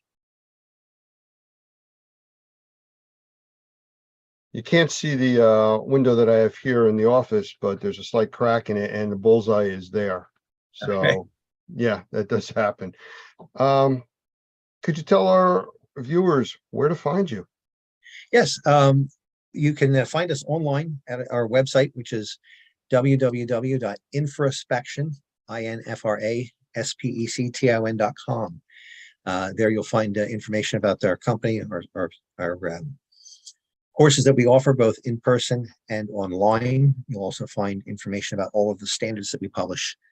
We also have a second website, which is unlike Infraspection, which is a catalog site, talks specifically about Infraspection. We have an online thermographic community website. This is a content-based website called irinfo.org. There you will find a number of resources, including directories of thermographers, which I would invite your members to get their company listed if they haven't already done so. There's no charge for that. We also have a number of technical articles published there. Somewhere around there's over 200 technical articles and about 300 tips of the week, which are short essays pertaining to thermography. So all of these things, these resources are free, and I would invite your colleagues and viewers to tune into our online frequencies, infraspection.com and irinfo.org for more information. Of course, we are a real company staffed by real people, so if anyone has a question, they're welcome to just pick up the phone and simply give us a call, and you'll find our telephone numbers listed on our website. You mean somebody you really can talk to? Yes. Isn't that novel? I find it seems to be getting more and more novel these days, but it's something I insist upon. It's perhaps born out of habit, maybe a little bit with a touch of gray I sport these days, but it's something I insist upon. We're in a people business, and personal interaction is extremely important. Jim, I thank you for spending the time with us today. I really appreciate it. And maybe we'll do this again. I know I want to talk to you more about search and rescue and a few other uses for the thermal imaging. So look forward to doing that. Lance, I would welcome the opportunity anytime. Thank you for letting us share with you, and have a nice day. You too.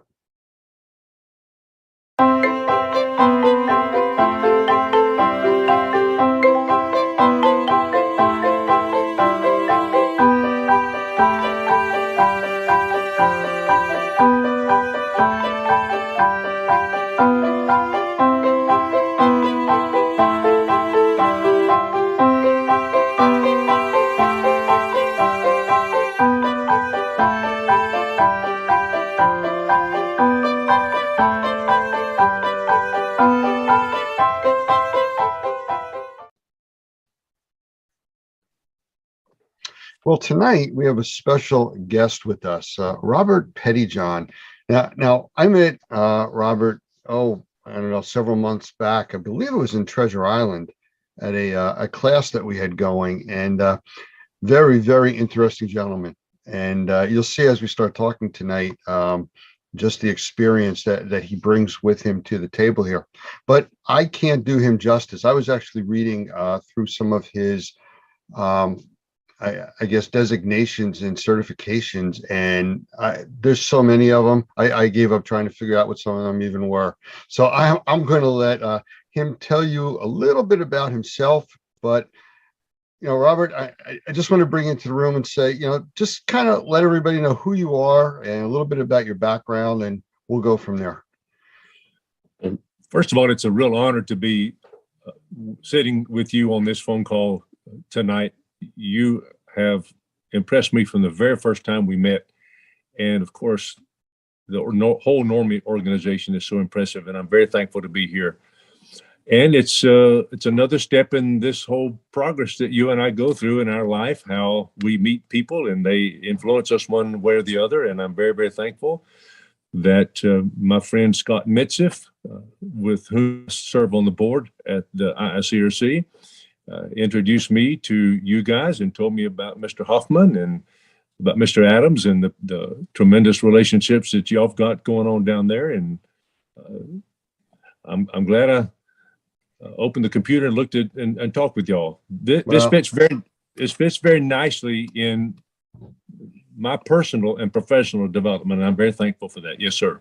Well, thank you. So who are you? What's your company? What do you do in this industry?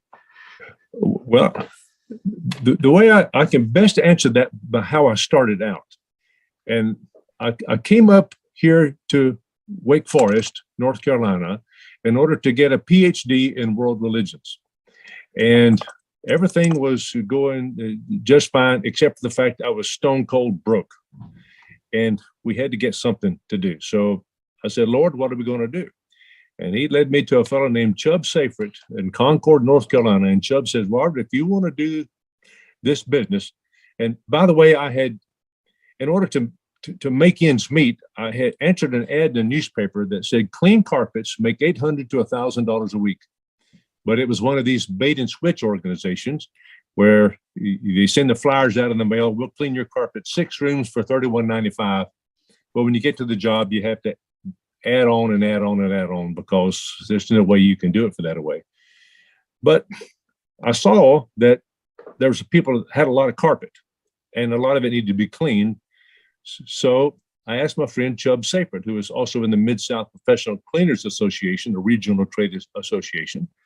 And Chubb said, Robert, if you're going to do this business, you got to do this and this and this and this and this. And thankfully I did that and that and that and that and that. And an amazing thing happened to me just this week.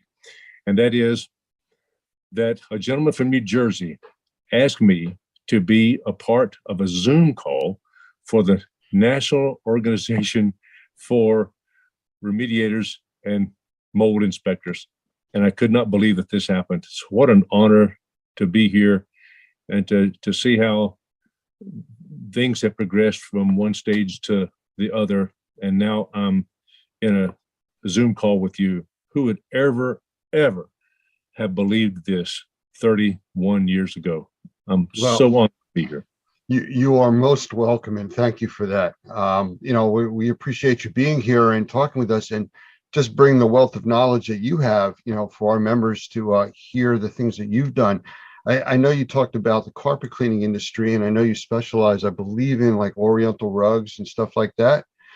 But I think there's also something out there about you with the infection control also. So it's like, this is a big gambit that you cover of, things for the cleaning industry and restoration side. Well, you know everything about me, don't you? What? Well, there you go. Okay, thanks a lot. No. Oh, you're too cool, buddy. I like you. You ask very good questions. Yes, sir. Thankfully, my mom and daddy instilled me with a huge curiosity. My professor at graduate school said learning is disciplined curiosity. And that means that once the spark goes off, you still got to get up and grab the encyclopedia or whatever, wherever you get your information from, and then learn it and digest it. And I've been very, very fortunate that I've been placed in front of the right people at the right time. My very first IICRC class was with Lee Pemberton, the great Lee Pemberton from McKeesport, Pennsylvania. And to have started off that way is incredible. And that has led one step to the next, to where now I have been asked to serve on the board of directors of the IICRC for the last 4 years. I'm secretary of the executive committee, and what an honor that is. But along the way, as you know, other stuff happens. And we usually start in carpet cleaning, and that curiosity leads to upholstery cleaning, and of course, water damage restoration. And of course, people now say, can you wash this rug? Oh, yes. And I'm sitting in a home office out here in Wake Forest, and I can look out in the backyard where we used to wash Oriental rugs in my daughter's swimming pool, a little bitty plastic swimming pool. So even back then, it was a big deal.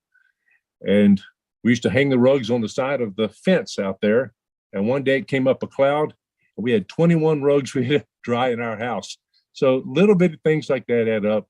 And now we're one of the most recognized, and I think the finest, most ethical, environmentally responsible, and ergonomic rug cleaning plant anywhere in the nation per cubic foot, without question. Yes, sir. So I'm very thankful. Well, that is impressive. I mean, yes, this industry, unfortunately, especially in unregulated states on the mold side, there's a lot of problems with people being out there. Like you started off saying, a bait and switch type of an ad that you took, and I'm sure that runs rampant through a lot of the cleaning industry also, like it does in the mold industry. And, to hear you talk about the way that you try to keep this industry on the up and the way that your company operates, that's what we're looking to do. We really want people like you involved in this industry and pushing it forward, keeping it, I'll use the word clean, Yeah, I had no idea that we were going to bring this up, but I was just on the phone call with my friend Penny Trailau from out in Australia. Just a little while ago, we were on a little Zoom call because we both serve on the IICRC S400 and the S410 cleaning and infection control committees. We're helping to write that standard. And she says that there are people all around there who want to fog something into your house and then walk out as though they've done something very special. But no, that's not the guys at Normie. And that's one of the things that attracted me to you guys, is that this is not the National Organization for Shortcut Schmaltzes. This is for remediation, dadgummit, and inspecting the way it ought to be done, for mold particularly, because there's a lot of people out there getting sick because it's not been done right. So if I said that you have a passion for this industry, I think it's kind of an understatement to hear you talking now. Okay. Let me tell you something. And one of the reasons that this has evolved over the years, of course, my mom and daddy taught me to do something the right way. That's a big deal. But here of late, within the last 2 or 3 years, we've been involved with some of these military families in helping to remediate the homes that they're in, not on base, of course, because it's hard to get on base and really do remediation the right way. A lot of these people who run the housing on these bases really aren't interested in doing it the right way right now. That's going to be changing. It is changing very, very quickly. But being into their homes where they've had to move off base and helping them clean and decontaminate their stuff that was involved in this mess in these houses.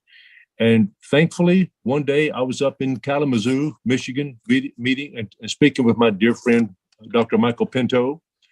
And he put me on the phone with a lady named Shelley, who was involved in this military mess about 10 or 12 years ago, the very first lady to prove in a federal court causation between mold and brain injury.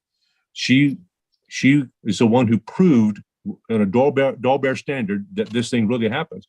And she turned me on to another lady who was going through some problems there at Camp Lejeune. Her name was Lindsay.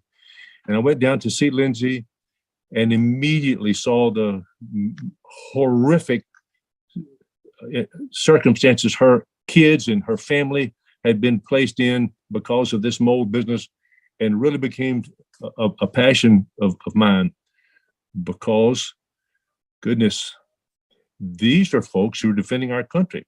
And her husband even told me he felt better in old nasty Iraq than he did in his own house. That's a deadgum shame.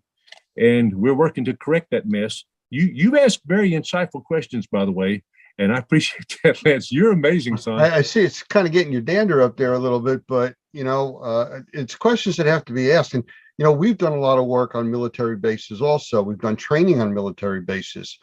And we have our environmental task force, which is a nonprofit. We've actually donated equipment to people that live in really bad housing situations on those bases. So we've been involved with this for a while. So I understand what you're saying, but you said something very interesting there, and it's a little off track from where we were going, but you mentioned about causation of brain injuries.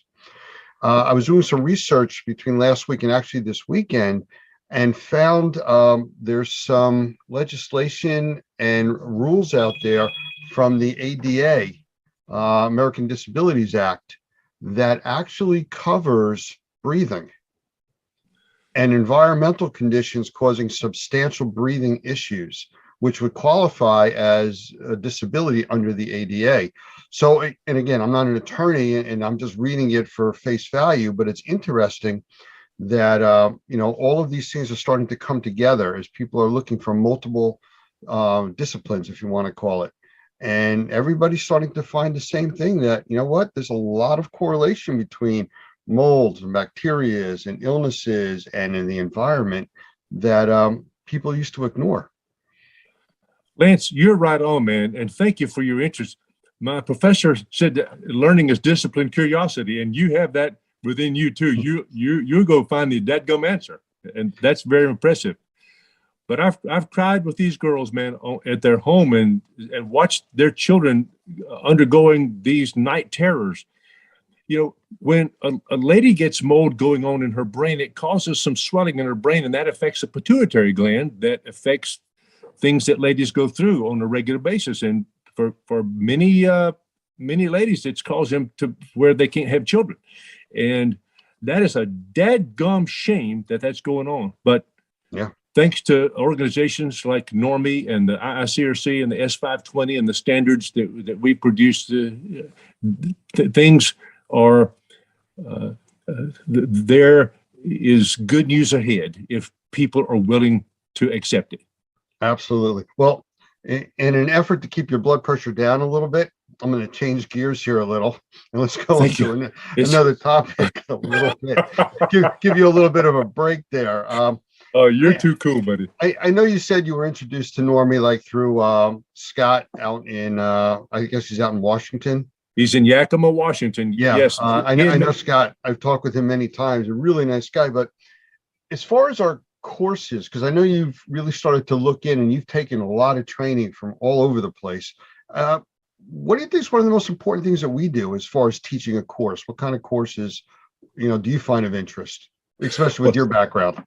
Well, the most important thing, the most amazing thing about Normie is not your courses and all that stuff. It's the people that are there. I mean, goodness gracious, of course, you, Lance, and Mr. Hoffman, and Mr. Adams, and Mr. Zualaga. These people are really huge. Justin and David and Roger and the ladies that answers the phone call out there in Arkansas. Arkansas, yeah, that's right. Yeah. Those people are the people that are surrounding, that are with you guys at Normie, are what's really, really impressive. Then you start to take a course and you say, well, dang, it's no wonder that you guys are so impressive, your coursework, because I'm sorry, that's okay. That's a phone call from somebody at Normie, as a matter of fact. I'm so sorry. Good. That's announcing our training for tonight. You can tell I'm old fashioned with that ringtone, can't you? Okay, good. All right. But you mentioned the courses, and to me, the most important course you guys teach down there, I'm sorry, but this is my opinion, is this mold remediation for sensitized individuals. Why is that?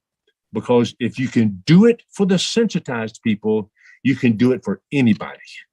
So if you can gear your program up in such a way that you're cleaning now for the most sensitized individual out there, then you're going to pass every clearance test. You're going to pass every important evaluation that goes on in somebody else's home. Plus, you don't know whether somebody is carrying that dreaded HLA gene in their body. We don't even know that. So if we take a chance and we miss something that we should have gotten, well, shame on us. That means you've not done it properly, and you've not done it according to Normie standards and regulations. And that's what's impressive about you guys. So to have somebody like Dr. Pinto, Michael Pinto, come down and lead that course is just unbelievable. That's pivotal course. It is a good course. It's a very good course. I've Yes. seen him teach it, and I know it's not cheap. I know that. This is one of the most expensive courses y'all have got. But if you can do this, you can do anything. well, you got the two rock stars teaching it. You got Michael and Doug both teaching that course. Unbelievable. Yes, sir. Yes, sir. Wow. So, What a thrill. well, let's talk about certifications. Like I started when I was introducing you at the beginning about the different things that you have, and education wise, there's a ton of stuff that you do and that you're trained in. And I don't know if you want to ramble off a few of those, just kind of some of your background enhancements. I know you said you were first starting for a PhD in religious studies, but you've like morphed into a whole nother direction. Well, when you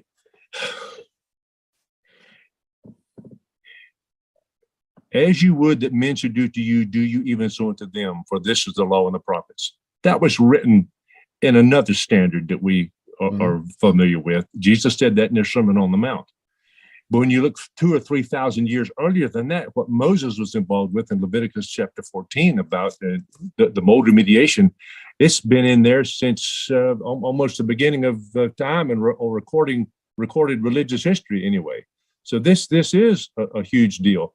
And thankfully, I've got a proper background for this mold business in our cleaning. Of course, we're certified triple master cleaner at the ISRC, but that's a big deal. I'm also a certified rug specialist. We're the only certified rug specialist in the state of North Carolina. We wash the governor's rugs and all that stuff. No, they're not his rugs, dadgummit. They're the citizens. They belong to the citizens of North Carolina. So I'm taking care of. Hey, I'm taking care of your rugs out there. Don't worry about that. We're also a certified water law specialist, one of about 125, 150 in the country of that. If you're gonna do a flood on water, you better know what you're doing. So getting involved with the Restoration Industry Association, Pete Consigli and these guys who taught this class the way it ought to be done, I mean, that was tantamount to a college level thesis we had to present to get our certified water loss specialist. That was just really very, very huge. And the same way it is to become a certified master rug cleaner and certified rug specialist, CRS. That was a huge, huge thing to do. And now to be involved with Normie is just another. It is said, birds of a feather flock together, and it's nice to be involved in a group like Normie that takes things to the highest level of possible, and I'm very, very thankful for that. Yes, sir. You know, I like to I bring it down to a very, very simple level when I talk with people and we start talking about, you know, how things work and everything like that. And to me, the basic philosophy is, and I've said this before on many trainings that I've been to, we try to do the right thing because it's the right thing to do. It's that simple.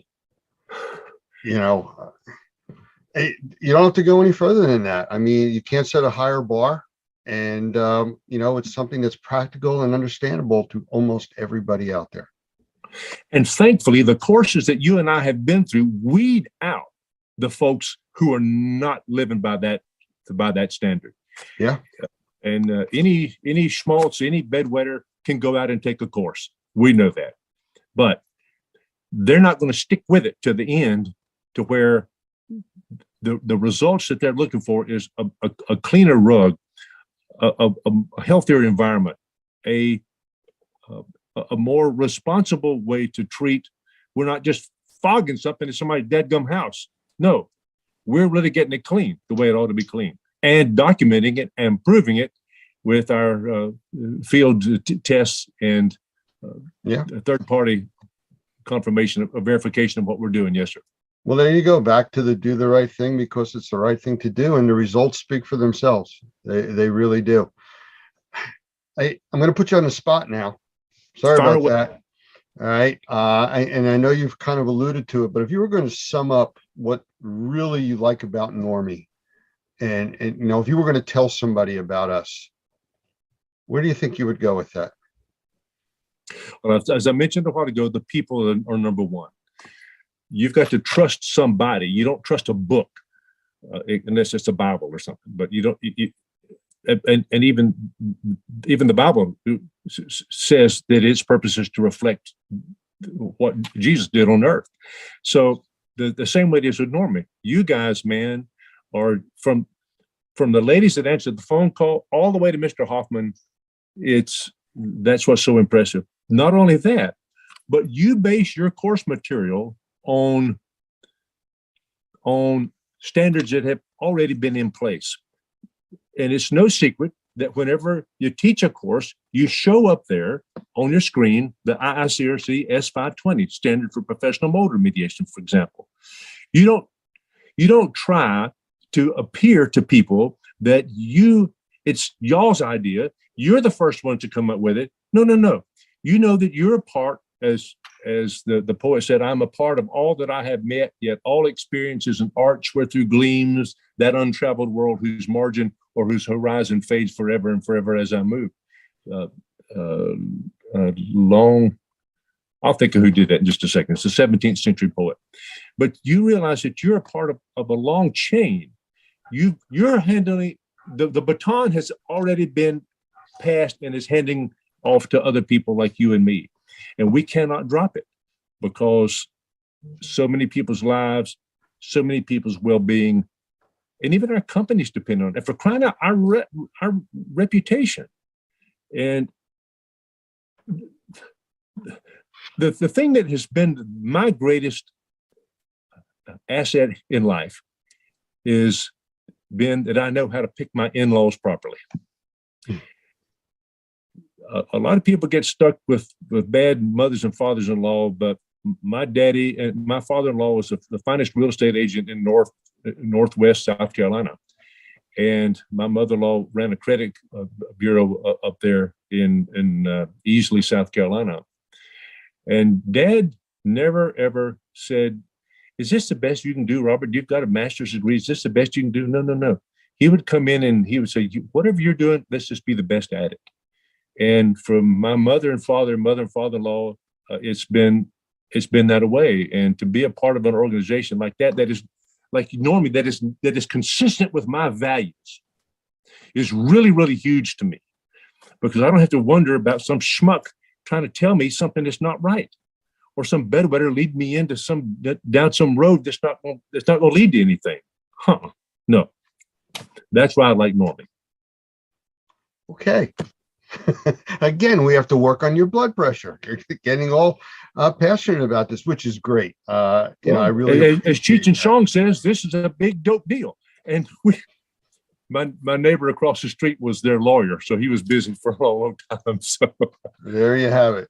And, yes, sir. But these are big deals, and we've got for crying out loud, people's lives and their future children depend on what we're doing. Yeah.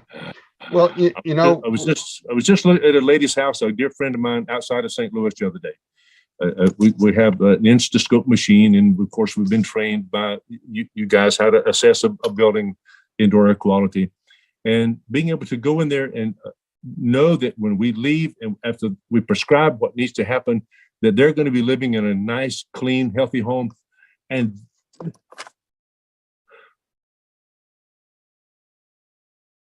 that is really important to me. Yes, it is. What? It's You see, I gave a talk to a bunch of real estate agents the other day. About 200 were on a call. My dear friend up here, Brian Pate, allowed me to. He teaches all the real estate people in North Carolina, and I got on there and I told him that a clean air, a clean and healthy environment is the new view. They used to be able to stick you out when you're buying a house. They take you to the window and look out there. Just imagine your kids playing. Just imagine the garden growing and all that. No. The important thing now is just imagine you living in your sanctuary, where you can go home and take the mean old nasty dirty things that you've come in contact with in your life during the course of that day, and come to your sanctuary and heal and get better. My friend Jeff Jones in Oklahoma City says that when we get stronger, not while we're lifting weights, but while we're asleep at night and our body's rebuilding itself.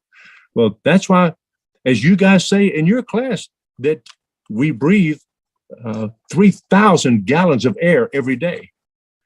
I mean, 20,000 breaths is the average. God, exactly right. So we're focused a lot on urine. So how many times do you urinate during a day? 9 or 10, maybe? And so how much water do you drink? I don't know. But you breathe in and out 20 to 23,000 times a day. Far, far, far more important. Yes, sir. So Doug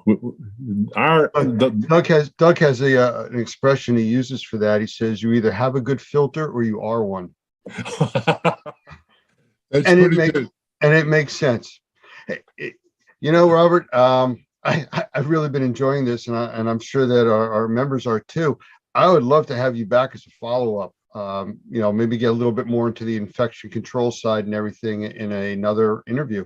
If that would be okay with you. Oh my goodness, yes, I got a lot of cool things to say about that. The coolest is the primacy of cleaning. We go in there with spraying this stuff and want to decontaminate everything in the world. But no, if you clean it properly first, you are way ahead of the game. And isn't that what our mamas and daddies taught us to do a long, long time ago? Yeah. And isn't it what, I'm going to show you this thing here. Isn't it what Doug tells in this book right here? Yeah. You keep it clean and dry. This is one of the most pivotal books, I think. I know it's kind of fuzzy. I don't know. That's okay. It's this mold-free construction 2.0 to the title of it. Everybody in the nation ought to own that copy, in my opinion. Absolutely. And they ought to be connected to you somehow, by George, to get your New Jersey influence. Because if you do what a guy from New Jersey says, you're okay. I had a call from somebody in New Jersey today too, speaking to me. So it was kind of interesting. And he thought I was from down south originally. I said, really? With my lack of accent? Yeah. Okay. So, But listen, Lance, y'all got the best tomatoes and the best corn on the cob anywhere in the country up yonder in New Jersey. yes, we do. Man, Hey, it's the oh, Garden man. State. That's what they call it. That's true. It's not all Patterson and Passaic. No, of course, it was also 9 degrees out yesterday morning, but we'll go beyond that. But hey, Robert, I really appreciate you spending the time here with us, and I definitely want to get you back so we can talk more about the infectious disease control side. And There's so much more to talk about, yes, sir. And what an honor to spend some time with you. You ask good questions, by the way. You're like No, a doctor or something. appreciate I thought I was going through a physical or something. You're really good. well, wait till next time. Oops. Okay. Robert Pettyjohn, thank you very much for being here with us. Okay, dear friend, it's an honor. Thank you, my friend.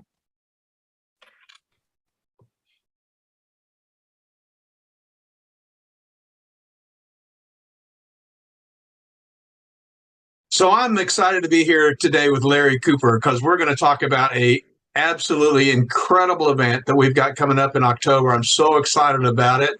And I'm just going to let you chat a little bit about where we're going and what we're going to be doing, Larry.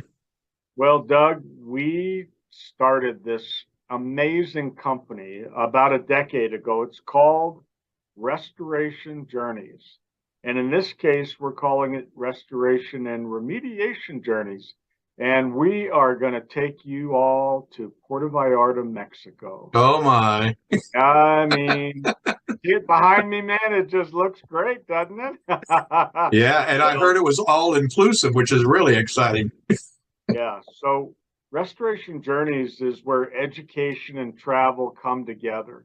And we love the opportunity to take business owners and managers and, people that really want to learn to incredible locations where they can relax, enjoy themselves, they bring their wives, kids, whatever they want to do, but also be able to network closely with industry people that, it's a once in a lifetime opportunity to get to know and be friends. And so we have now booked Puerto Vallarta, Mexico at the Marriott Resort and Spa.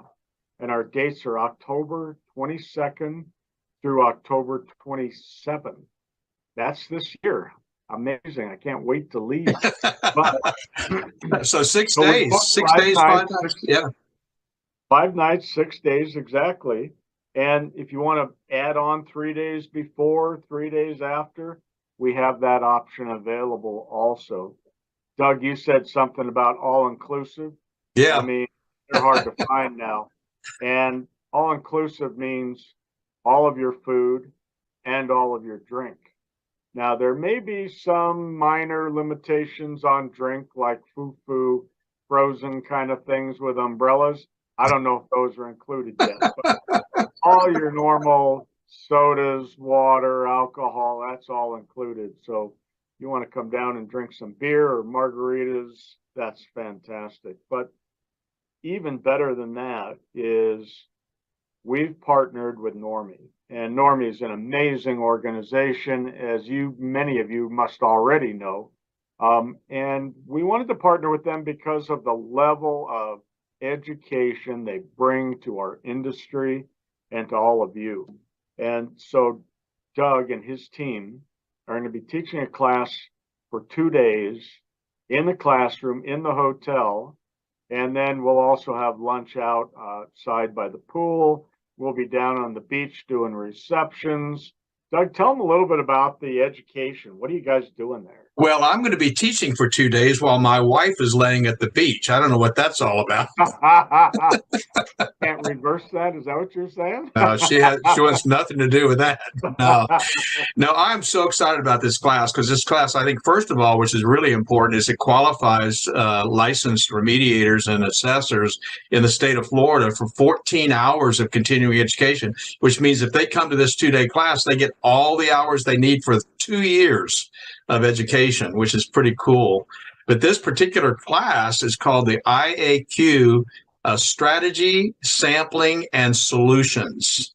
And so it's not a basic level course. Like I said, it's primarily for guys that are certified mold assessors or certified mold remediators or restoration contractors. And the idea is, if you're looking at an environment, how do you decide how many samples to take and what kinds of samples to take?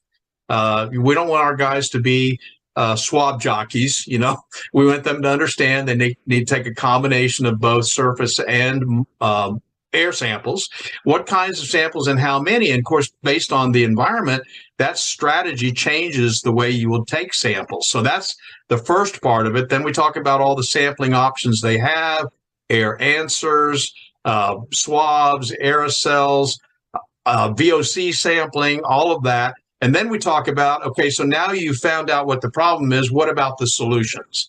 How do you create a cleaner, safer, healthier environment? So it's talk about all-inclusive. It's an all-inclusive class that covers a lot of material in 2 days that really helps assessors take their and remediators take their business to the next level. Now, I was really involved in the S520. I chaired that committee for quite a while. And we always looked at assessors as IEPs, right? Indoor environmental professionals. But what we found was that we were causing some limitation problems because there aren't IEPs everywhere that we're doing work, obviously. And so this kind of answers that call. But even more so for me, when I had an IEP on my jobs, I didn't really understand what they were doing. And that's really what this class is about. Yeah. Is getting into the framework of what's happening there. Yeah, unfortunately, some guys in the industry, as you know, like to keep everything kind of close to the vest, make it all kind of mysterious and don't know how they come to the conclusions they came to. And one of the things I think that you and I have agreed on from the very first time we met is that the entire industry needs to share information, share education. Nobody has the magic bullet. Learn what you can learn from everybody. And that's really what this class is about. It's about saying, look, you want to understand how to do this? This is the way you do it and the way you do it right. Of course, it supports not only the S520, but it also supports our NORMI professional practices, which is now the insured best practices document used in all states that require licensing. So we're real proud of this class. It's a great, fun class, a lot of interaction, hands-on stuff. And so it's going to be fun. That is pretty darn awesome. And in that magic bullet, while we're down in Puerto Vallarta, I plan to search for that, just so you know. Been looking for it for a long time. Well, you can look at it and I'll be at the beach. How's that? I think that's a fair thing to do, man. There you go. What we want you to know is that this package will include 5 nights hotel at the Marriott Puerto Vallarta Resort and Spa. Beautiful spa there. All meals, breakfast, lunch, dinner, snacks, midnight snacks, whatever it is, all included. There's actually mini bars and snacks in your room. There's room service. There's a fitness area, golf course across the street. Beach is right out the back door. The marina is walking distance. And then we'll look at excursions also. But the most important thing we haven't told you is that 14 hours is really critical, because if you attend the 14 hours, this is a tax write-off. This is an education program, and it should be part of your expenses that you can write off for being in business and continuing your education and learning.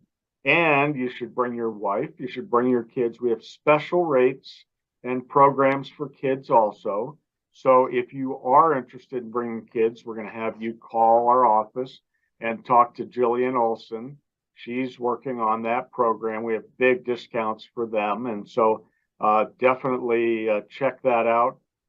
There are other upgrades available, and you can get as nice a room as you would like to. This hotel is newly remodeled. It's absolutely gorgeous. We are more than thrilled to have this great opportunity. Yeah. So can I tell them the price? Not yet. Not yet. I want to tell you that I've been looking at the pictures online. I went to their website and looked at the pictures. Absolutely incredible. And I think it's going to be a really, really fun event. Also, in terms of your education, I think we should mention that if you're an IICRC person, you get credits toward your certification for this class. So again, you can write that off if you're not licensed in the state of Florida, but you have an IIC certification. That's really important, no doubt. And I think you were going to recommend